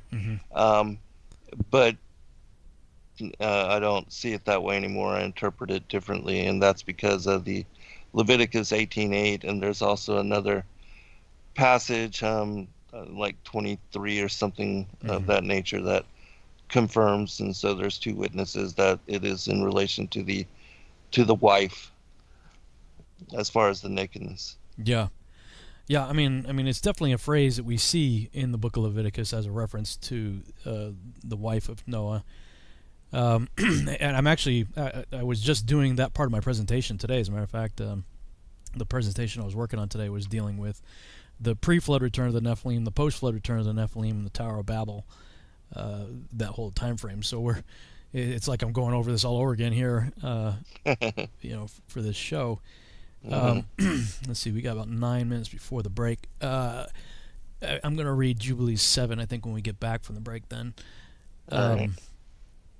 So, but what you just read, I don't know if it was from Jerusalem or which one it was, but it said that Canaan was his fourth son? Yeah, that's what it says as far as Ham, yeah. Canaan was his fourth son. That's really interesting. Because, in the Genesis account, we certainly don't get any evidence of any other offspring being around. Let me put that back up on the screen here. Yeah, that is interesting. I mean, in the Genesis account alone, all we get is Noah and his 3 sons. No mention of his wife or the sons' wives or anything else. And then all of a sudden this curse be Canaan deal. Right. And just to be clear for everybody out there, there's, people are crazy. But there's, people out there saying that I have said that Ham is cursed. I have never, ever said that. Ham's not cursed. They misinterpret what I'm saying when I talk about that the post-flood Nephilim trace back to offspring of Ham. But I never said Ham was cursed. Canaan's cursed. Right. Canaan's cursed, yes. Clearly Canaan's cursed. Right. But actually, Ham is blessed because God blesses Noah and his sons. That's right. So so Ham participates in the same blessing as his other brothers, right. Shem and Japheth. And he had 4 children, and it's interesting that refers to him as the youngest, Canaan being the youngest. We also have Mitzrayim put in Cush there. But I would have always imagined Canaan to be first, that he was the firstborn, the oldest of all 3 sons of Noah. Right. So it'd have given me something to drill in. I'm gonna, we'll see what Jubilees has to say if it unpacks it more. Right. Maybe even look over in Joshua and see if Joshua gives us any more on that too. Yeah, that's a good idea. Yeah, so I'll pull up something else to see. Okay. One thing I do want to point out, because I can, is the smoking gun that obliterates the multiple incursion thesis, which is Genesis 9:18 and 19. It says, "And the sons of Noah that went forth of the ark were Shem and Ham and Japheth, and Ham is the father of Canaan. The Canaanites are the ones that the Israelites were repeatedly told to utterly destroy. Kill the women, Destroy, yes. yes. Everybody, women, children, animals, everything. You know, take out everybody." And so, you know, if we wanted to know where the Canaanites came from, it's telling you right here. Ham is the father of Canaan. And then, if you're really missing the point, the next verse said, "These are the three sons of Noah, and of them was the whole earth overspread or populated." That's pretty definitive right there. Mm-hmm. Right. Let me see if I can share something else here. I did. What's that deal with that? Hang on a second. I've created a timeline chart called the 350 post-flood years of Noah's life. And hang on just a second for those on YouTube here. And when, you know, of course, I love to lay things out as timelines because it helps me, especially put things in chronological order and see where everything fits, you know. And looking at the offspring of Noah, this is 350 post-flood years of Noah's life. Shem, Arphaxad, and actually in Jubilee 7, if I'm not mistaken, I think it's 7, where they bring in Canaan. It's either 7 or 8, I think. Maybe even 10. When they bring in another guy, another character that's not listed in the King James genealogy. Mm-hmm, right. But when I was... And that may shift things a little bit here, but just going by the King James chronology of, you know, who begat who at what age, Peleg shows up just over 100 years after the flood. And the name Peleg means to split or divide as if by a canal of water. And his brother Joktan, that name means to be made small from something bigger.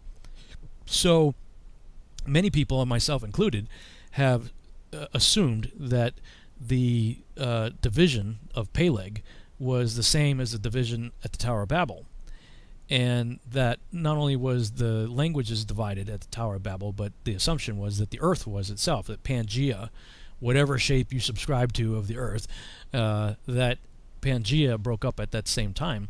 But when I laid this out as a timeline chart, I found that that's not the case, that the Tower of Babel is, you know, it's way down the end of this timeline chart. You know, it's close to the end, to the time of Noah's death, actually. You know, within probably 50 years or so of Noah. Because Nimrod's born in 1908, which is about 300 years after 250 years after the flood. So the Peleg event, his name means to divide or split, and it has to do with water, and Joktan means to be made small from something bigger. So, I mean, the point that I'm making is that we see in the Bible that people name their children because of things that they saw or experienced. You know, Esau comes out red and hairy, so they name him Red and Hairy. You know, Jacob comes out holding his heel, so they name him Heel Grabber. You know, right. Jacob. So, you know, clearly something happened during the time that these kids were born that caused their parents to name them that. You know, right. So right. we have the Pangea event split up happening about 100 years after the flood, and about, let's see, 50 to about 300 years after the flood, about 100 years later, or 200 years later, is the Tower of Babel. Which makes sense, too, because if the Tower of Babel was at the same time as the Peleg event, Joshua said there were 600,000 men working on the Tower of Babel project. I can't see how you could get 600,000 men from 3 families, right? In 100 years, and 300. Right. It would still be pressing it to in 300 years. The only thing, a lot of breeding. That's a lot of people are really getting jiggy with it here because yeah, right. You know, but you know, people are, you know, Shem lived 600 years, or Arphaxad 430 years. So when you consider the lifespan that these people had and the propensity to have more than one wife, you know, it's conceivable. Pardon the pun, that we could have this much offspring. And also got into an interesting debate with somebody on Facebook because they rejected Josher because it said that Rebecca, Isaac's wife, was 10 years old, and they're like, I don't accept that Isaac was a pedophile. And I said, well, I could appreciate the sentiment, I understand that, but we can't judge biblical times by modern standards, Right. And I started looking up, how young, what's the youngest a female human can get pregnant. And so I was actually surprised that women, the time of getting your first period can be anywhere from as young as 10 years old to, in the early teens. And so it was not uncommon for people to get married at 10, 11, 12, 13 years old, way back then. Even in the Americas. I want to say it was either my grandmother or somebody, it was either my grandmother or great-grandmother, I think, got married at 14. Yeah, they left the Holy Temple when they were the age of 14, and they started, the virgins. Like even the story of Mary. Yeah, she was young. That's when Joseph was appointed her guardian. All right, go to break.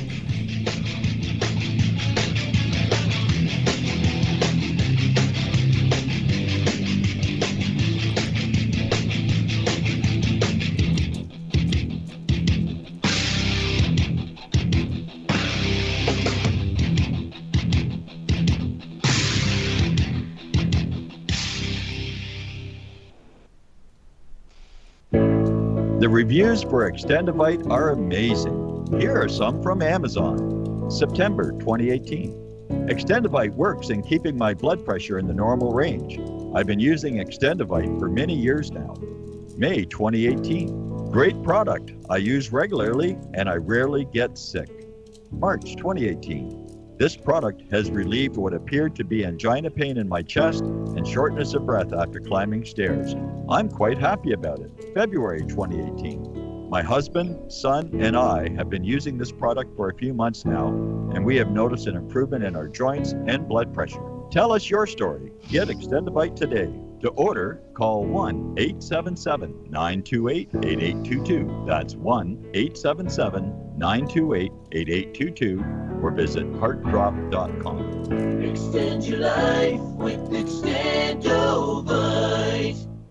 Hey folks, guess what the #1 phrase that Life Change Tea receives by email? You ready? We love this tea. We love this tea. Time after time, week after week, we love this tea. Life Change Tea gives you more energy, a beautiful cleansing, and fulfills its slogan perfectly. The tea that makes you go. So if you want to be on your health game, log on to getthetea.com and order Life Change Super Strength Tea. Packages come in a 1-month supply, and when you brew this stuff, wait until you see the results. Aren't we all about the results? And with a lot of people's health struggling, we can use a little bit of help. Doctors will tell you disease starts in the gut. So log on to getthetea.com. That's getthetea.com. Be our next email saying, I love this tea. I love this tea. Get the tea at getthetea.com. Helping America one tea bag at a time.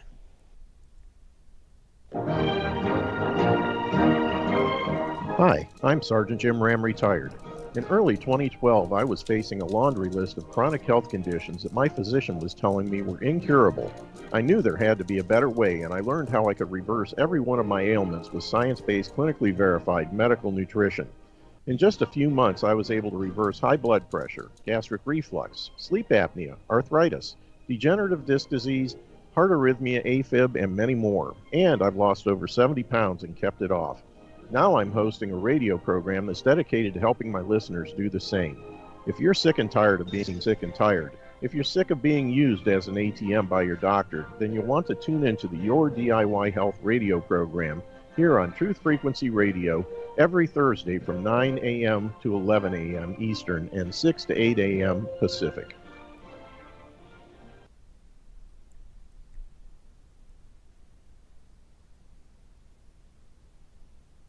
You are now tuned into the Truth Frequency. Your protection from deception. TFR. Truth Radio.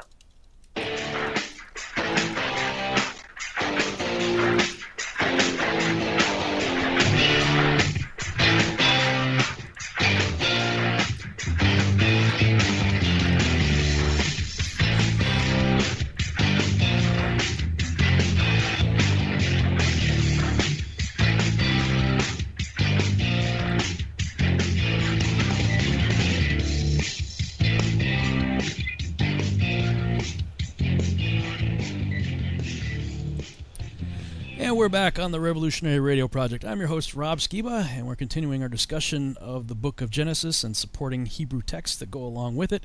Not sure where I was going with that. There was something we were talking about. I was talking about ages and stuff, and Joshua, this person was saying that they couldn't accept Joshua because they couldn't accept that Rebecca could have been 10 years old. And I'm like, well, while I can appreciate that, especially in this day and age where we're having all this stuff about pedophilia and everything like that. Mm-hmm. But I mean, that being said, it's a mistake to judge ancient literature by 21st century Western American standards, and it got pretty heated. I'm like, look, I'm not trying to say I endorse pedophilia, and I wouldn't want to have anything to do with a 10-year-old myself, but no, not at all. I'm just saying that when you go back and look in the ancient world, and even the not so ancient world, and in fact, I was, as a missionary, having traveled the world, been to over a dozen countries, there are still places, even to this day, that will take a bride at 12, 13 years of age, because they consider the girl to be a woman if she's capable of conceiving. And so if she's starting to have a period, at whatever age that is, then in many, many cultures, that's considered wife time, let's start having babies. So, when I think of the time period, even if it's 300 years-ish, and people are living 600 years of age, Shem, Arphaxad said 438, Selah 433. I mean, so, most of these people, up to the time of Abraham living to, about 200, and having multiple wives and wives as young as, preteen even, then you could say, well, yeah, I mean, I could see how there could be a whole lot of babies being produced, throughout that time. And boy, people were just going off. I mean, I'm like, yeah, you want your head to really explode? Go look up how young Mary was.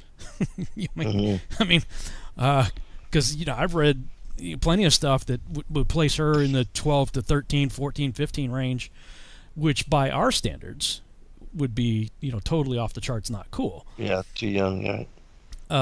But, I mean, again, we can't judge ancient literature and ancient cultures by Western 21st century American standards. And, I remember when I was growing up, of course, when you're growing up, you always want to do what you can't do, what you're not supposed to do, right? You're not supposed to drink. Well, what do you want to do? You want to drink, right? So, although I didn't really touch any alcohol until I was in my mid-20s, I think. And even then, I didn't really care for it. But, I always found it interesting that, okay, I could drive a car at 16. I could actually get an airplane license at 16. I could get a car license at 16. I could join the military and lay down my life for my country at 18, but I can't drink a beer until I'm 21. Right. You know what I mean? Yeah. That was always like, what? So, I mean, to dismiss the book, circling back around, to dismiss the book because you can't accept that, Rebecca was 10 years old. I mean, you're totally applying Western 21st century American thinking onto ancient culture and ancient texts, and that's just not the way scholarship is done. Mm-hmm. Yeah, I fully agree. And then, just for that, but you don't even know, as far as the interpretation and so what was the context of the passage? He says, does it say that, it says that Isaac married Rebecca when she was 10? Well, what was interesting, Zach Bauer had posted we talked about it briefly, I think, in last week's show, a passage, I believe it was from 2nd Esdras, talking about what happens to you after you die. Mm-hmm. And right. I don't know if there was a reference in there. Somewhere there was a reference, I guess, to Joshua, and that's what spun up the conversation. It was on his Facebook page that this was happening. And I'm like, look, I mean, I can't see how you can judge it based on that. I mean, that's not how scholarship works. Mm-hmm. But I just want to see the full context. passages before, the full context. Yeah, I don't know where they got that from, because I mean, again, Zach posted something from Second Esdras, so where he was pulling Joshua out of that, I don't recall. I don't recall a reference to Joshua and Esdras, so I don't know where that. It seemed like it came out of the blue, Yeah. But I do seem to remember reading that in Joshua a long time ago when I was reading through the book that she was really young. Yeah. Well, maybe when we get to that part, Well, yeah. I mean, 3 years from now when we get to that chapter. Right. Something else that was interesting, though, speaking of Second Esdras, is putting together my presentation, and I'm trying to draw, like, okay, the end has been declared from the beginning. So if we want to understand the end times, we've got to go back to the beginning times, which is what we're doing here, and looking at what happened, the events of the Torah, and even into the Old Testament, things that happened. And for me, like, the entire story narrative, the foundation for the entire biblical narrative really is in the first 12 chapters of Genesis. I mean, it's just completely loaded with everything. And when we get to the issue of the Nephilim and hybrids and animal-human hybridization as well, all of that was clearly taking place back in these biblical times, and how they're happening in our days. And I came across a reference, I forget the address, but it's in Second Esdras, that talks about, in an end times context, that pregnant women will give birth to monsters. Yeah. Yeah, I've seen that also in the Cave of Treasures and the Book of the Bee. Oh, yeah, it mentions the same thing? Yeah, I mean, it was happening. There's a... Let me see if I can pull it up for the viewers here. Yeah, I can. Hang on a second. That's 53. There's a... Shalmaneser is a character in the Bible that's mentioned. Let me switch this over. I got another timeline chart called the Nimrod Abraham timeline chart, and in that one, I'm really showing Nimrod's born in 1908 AM, and Abram is born in 1948 AM. So he's born. Interesting number there. I know, very interesting number.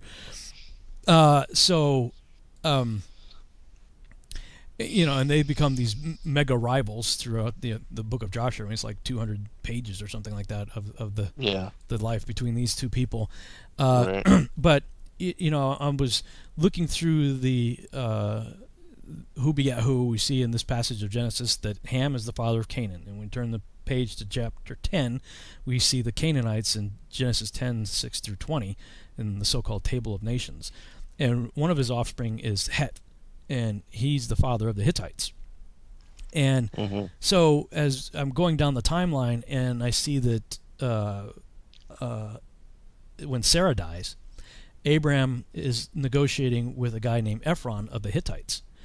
And, right, yeah. I'd already done, when I was doing research on chimera and ancient animal-human hybridization and stuff like that, I mean, it's all over. It's everywhere. I mean, the further back you go, the more you see it. Carvings and hieroglyphs and things of that nature. And I had seen some ancient Hittite carvings that show characters that have like human body with, like, it looks like a tiger head. Tiger head or cat head of some sort, and a human body, and in the middle, so there's one on either side of two other characters. In the middle, you have two satyrs, people with human upper torso and lower body of like a goat. Right. And so I'm finding and there's a bunch. All you need to do is do a Google search for animal-human hybrid Hittite. You can just have fun. And so I'm looking at this particular carving, and I'm realizing, okay, wait a minute. Abraham is negotiating with Ephron of the Hittites for a burial plot for Sarah. So my timeline chart, I have Genesis 23:10 through 20. We read that Abraham bought a piece of land worth 400 shekels of silver for a burial plot for Sarah. he negotiated with Ephron of the Hittites for it. The Hittites were Nephilim. They're part of the tribes that are consistently slated for utter destruction.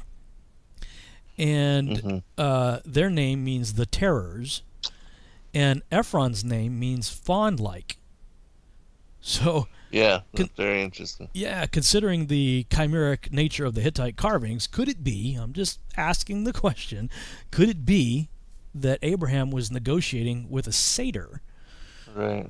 Now, this seems completely outlandish to us, but if it was as common as it appears to be back then, animal-human hybridization, right or wrong, people were aware of them, And later on in Joshua, we see that this character, I think his name was Zepho, he's out looking around for his donkey or something that got away from him, and he hears a weird sound and goes into a cave, and it says he described this being from the waist up like a human and the waist down like a goat, and he kills it and rescues his animal.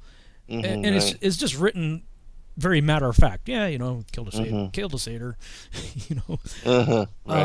and I mentioned the Shalmaneser III. 2 Kings 17:3 mentions this king Shalmaneser III. Well, if you do a Google search for Black Obelisk of Shalmaneser III, it's got some very interesting engraving on it. And in one place in particular, it shows what appears to be a full-grown elephant, judging by the length of its tusk. If that's a full-grown elephant, then right behind this elephant is a lion man. It's the body of a lion, looks like, with the head of a man. And what's even more interesting is it's on a leash walking in front of a really tall dude. If that's a full-grown elephant in front of them, then the dude walking his pet lion man is, probably 15, 18 feet tall. At least 12 feet tall, probably. And so we have the lion men of Moab also mentioned in 2 Samuel 23:20. So I'm like, look, guys, we got to rethink like the ancient world, because we think because of evolutionary teaching, we are taught to believe that we're at the pinnacle. And the further back you go, the more primitive they were. No, that's not what we see in the ancient world. The further back we go, the more amazing it was, and the more intense it was. Yeah, I fully agree. I think we're actually kind of going backward from those times and playing catch up at best. Yeah, absolutely. And with regard to the lion men of Moab, I was just writing about in this pre-Adamite book about that same theme, because there is a mention in a book called As It Comes to Pass, which is a book on the tales of King David and Solomon, and there's a really in-depth story in that particular book that talks about the lion men of Moab, and it brings out all the details of them. And I can maybe after the next break or something, I can share that with you. And there's also very interesting in that Maccabees chapter 4, when they were the martyrdom of the high priest Eleazar and his 7 sons, that it mentions in there that it is the lion men of Moab that are doing the torture for Antiochus Epiphanes IV. And in this story, the Moabite king, he disbands the lion men of Moab as his, almost sort of like special forces. They were King's Guard. Wow. Let me actually see if I can find it. But it's a very, very interesting tale, and it's something that not a lot of people are familiar with or know about. And it's kind of short, but if you want to hear it, I can share it with you. Yeah, sure. Do you need to look it up, or because I can talk about something else if you need to. Yeah, go ahead and talk for a little bit, and I'll find it, and then. Okay. So I started to. I was talking about my 350 post-flood years of Noah's life. If people are interested in these charts, by the way, they're available on my website, BabylonRisingBooks.com. If you go to BabylonRisingBooks.com, click on the store link, and then click on the digital products. You can download the digital files that way. BabylonRisingBooks.com. So yeah, you have the Peleg deal about 100 years after the flood. Giants are there like immediately. I mean, they're already out and about doing their thing, quite early on. And there's always the question of how did the Nephilim return after the flood? And I'm like, look, the same person, Moses, the same guy who wrote Genesis 6 and also after that of Genesis 6, that same guy also wrote Genesis 9, 18 and 19, which I just read. And it clearly says that Ham is the father of Canaan there. Let me open this up a little bit better. And so he fathered the Canaanites. These are the three sons of Noah, and of them was the whole earth overspread. The whole world was populated. And now Moses is writing this a good 800 plus years after the flood, right? Because the Exodus and all that happened about 800 years after the flood. So from a vantage point of close to 1,000 years after the flood, he's saying that the whole earth was populated by these people here. No mention of angels anywhere. Right. So, anyway, that's what I just wanted to bring out. All right, cool. Well, I've got it here, and for those people that don't know what we're talking about, in Samuel chapter 23, verse 20, it says, "And Benaiah the son of Jehoiada, the son of a valiant man of Kabzeel, who had done many acts, he slew 2 lion-like men of Moab. He went down also and slew a lion in the midst of a pit in the snow." Well, this story gives greater detail on that whole event, and it says this: "So the king's son and the pride of his army and the glory of his hosts, Ariel of Moab, the Moabite lion-men, saying, Who will go and bring the king milk that have been got from the dugs of an unblemished lioness in her lair? But not one was found brave enough or daring enough to do this thing, for could any man draw near to a lioness in her lair to squeeze her dugs and escape unharmed?" Just to give some context, this king had some kind of disease or illness, and he needed the milk from a lioness in order to be cured, or that's what his healer had told him. But nobody, was willing to do this, and so with that, I'll continue. Well, I think before just to because the second Samuel 23:20 and the first Chronicles 11:22 is a parallel of it. Right. It says he slew 2 lion-like men, and he slew a lion. So, like, the author's giving you a clear differentiation. Differences, yeah. yes. Like, I mean. And in this story, both of those events happen as well. So, All right, continuing. "And the king saw that his warriors held their peace, and he was exceedingly wroth and cried out in his anger, Ye tongue-tied hounds, where is your valor? Dare not a man of you venture his life for the king? Then 2 Moabite lion men came forward. Now these were the lions which were over the young lions in the king's army. And they fell down before the king with their faces to the ground, and they said, Bruise us with thy heel, O Lord, O king. Let all our lives be given for the thinnest hair on thy head.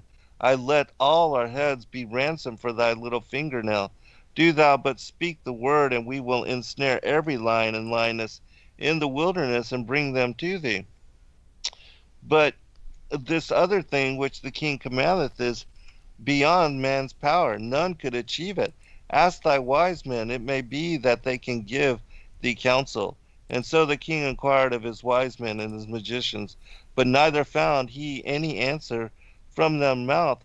For never before had they chanced upon the like, nor had their fathers declared it unto them. Then the king in his sore plight brought him of his neighbor Solomon, king of Israel, and of his wisdom.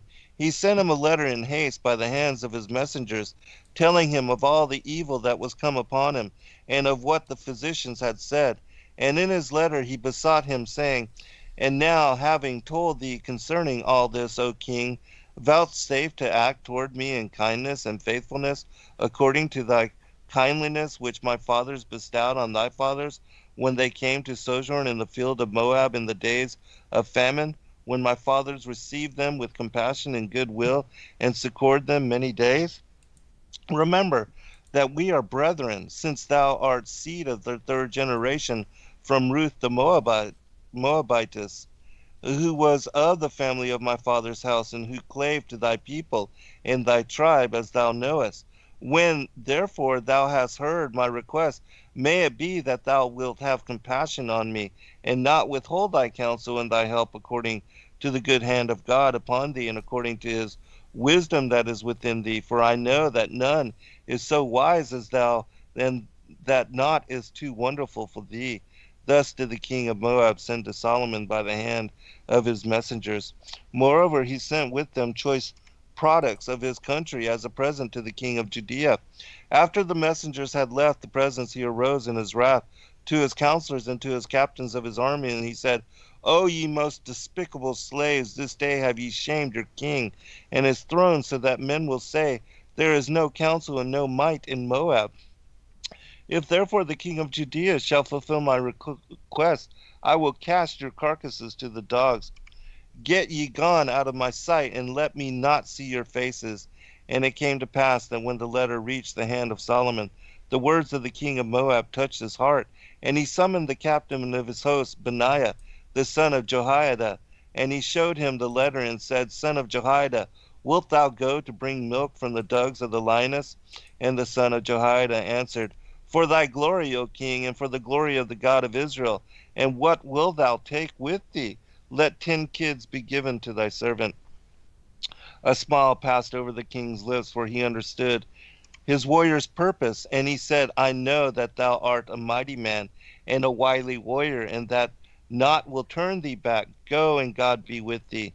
And wheresoever thou goest, let thine eye be alert and thine ear attentive, and thou shalt be saved alive. Then Solomon blessed the captain of his host and sent him away. And Benaiah delayed not, but taking with him 10 goats and his shepherd boy, he arose to go and seek out where a den of lions could be found. Now Benaiah was light and swift on his feet as any hart. His eye was like an eagle's eye, piercing gloom and darkness, and his ear was like a net in the deep sea. The lightest rustle in the farthest distance could not escape it. And Benaiah went on a long journey and came to the borders of Samir and Ermon. They are the mountains where from of old have lurked wild beasts and lions. Now the time was the time of wintry cold, and there was snow in those mountains and in the places round about. And Benaiah sought until he found the tracks of a lion in the snow. He shut up his flock of goats within a crevice of a rock, and forbade the boy to stir from thence until he called him. Then Benaiah followed the tracks of the lion, supposing that he would find the den nearby. As he went up the mountain, he saw, to his confusion, that the tracks of the lion had suddenly changed, and it was marvelous in his sight. While he yet wondered, lo, a mighty roar reached his ears. It was like the roar of a lion, yet it was not the roar of a lion, for it different from it as by a hair's breadth, and it all seemed to him a great riddle. Suddenly he found out the riddle. Are not these the tracks of the Moabite linemen? And was not that their roar? It can only be that they are come out to seek my life. That it is which the king made known to me when he said, Let thine eye be alert and thine ear attentive. And the spirit of counsel and might took possession of Benaiah, and he knew what he should do. And truly, as Benaiah had thought, so it was. When tidings reached the Moabite linemen that Benaiah was gone forth to get the milk of a lioness, they were greatly afraid, for they remembered what the king in the hour of his wrath had sworn concerning them. And the 2 Moabite linemen took counsel together. Now these were the lions which were over the young lions in the king's army, to go out to oppose Benaiah and to lay snares in his path. These Moabite linemen were an evil an impetuous company, more savage than ravening beasts, and they had long vexed the people of Judea. All of them were huge and fearsome men, heavily accorded in iron and brass. The hair of their heads and their beards were like lions' manes. Lion skins were about their loins, and iron shoes, shaped like lion paws, were on their feet, and in their throats was the roar of a lion. Yet for all this they put no confidence in their strength, for they well knew that there was none so prudent in device and swift in counsel as Benaiah. But this time they thought to match Benaiah in cunning, So they too set out to overtake Benaiah on the journey to join themselves with him as skilled huntsmen and companions who were to come to his help. But Benaiah had gone his way in secret and had sped like an eagle by hidden and devious paths wherein no foot had ever trod. So the two Moabite lion men gave up their plan and came to the mountains where the wild beasts lurked, well knowing that Benaiah must come thither, and there they lay in wait for him behind a cleft in a rock. Supposing that they could draw Benaiah to their hiding place, they uttered from time to time a roar of a lion to deceive him into following after the roaring, so that he might fall into their hands. But the eyes of Benaiah were opened wide, and he knew that he must act warily. And so soon as he perceived whose were the footprints in the roar, he covered himself quickly with a white sheet which he had made ready for himself from the beginning, that he should not be visible in the snow. He turned back and quickly returned in his tracks to the crevice of the rock where he left his flock and the boy. Then he sent the boy in front of him to follow in the track of the footprints in the snow until they came to an end. And he taught the lad what he should do and what he should say. So the lad went up to the slope of the mountain, weeping as he went, according to the instruction of Benaiah. And Benaiah stole along, wrapped in the white sheet, not far behind him. When the lad turned to go behind the cleft of a rock, there sprang up. Man. Wow. Okay, I'll finish it up when we get back. Time is flying by. It's not that much longer. Okay.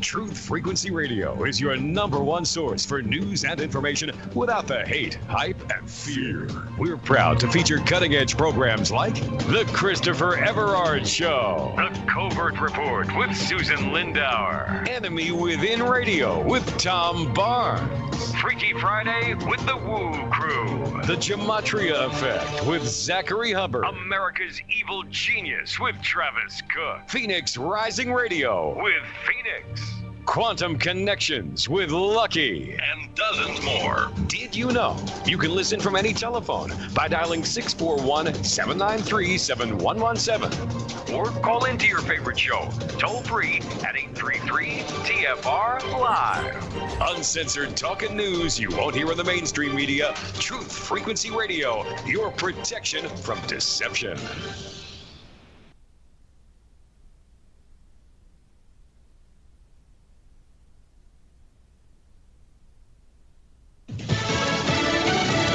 Off and running virtually.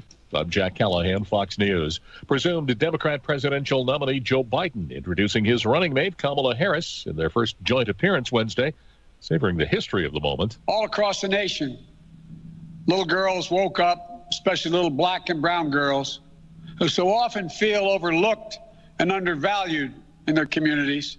But today, just maybe, they're seeing themselves for the first time in a new way. Biden's newly minted running mate slamming President Trump for the coronavirus outbreak. Harris wasted little time turning the focus to the election, zeroing in on President Trump's handling of the pandemic.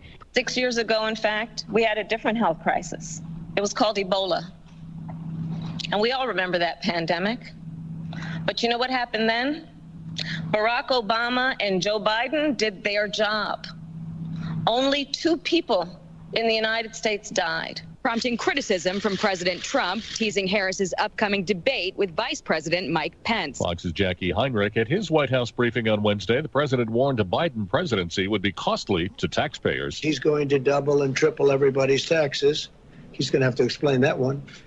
And as you know, he's also going to quadruple regulation. The president said he plans payroll tax cuts in his second term. The 4 Minneapolis police officers charged in the death of George Floyd should be tried at the same time, according to Minnesota's Attorney General Keith Ellison, asking a judge to combine the trials because the evidence against the 4 is similar, and a single trial would spare family members the trauma of multiple trials. Officer Derek Chauvin is charged with murder, the 3 others charged with aiding and abetting in Floyd's death. Wall Street Wednesday, the Dow gained 289 points, NASDAQ 229, the S&P 500 added 46 points. America is listening to Fox News. You must unite what has been set aside. We are TFR. Truth Frequency Radio.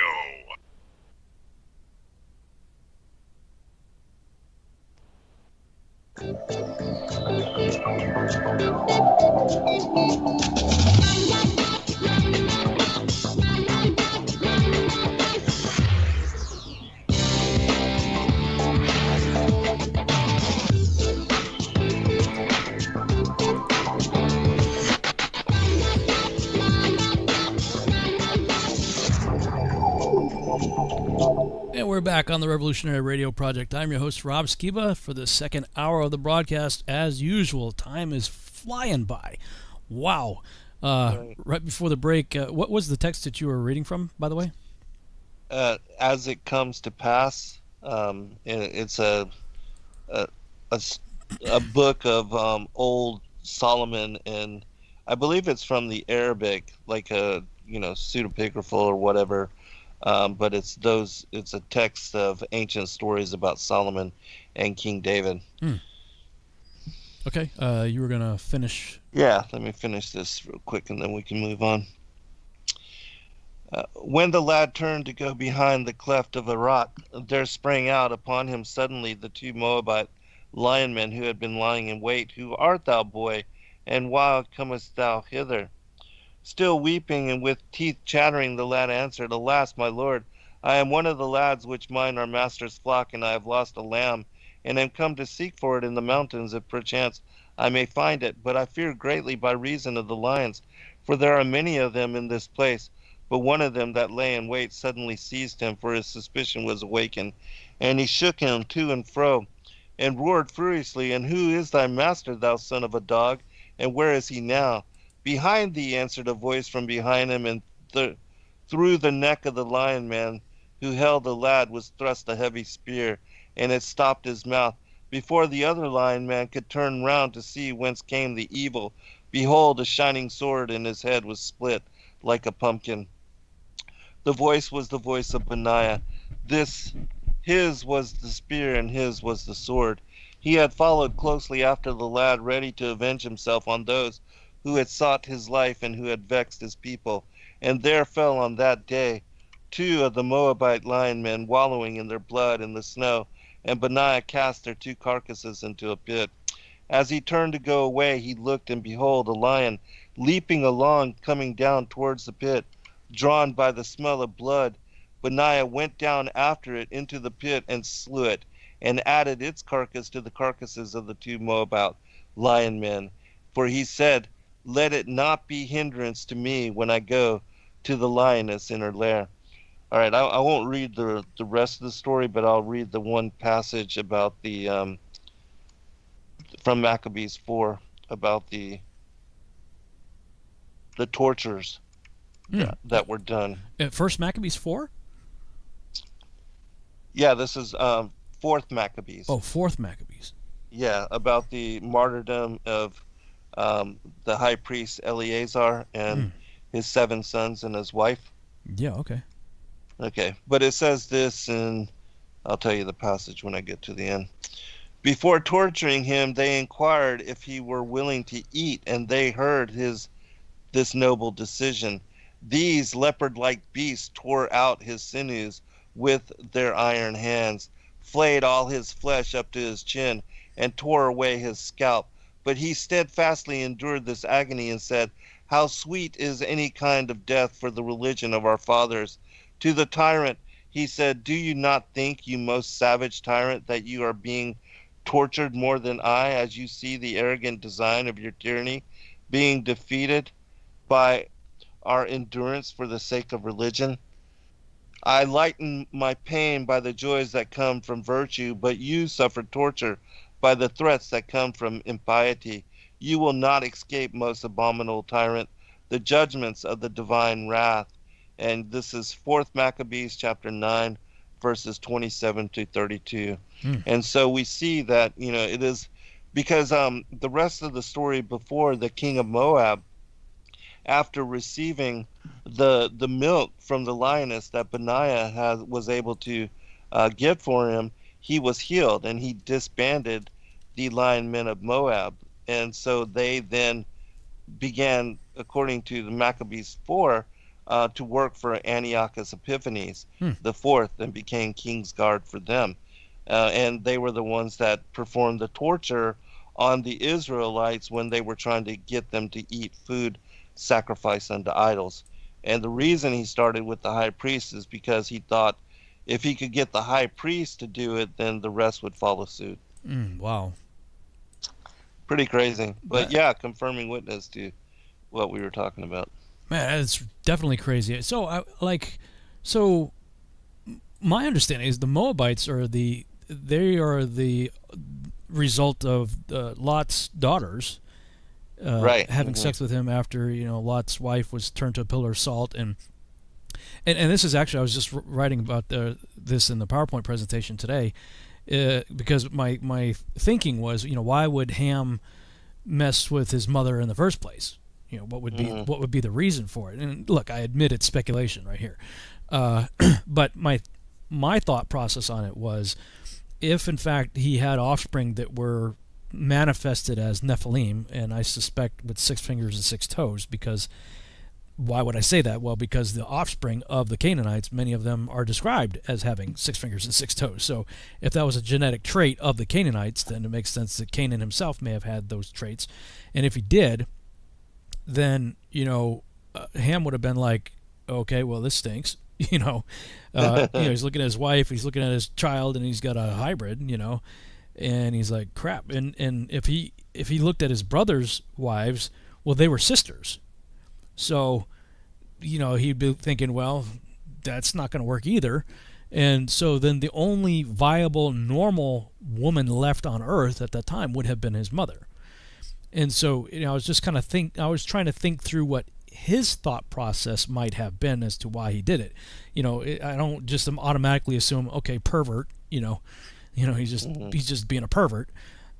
Rather, I'm thinking there was probably, at least in his mind, a logic. A cause, a logic to it, like why he was doing it. And what I was using for the justification of that theory is the same logic that the daughters of Lot had when they're watching their world around them being destroyed. I mean, their whole life was Sodom and Gomorrah, and when fire is literally raining down from heaven, and they were aware that the earth is going to be destroyed twice, once by water and once by fire. So they're not too far removed from the water judgment. That wasn't too long ago. Then they could have been thinking, okay, this is the fire judgment. I mean, Adam told us about this, right? That there was going to be a fire judgment, and they're seeing fire raining down from heaven, destroying their former dwelling place. And I think it's reasonable speculation that to suggest that they probably thought, oh, this is the end of the world, and Dad's the only man. We're the only absolutely. We're the only women. Dad's the only man. Let's get Dad drunk and get jiggy with it so we can repopulate the earth. And so that being the case, the Moabites were the offspring of that union. So my question then becomes, well, why are they called lion men of Moab? Is Moab simply the region, as in a geographic location, or is this a genetic tie to the Moabite people? Which I don't see, Ruth, or plenty of other people are normal. They're normal humans. So I don't want to, I don't think there's any justification for painting a broad stroke over the entire Moabite people as hybrids. But it does beg the question, what's the deal with these lion men? Like, where are they? And why are they called the lion men of Moab specifically, and not just, lion men? Like what is have you given any thought to that or read anything in the regard, like why are they associated with Moab?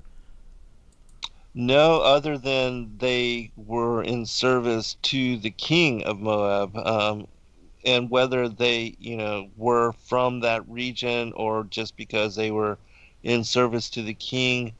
But yeah, I can understand your points of view as to whether there was some kind of weird anomaly associated with that particular tribe that led to, some kind of linemen. Just like, long time ago, we read the story of those, the dog-headed people. Yeah. And that was even recent. I mean, just a few hundred years back. And this is found all over in different traditions and mythologies, and even in the sainthood of some particular, I forget the name of the saint, but he was said to be been dog-headed. Yeah. So I can't remember his name either, but I do remember actually seeing that when that's for those of you listening to this right now, just go look up the Dogmen. And yeah, there was a Catholic dogman who was actually made a saint by the Catholic Church. I mean, it's so bizarre, and like you point out, that wasn't that long ago. Right? I Not mean, at all. we're talking about 400 years ago or something. I mean, it wasn't terribly long ago. So. And they were able to communicate and talk. With other humans and other tribes, and so, but they had dog heads. Man, that's just bizarre. Yeah, it really is bizarre. In my lecture, I did a whole section on the conehead skulls of Peru. Right. Yeah. And I don't know what L.A. Marzulli's feelings are towards me anymore. We used to be cordial and friendly. We had a friendly rivalry as it pertains to the multiple incursion thesis. And then when I started getting banned from conferences, he started taking regular pot shots at me from the stage. Really? When I wasn't able to defend myself. That's totally not right. Well, just taking pot shots at my theory about how the Nephilim, because he's a second incursion guy, so he's really trying to push the second incursion thing at the expense of what I've known for teaching. He always made fun of it from the stage, but in places where I was never there to defend myself. So we've had sort of that, I would say, friendly, sometimes intense, but friendly rivalry in that regard. But there can be no question, the dude has done some really great research on the conehead skulls, the skulls of Peru and stuff, and a lot of other stuff. I mean, his whole Trail of the Nephilim series that he's done. I mean, I respect him as boots on the ground. So many people, we just read about these things and we comment on these things based on stuff that we're reading, but he's out there beating the streets. He's done a lot of traveling, yeah, doing the traveling, going out there, taking the pictures, handling the stuff, holding it, getting DNA tests done. He's done a lot of good work on that stuff. And so I was including some videos for a couple of conferences that he spoke at, where he was giving some of the evidence and showing. I mean, the skulls. I mean, there are skulls that are clearly cranial headboarding that parents at the child's young age strap boards to the kid's head to change the shape of it, and that otherwise the skull is completely normal. It's just been misshapen by these boards, and yet you have to ask, well, why are they doing that? What possesses parents to, hey, let's strap boards to my kid's head? That they're clearly trying to emulate something that is real, that was born that way. And in the Enigma of Cranial Deformation by Childress and Forster, they talk about a case where they had found I don't know if they found it, but somebody had found the mummified remains of a pregnant woman, and when they opened her up and they saw that there was a 7-month-old fetus that had a cone head. So and the drawing of this thing, when you look at the drawing that they made of it, I mean, it looks like something right out of the movie Aliens. So there were people that and their whole suture pattern of their skull it's not just the shape of their skull, but also the suture patterns are different. Sometimes they have as much as 40% larger cranial capacity, and they would do like it's like a sand test where you take like beach sand and you fill up a skull, and then you pour it back out to see the volume, like how much sand was in it, and compared to a comparable size normal human skull. Some of these skulls are anywhere from 20 to 40% larger interior cranial capacity. So yeah, that's a big difference. That's pretty massive. I mean, that's huge. Mm-hmm. And so he thinks, of course, that it's evidence of multiple incursions. Angels keep coming back. I'm like, no, I don't see that. I see it's evidence of genetic tampering, genetic manipulation, Mm-hmm. and these features may be the result of some kind of blending with animals. I mean, look at a gorilla's head, and my thinking is if man was created perfect in the image and likeness of God, just as Genesis says, then the anomalous stuff that we see, not all of the skeletal proofs that evolution props up as evidence is fraudulent. I mean, there certainly has been quite a bit of fraudulent skeletal, things that have been put forward as proof of evolution and missing link that have been proven to be fraudulent. Right. But yet there are other skeletal things that haven't been proven to be fraudulent. And they hold them up as proof of evolution, but I'm saying no. This is proof of hybridization. That various different skull shapes and stuff like that can be the result of hybridization. Blending with animals that we see clearly described in Joshua and Jubilees, and I believe that's what Genesis is referring to in Genesis 6:12. So, I mean, if we do have these. I mean, you could go to Peru from what L.A. says. I mean, you could just go there and walk around and kick some dirt up and find a skull. I mean, like that's how prevalent that he makes it sound like. They're like everywhere. So what are these people? And I mean, some of them, not just the shape of their skull, but the shape of their eye sockets are, in some cases like really large or different from what a normal human skull eye socket would look like. And so you start to think, well, I wonder if anybody has found anything that could be a lion man of Moab. Right. And what would that look like? Mm-hmm.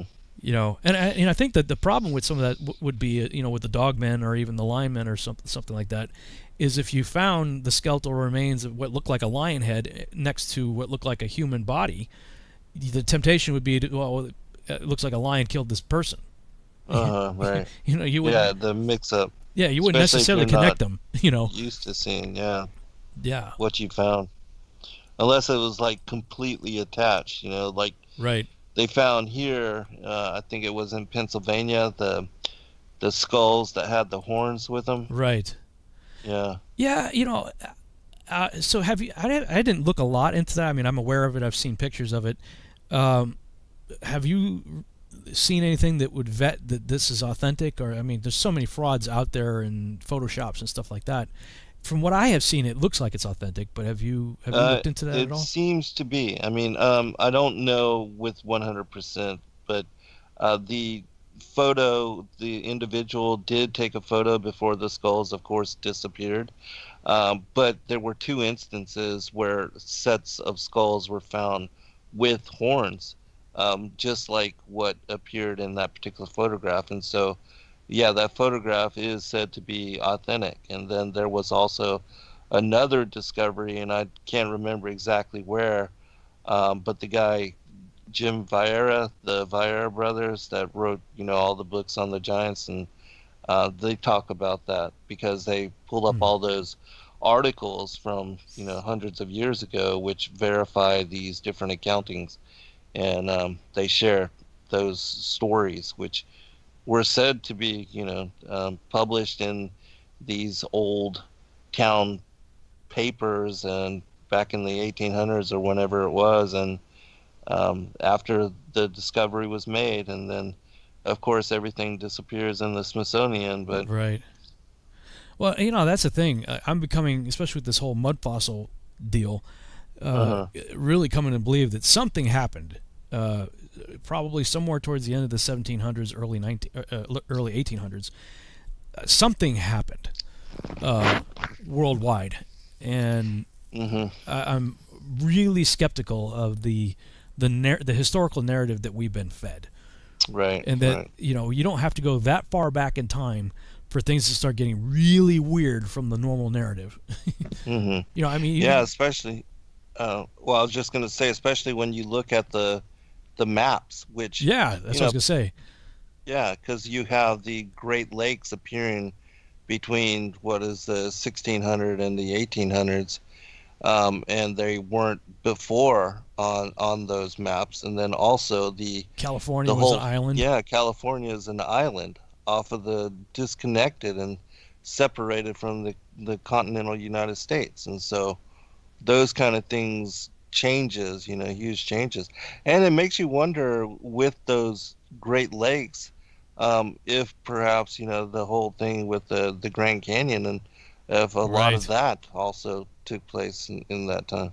Yeah, right. Well, I mean, the standard creationist line regarding the Grand Canyon is like, look, that could have happened very fast. And when Mount St. Helens, blew, we have tangible, observable evidence right in front of our face that we can go look and see, miniature Grand Canyon that was carved out very quickly from that one volcanic explosion, and so the whole idea that the Colorado River, over millions of years carved that is just completely ridiculous. So, I mean, we could see how things can happen extremely fast to disrupt things geologically speaking. But, I mean, when we think biologically, and like the book Mysteries of the Solomon Island Mysteries. Oh, yeah. That's really trippy, man, because, I mean, it's making for great, information for me to base, seed on and do stuff with the Seed Project. But realizing that was documented, I think it was in the 90s. Yeah, not long ago at all. Yeah, very recently. Wow, I mean, there's just so much that is different from the mainstream narrative, even to the point of looking into the death of Meriwether Lewis, of Lewis and Clark fame, and the formation and creation of the Smithsonian. How it was actually the guy who founded it doesn't even live in the United States, or didn't. He's from Europe. It seems to me that organization was specifically designed to be an organization to hide the truth. Oh, absolutely. And they show a lot of truth, but then they also hide a lot of it. The stuff that conflicts with the evolutionary paradigm. Yeah, absolutely. Right.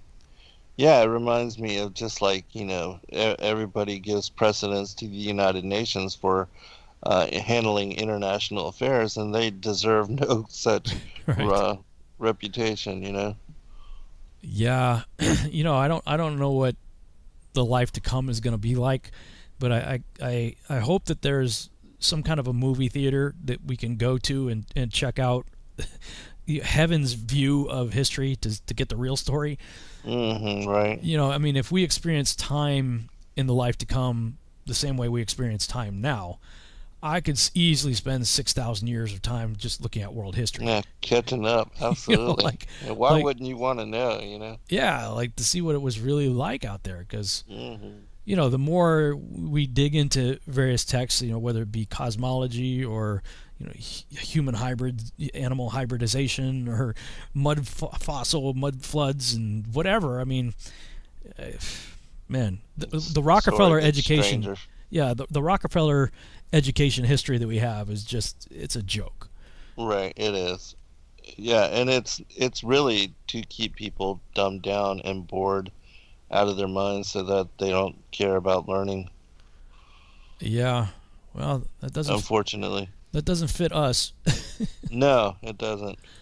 I mean, I just, I really, when I think about some of the things that they're trying to do with the vaccinations with the implants and the nanotechnology, of course, all of the red flags go up, right? I mean, we're talking mark of the beast level type of stuff, but yeah, at the same time, I'm going, man, but I sure wish the Matrix plug a cable in the back of your head thing could really work.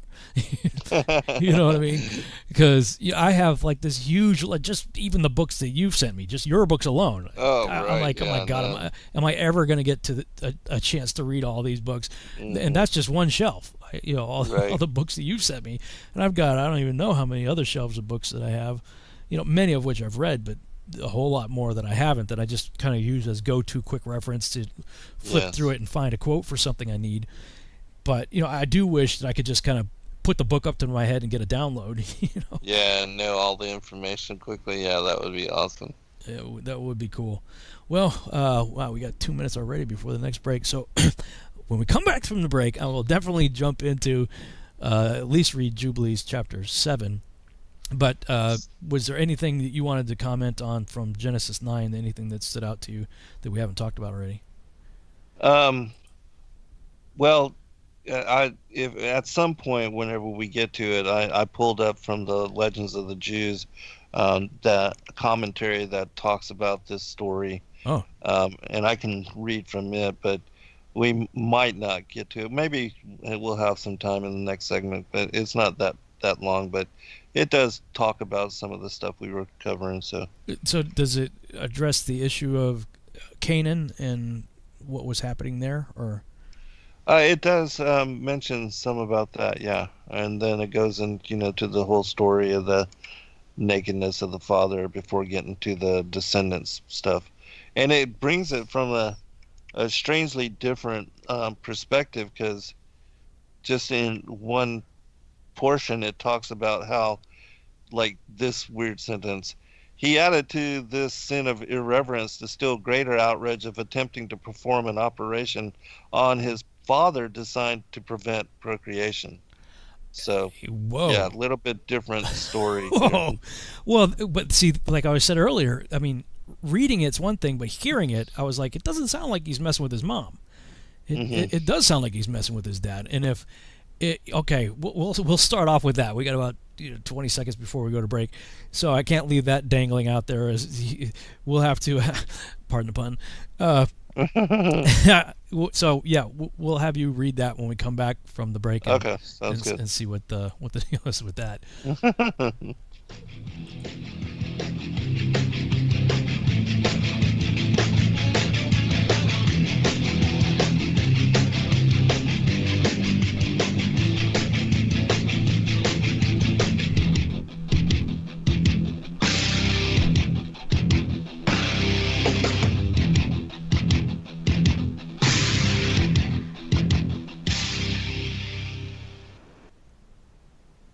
It's amazing how people have been raving about iAlife all over Facebook.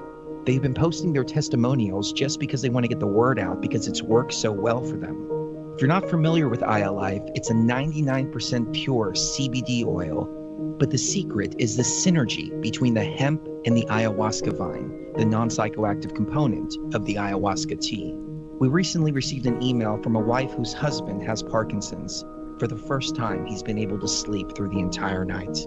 Another customer reported that they're no longer using NSAIDs because their tennis elbow has been relieved with iAlife. The reports have been phenomenal and much more than we ever expected. Everyone should have access to this. That's why if you head on over to iAlife.com right now and use coupon code TFR, we'll give you $5 towards your order. And we'll even ship it worldwide. That's iAlife.com, AYA life.com. Poor water quality is a major health issue, and it's only getting worse. Municipalities can't keep up, standards have dropped, and pollutants are increasing. Where does it all end? It ends by keeping the pollutants outside of your home with HydroCare's advanced systems available at Wave Home Solutions. No less than the best purification materials and processes have been developed by HydroCare to provide you with healthy, clean water for drinking, cooking, and showering. HydroCare far surpasses the competition in removing chlorine, odors, iron, lead, chemicals, limescale, and much more. Don't settle for less when it comes to your water. We'll take care of the toughest water problems for you, whether it's from a city or well source. Satisfaction guaranteed. For more information, call 888-997-WAVE. That's 888-997-WAVE. Or go to bestwater123.com. That's bestwater123.com. Wave Home Solutions for a healthy, comfortable home. Greetings, Earth Explorers. My name is Brooks Agnew, and I am your host on X Squared Radio every Sunday evening at 8 p.m. Eastern Time on the Truth Frequency Radio Network. This is where the past meets the future. We explore the mysteries of the universe and of the Earth. We might go a little past your imagination, but have no fear. You will be safely traveling with us. We will dissolve the propaganda of dangerous people with dangerous plans for the planet. We will discuss the latest technologies and challenges for humankind. We will discover the safest place for you to stand when the thinkings and doings of mankind come flying apart, and how you can be one of the people that helps put it back together. Join us.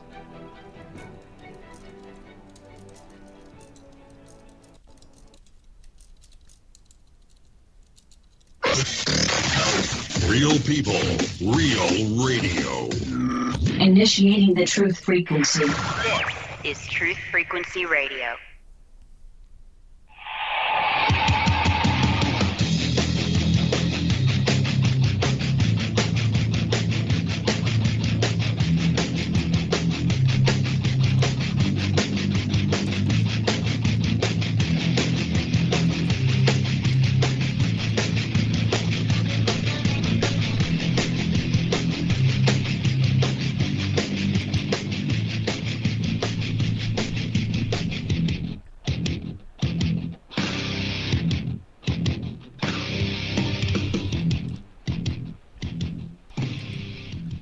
And we're back on the Revolutionary Radio Project. I'm your host, Rob Skiba, for the final half-hour segment of the broadcast. Man, this show is just flying by.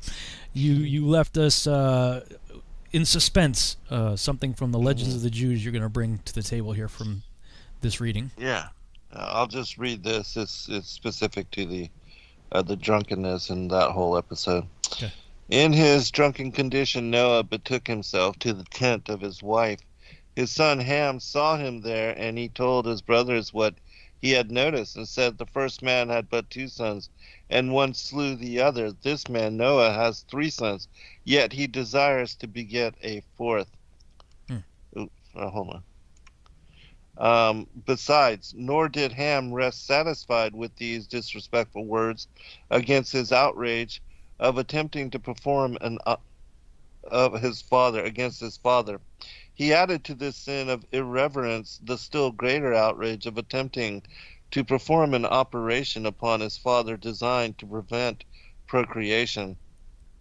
When Noah awoke from his wine and became sober, he pronounced a curse upon Ham in the presence of his youngest son Canaan, which, that goes to what you were saying, that Canaan was present. Yeah. To Ham himself he could do no harm, for God had conferred a blessing upon Noah and his 3 sons as they departed from the ark.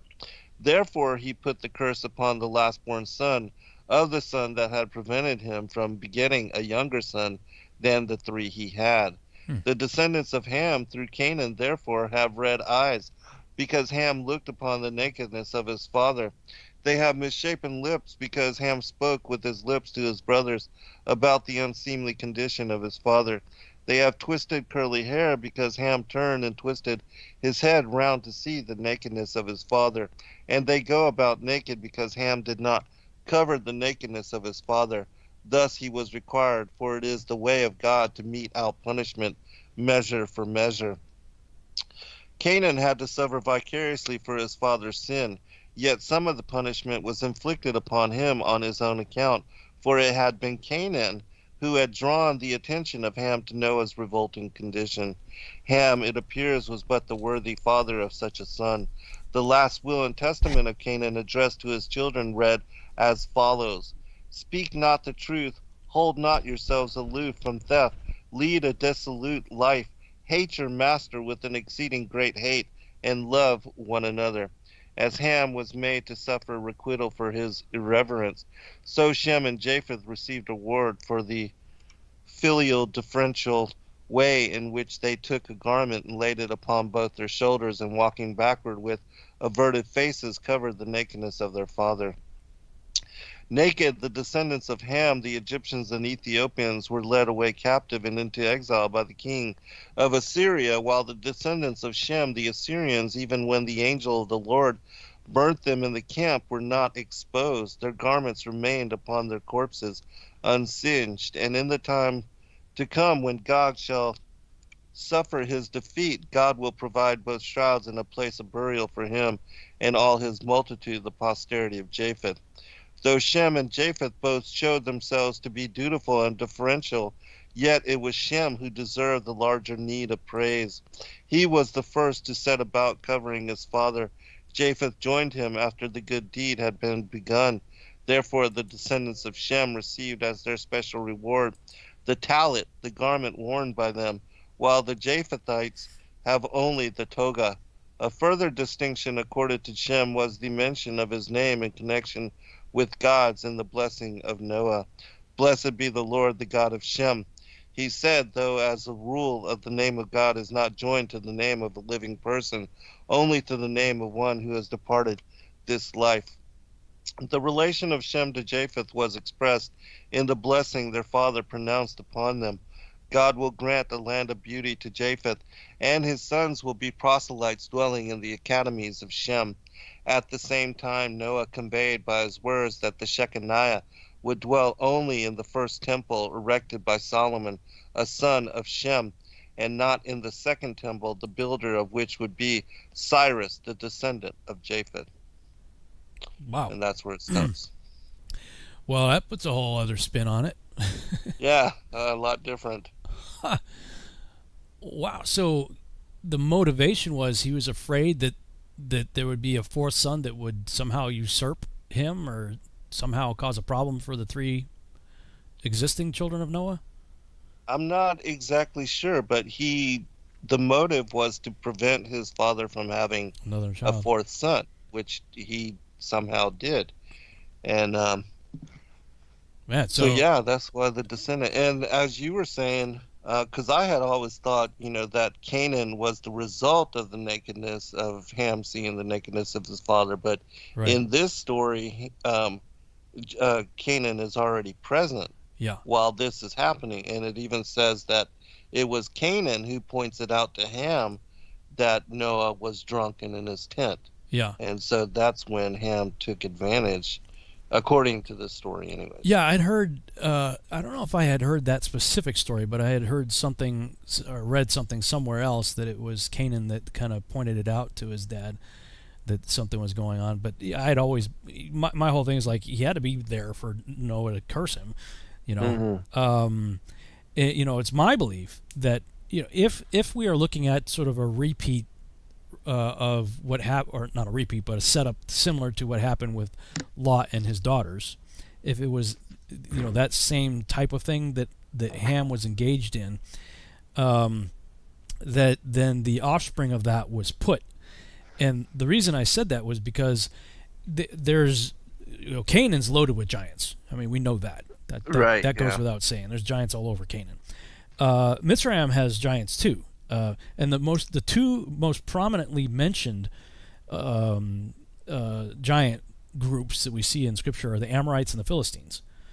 I forget what the numbers are, something like 80 times or 200 times that these are. I forget what it was. I looked that up a long time ago, but quite a number of that specific breed or family of giants, or the Amorites and the Philistines. And the Amorites come from Canaan, and the Philistines come from Caphtor, son of Mitzrayim. And we also have plenty of Egyptian hieroglyphic, representations of giants among the Egyptians.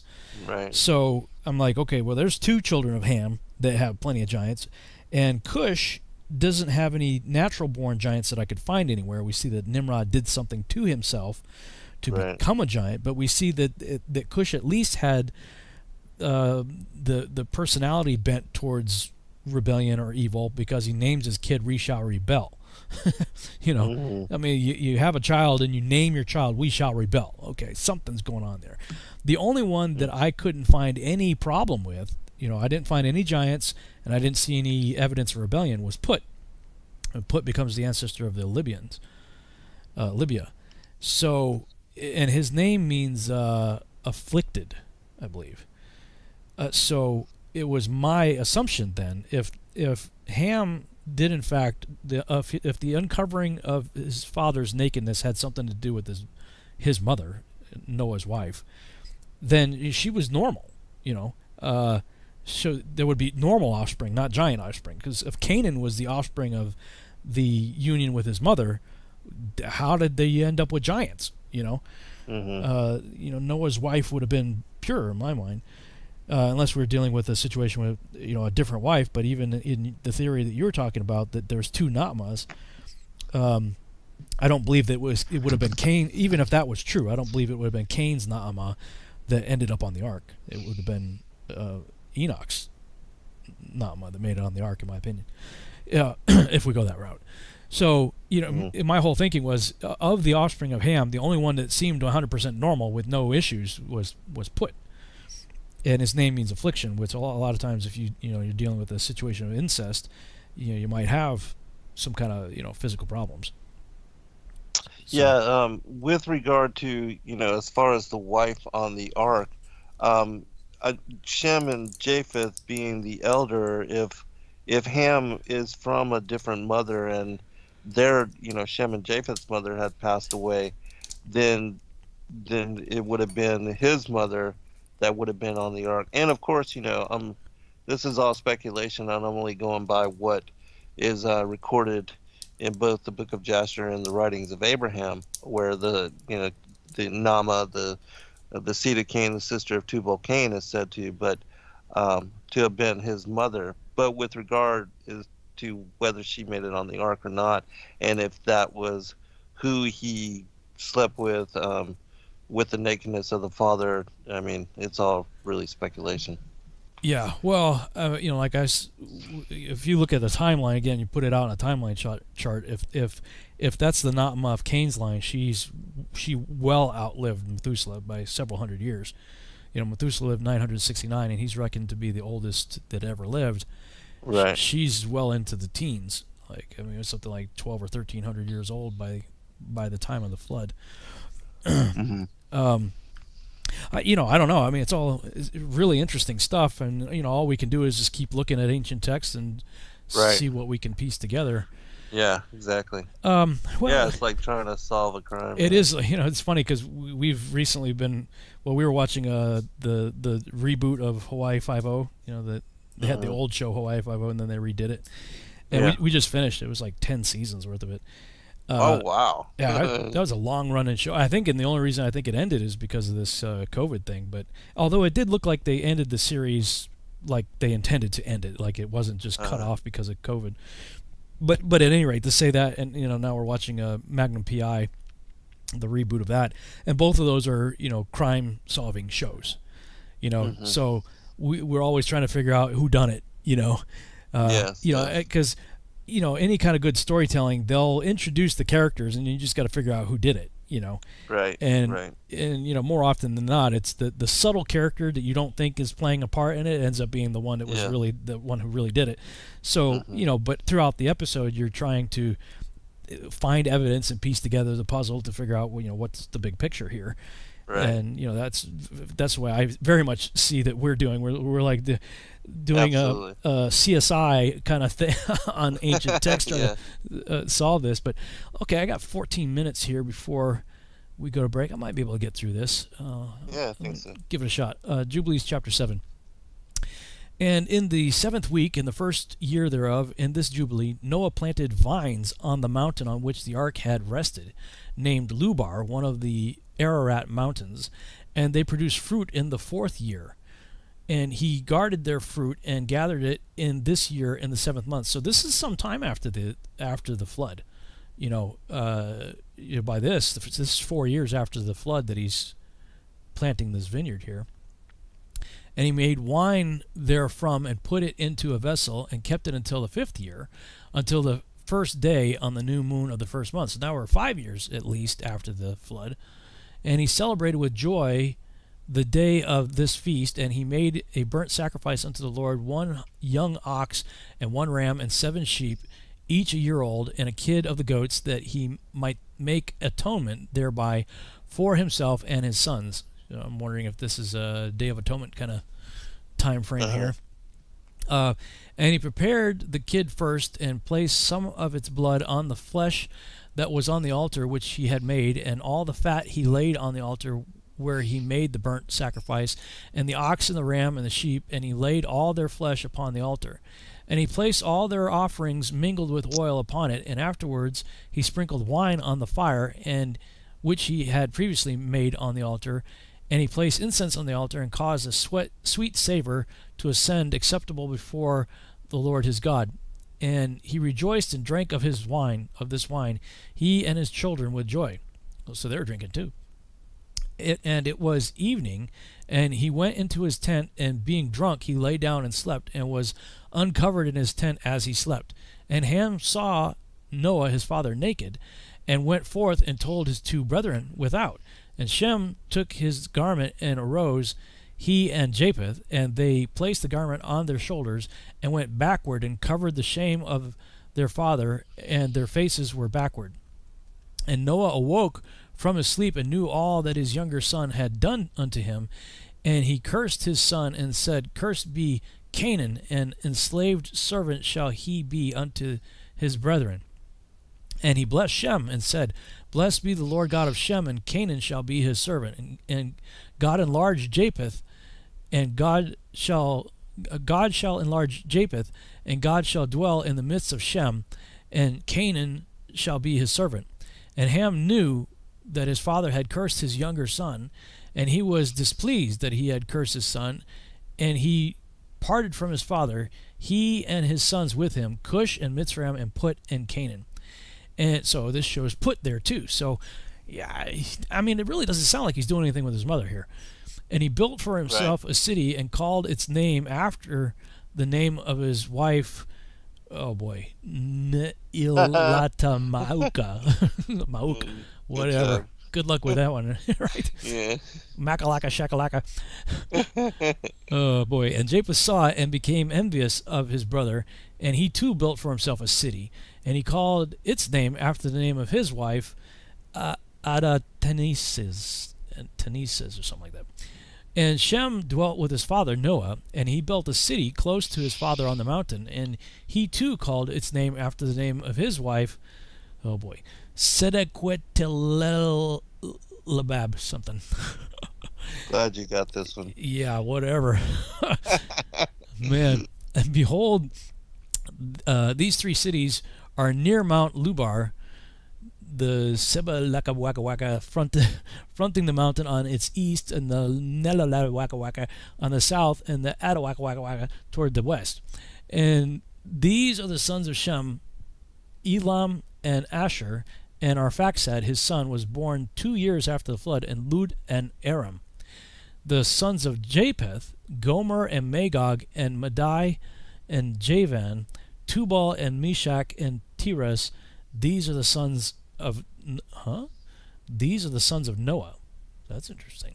The sons of Japheth, Gomer and Magog and Madai and Javan, Tubal and Meshach and Tiras. These are the sons of Noah. I think it's just meaning to summarize what the sons of Noah did there. Doesn't sound like he's having more children.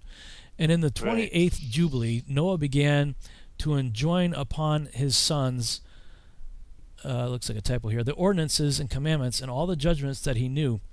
And he exhorted his sons to observe righteousness and to cover the shame of their flesh and to bless their Creator and honor father and mother, I'm assuming, and love their neighbor and guard their souls from fornication and uncleanness and all iniquity.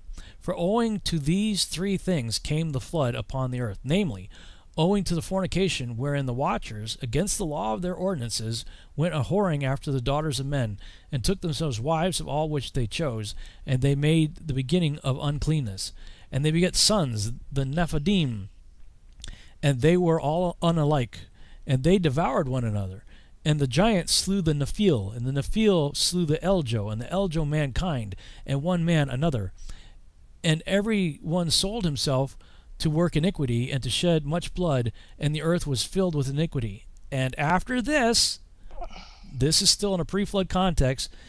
I maintain that Jubilee 724, the after this of Jubilee 724, is exactly the same as the after that of Genesis 6:4.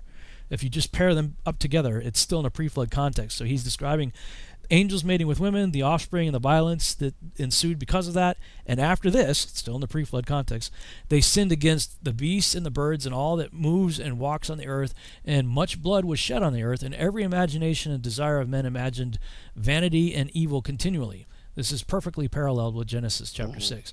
Agree. And the Lord destroyed everything from off the face of the earth because of the wickedness of their deeds and because of the blood which they had shed in the midst of the earth. He destroyed everything. And we were left, and I and you, my sons, and everything that entered with us into the ark, and behold, I see your works before me, that you do not walk in righteousness, for in the path of destruction ye have begun to walk, and ye are parting one from another, and are envious one of another. And so it comes that ye are not in harmony, my sons, each with his brother. For I see, and behold, the demons have begun their seductions against you, and against your children. And now I fear on your behalf that after my death ye will shed the blood of men upon the earth, and that ye too will be destroyed from the face of the earth. For whoso sheddeth man's blood, and whoso eateth the blood of any flesh, shall be destroyed from the earth, and shall not be left, and there shall not be left any man that eateth blood, or that sheddeth the blood of man on the earth, nor shall there be left to him any seed or descendants living under heaven. For unto Sheol shall they go, and unto the place of condemnation shall they descend, and unto the darkness of the deep shall they be removed by a violent death. There shall be no blood seen upon you. Of all the blood there shall be all the days in which ye have killed any beast or cattle or whatever flies upon the earth, and work ye a good work to your souls by covering that which has been shed on the face of the earth. And ye shall not be like him who eats with blood, but guard yourself that none may eat blood before you. Cover the blood, for thus have I been commanded to testify to you and your children together with all flesh. And suffer not the soul to be eaten with the flesh, that your blood, which is your life, may not be required at the hand of any flesh that sheds it on the earth. For the earth will not be clean from the blood which has been shed upon it, and only through the blood of him that shed it will the earth be justified throughout all generations. And now, my children, hearken, work judgment and righteousness, that ye may be planted in righteousness over the face of the whole earth, and your glory lifted up before my God, who saved me from the waters of the flood. And behold, you will go and build for yourselves cities, and plant in them all the plants that are upon the earth, and moreover all fruit-bearing trees. For 3 years the fruit of everything that is eaten will not be gathered, and in the 4th year its fruit will be accounted holy, and they will offer the first fruits acceptable before the Most High God, who created heaven and earth and all things. Scroll up here. Let them offer in abundance the first of the wine and oil as first fruits on the altar of the Lord who receives it, and what is left let the servants of the house of the Lord eat before the altar which receives it. And in the 5th year make ye the release, so that ye release it in righteousness and uprightness, and ye shall be righteous, and all that you plant shall prosper. Thus did Enoch, the father of your father, command Methuselah his son, and Methuselah his son Lamech, and Lamech commanded me all the things which his fathers commanded him. And I also will give you commandment, my sons, as Enoch commanded his sons in the first Jubilees, whilst still living. The 7th in his generation he commanded and testified to his sons and to his sons' sons until the day of his death. Wow, lots of stuff there 3 minutes before break, before the end of the show, actually. We made it. Yeah, we made it. Any thoughts on that? Yeah, I think it's interesting as far as the fruit, and I thought it was really cool too that they, on the 4th year, when they do take the fruit, that they offer first to the Most High, and that's, in similarity to the whole feast of first fruits, where the high priest takes the barley sheaf and as a wave offering for the sin of Israel, and then after they do that, then they begin to even consume of the new harvest. But until that time, they eat of what is the old harvest. Mm-hmm. Yeah, when the Israelites came into the land, they had to do the same thing, like with the fruit and the plants and stuff. When they began to possess the land of Canaan, though I was looking at that as something possibly different going on there is that I was going down the path of the sins of the fathers are visited up to the third and fourth generation. And that we see that it was the fourth generation of the Canaanites in the land when they came into there, and that they encounter hybrid food. And so my thinking was that even the food itself, the plants itself, they had to be cleansed, through the 4-year deal, just like the people. Yeah, that would make sense to me. Yeah, and in this passage that we just read here in Jubilees, that's where we get a bunch of different names, different classes of the giants there. The immediate offspring of the angels appears to be the Nephilim, and they were all unalike, and they devoured one another. And that goes along with the judgment. It's like they were to kill each other off. Right. So that. Yeah, that's what we read in the book of Enoch as well. Yeah, Enoch. That's part of the severe judgment was the parents had to watch their children. Yeah. But and I mean, the angels would set them against each other. And they were literally eating each other. I mean, that's pretty hardcore. Right. Yeah. And the giants, I wonder, I mean, if that's a reference to the Nephilim or if it's another class. And they're killing the Nephil, and the Nephil are killing the Eljo, and the Eljo mankind. So this is like multi-tiered down. And I was trying to draw parallels in other ancient cultures, like you had the Titans and then the Olympians and then the demigods below that. Like many different ancient cultures had multi-tiered levels of gods. Right. And I was trying to pair them up with the Hebrew account, but it looks like we get more here than I did, and most of the others was like 2 or 3 tiers. Yeah, I wonder if these titles are found in that book of the the proper names in the dictionary. I doubt it because they're not actually. That book is covering what's actually in the canonized text, but. Yeah. Well, that's it, man. We got a few minutes for the end of here, so another good show. Man. Yeah, thanks, and we'll continue this next week on your show. All right, sounds good. Be blessed, everyone. All right. Good night, everybody. Thank you for joining us on the Revolutionary Radio Project. Good night, everybody.